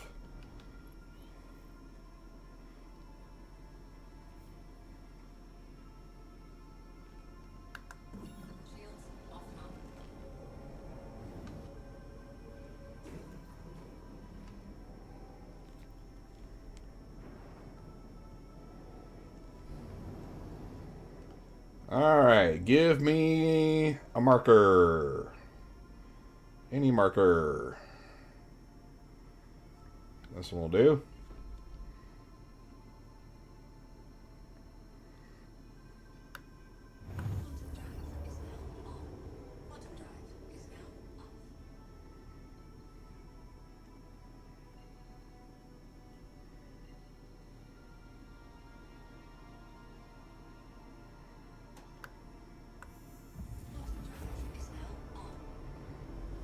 They keep teasing the new animations for quantum travel, and they don't give them to us. That's another feature I've been wanting to see. I've watched the same animations for quantum travel for 10 years. Also, I should get rid of global chat.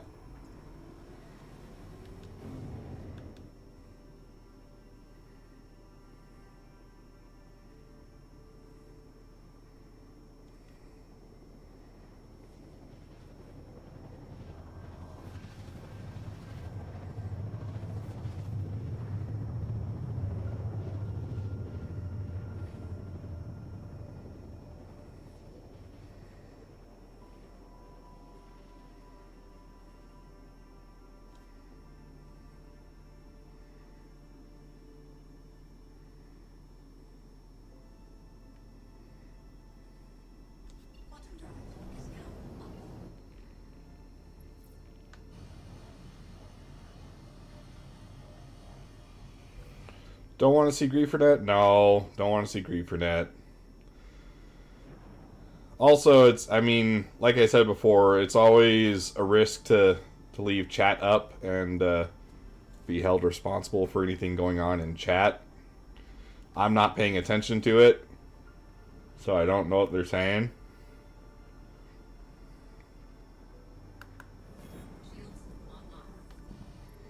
But as I understand, Twitch in particular is not merciful about what appears on your screen, regardless of whether or not you were involved.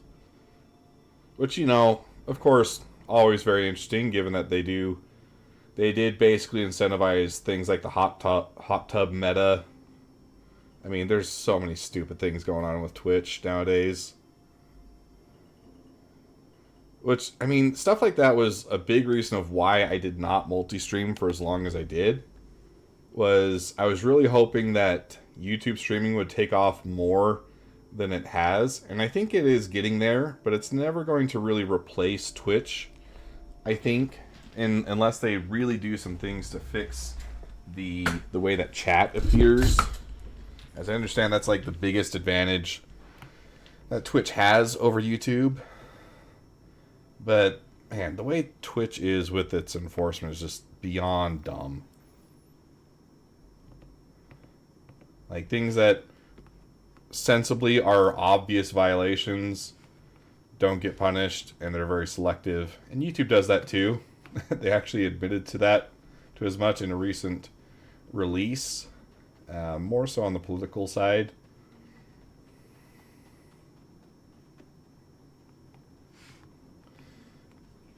Yes, but game chat doesn't give revenue like bathtub stream ads. Yeah. Oh, gosh. And you remember, like, they're also doing stuff like, there was one chick who wore skin-tight green leggings and used her body as a green screen. Like, completely moronic to think that that would actually be any way better. Just no respect for stuff like that. I'd call it what it is, but then I would get penalized.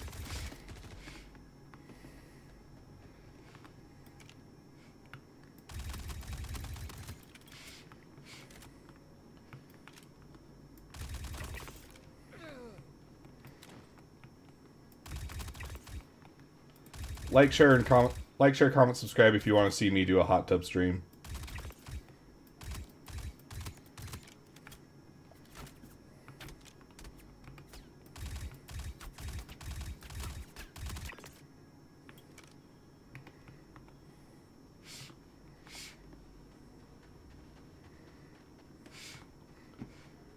Let's see. Anything that... Looks like a lot of these folks are using C-54s, so I'll just switch to that. It's a good enough gun.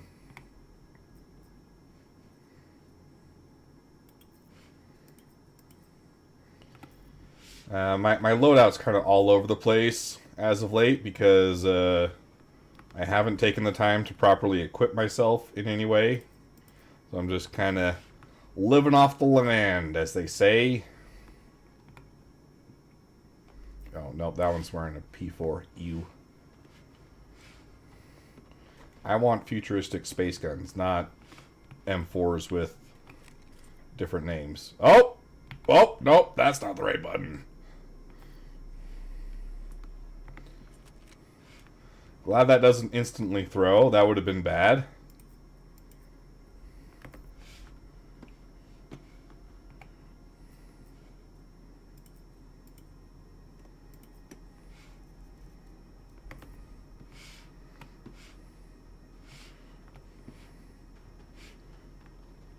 Any more goobers over here?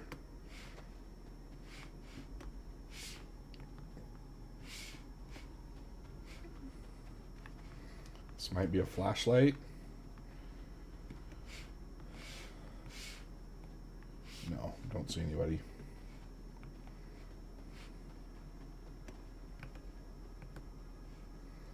Oh, and I don't have any med pens on me. Now I do. Now we're set. I should probably get around to putting this stuff away too. Jeez.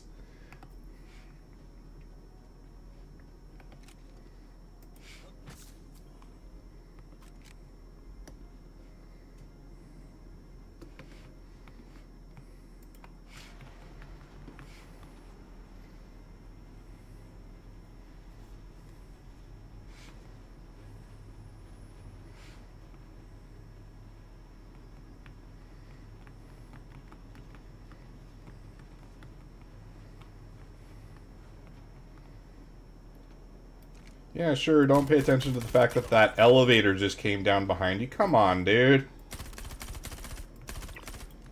Make me feel like I'm taking you down with low IQ. Make me feel like the bad guy here.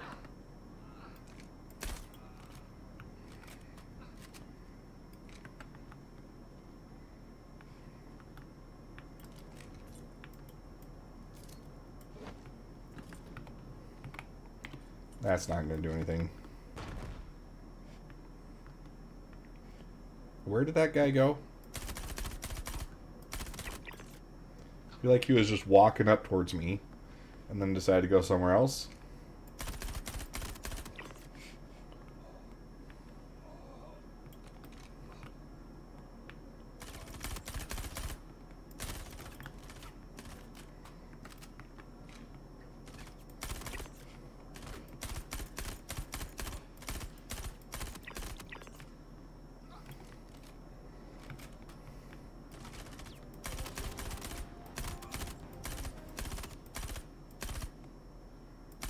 Awkward music cue there.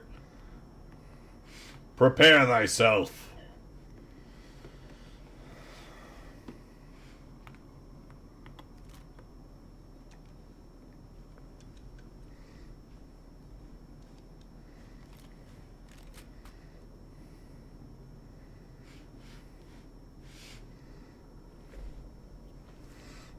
I mean, it's kind of just wait.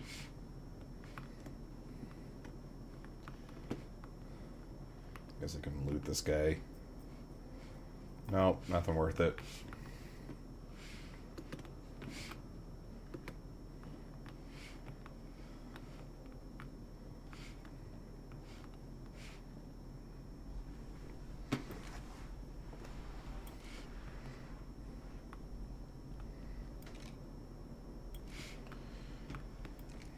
These lights don't actually rotate. What a shoddy game. I'm gonna ask for a refund. This is unacceptable. The lights don't rotate.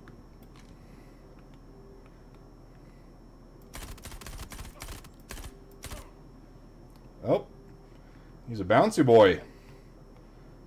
Now he's over there. I don't want to deal with the rest of his entourage. I'm trying to just... There we go.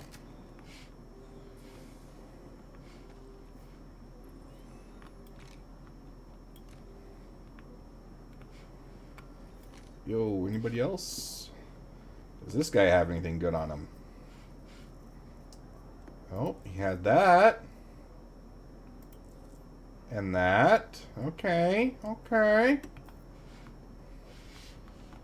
And he has...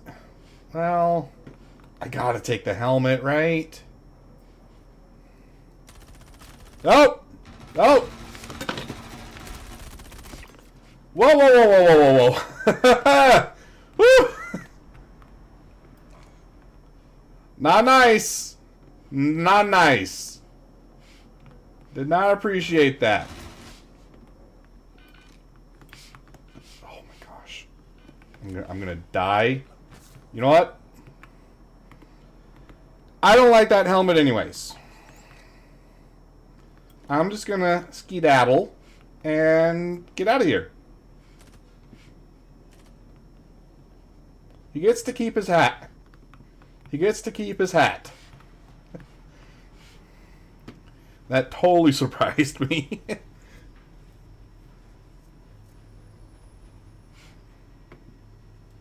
Hey, you know what? I'm getting better at suppressing my startle response. Usually that would have been the kind of thing that would have me throwing my mouse across the room. I have a notoriously bad startle reflex.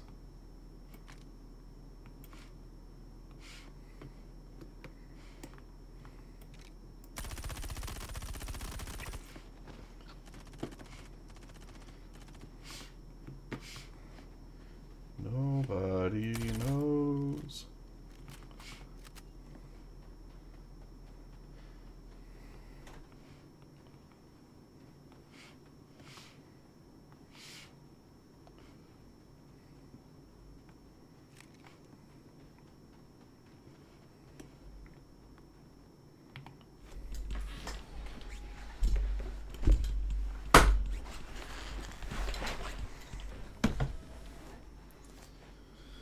All right. Made it.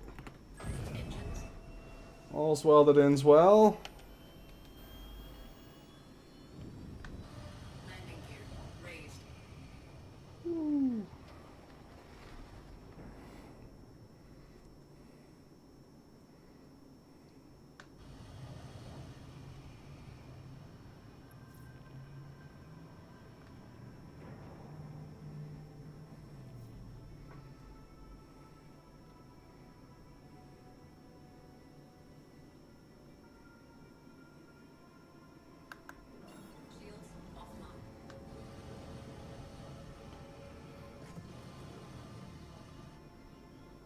And I might just get both a Gladius and an arrow.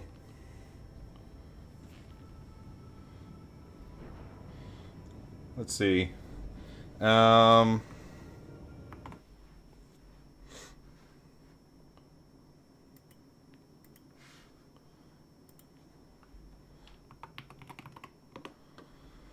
know I for sure want the Gladius.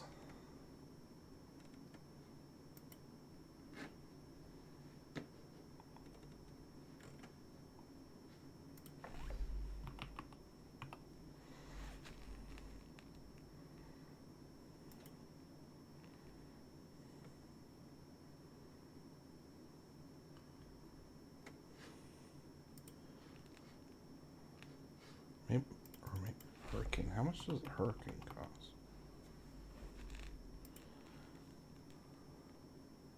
Okay, all right. I think I'll do the Gladius, and then we'll save up for a Hurricane next.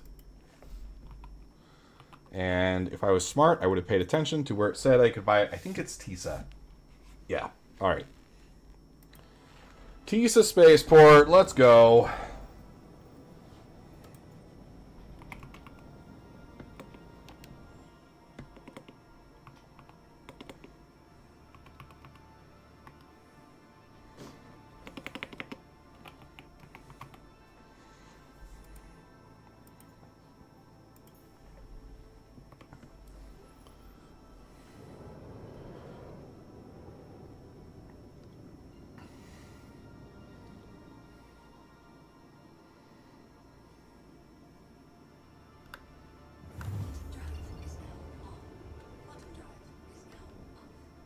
am I? Okay. A little weird. It was acting like I was still giving an input.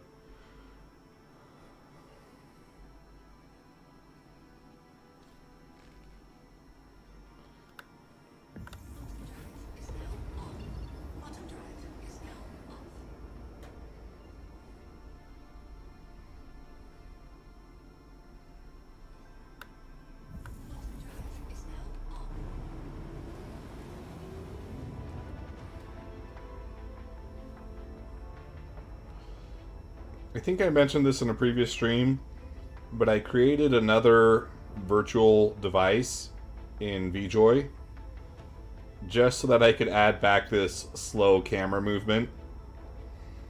I was missing this.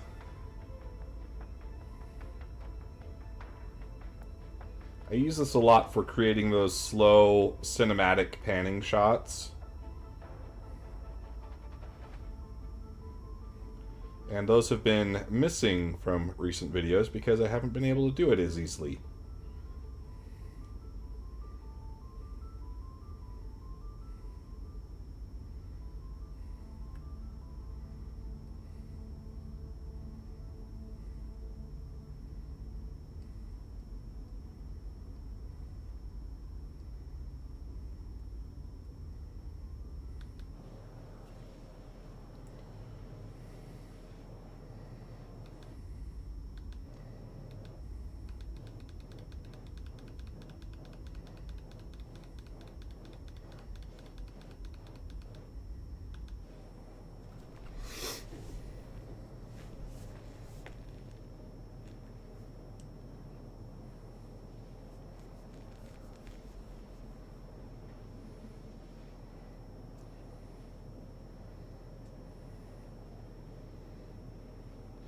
I think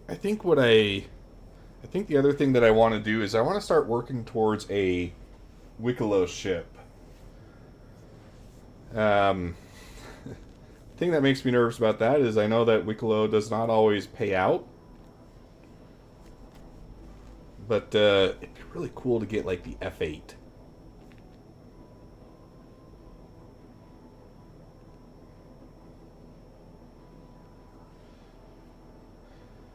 I think that's what we'll do to kind of wrap up tonight is I'll buy the Gladius and then I'll go to the nearest Wicklow Emporium and I'll get an idea as to what is required for some of those ships and some of the things that he sells and see if we can't work towards earning some of those.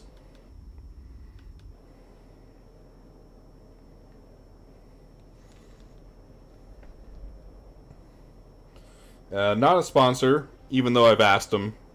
Tobii Eye Tracker, super cool. Very responsive, works very well.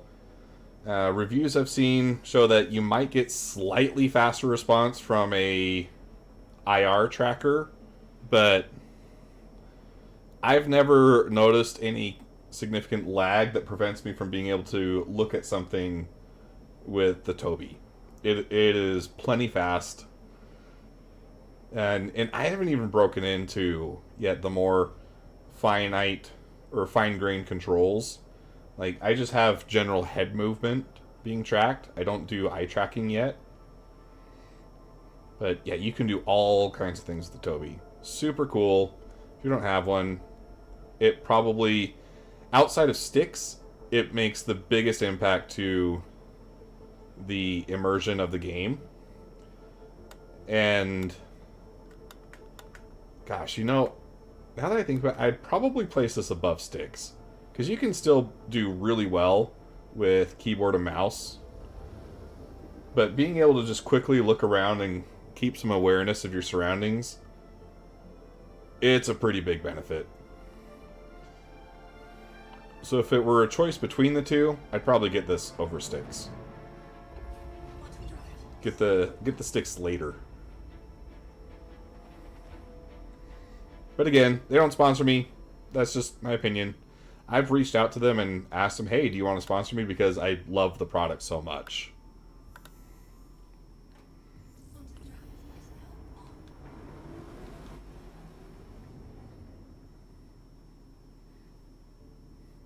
Same with Onshape. I wish Onshape would sponsor me.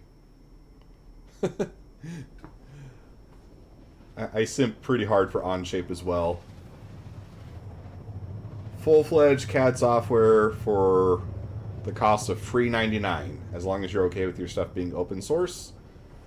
And then it's about comparable with other CAD packages if you do want to have some IP protection built in. But I've used SolidWorks, Fusion 360, I've used all of them. Onshape is so fast. And the ability to pick it up and continue working from any device, even if it's just like my phone, unreal.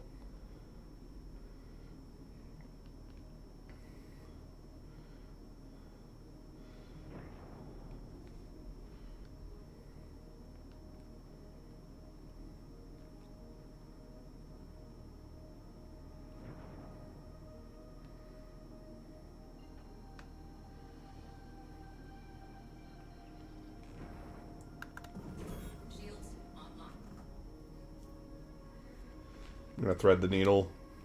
Can't remember if this is gonna get me booted or not. I know there's a lot of areas they don't want you flying through around Lorville still.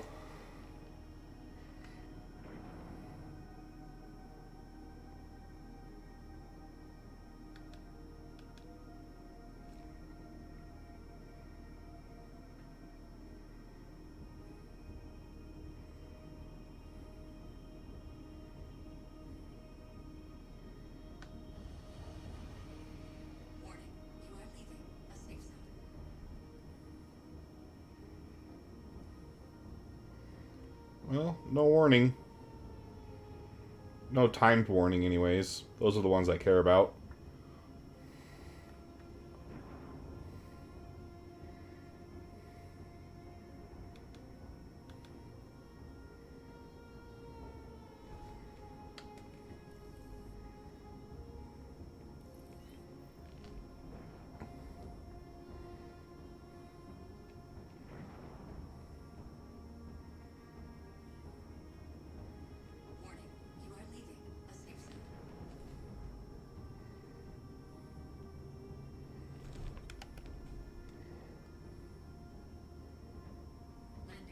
Oh, not my hanger.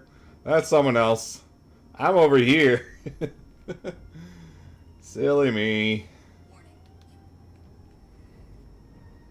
I'm gonna go for it.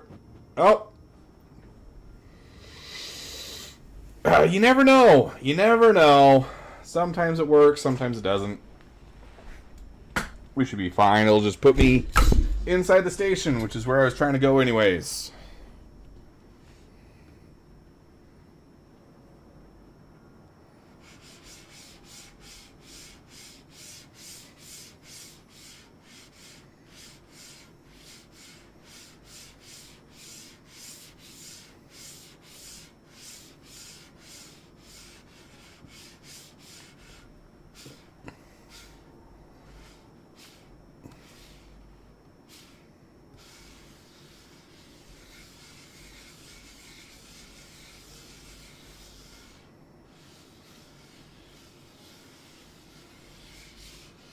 Just spinning my mouse.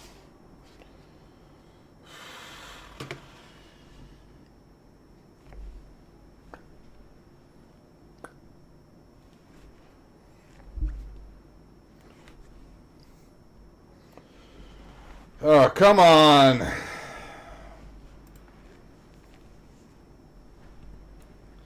Remember how I said earlier in the stream that Star Citizen is in a playable enough state that I don't feel bad about telling new players to jump in?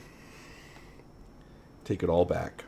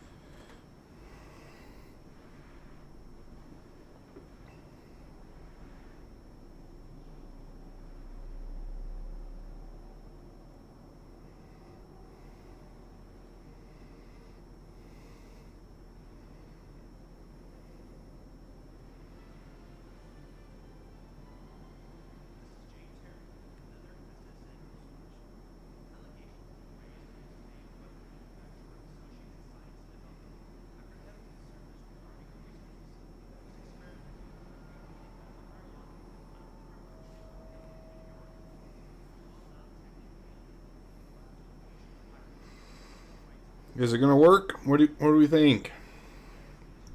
Should I Alt F4?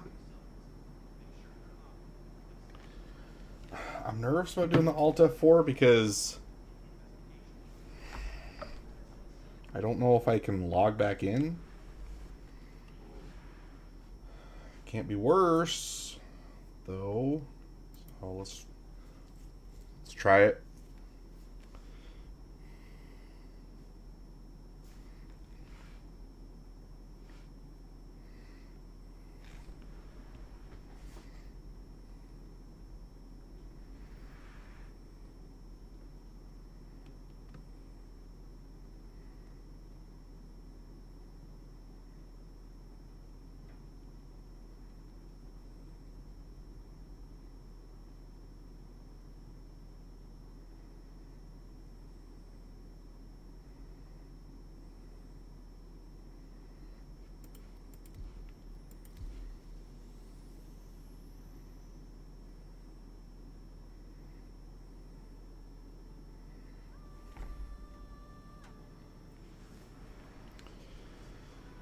Of course, now it's going to have me in the hab, right, if it did work.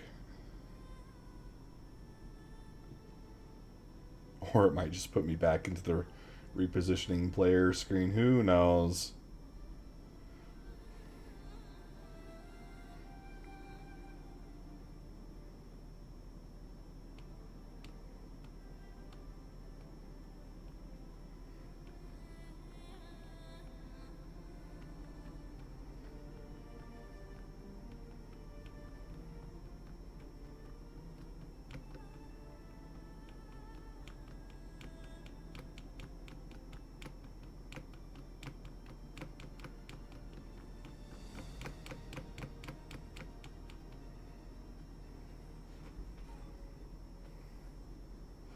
Oh, sick. Yeah. Yes. Beautiful. Okay. All right. Well, unfortunately, I think we're going to call it here then.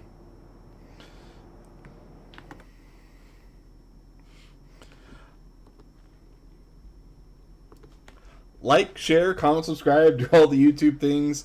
Let me know what you think in the comments below. And let me know, what kind of content do you want to see? Do you want to see more repositioning player video? The thrilling content that Star Citizen loves to provide. Special shout out to John Best and the Prime as our orbital bombardiers and above get a special mention in each and every broadcast and stream or video that we do. Thank you. Your financial contribution helps create content like this.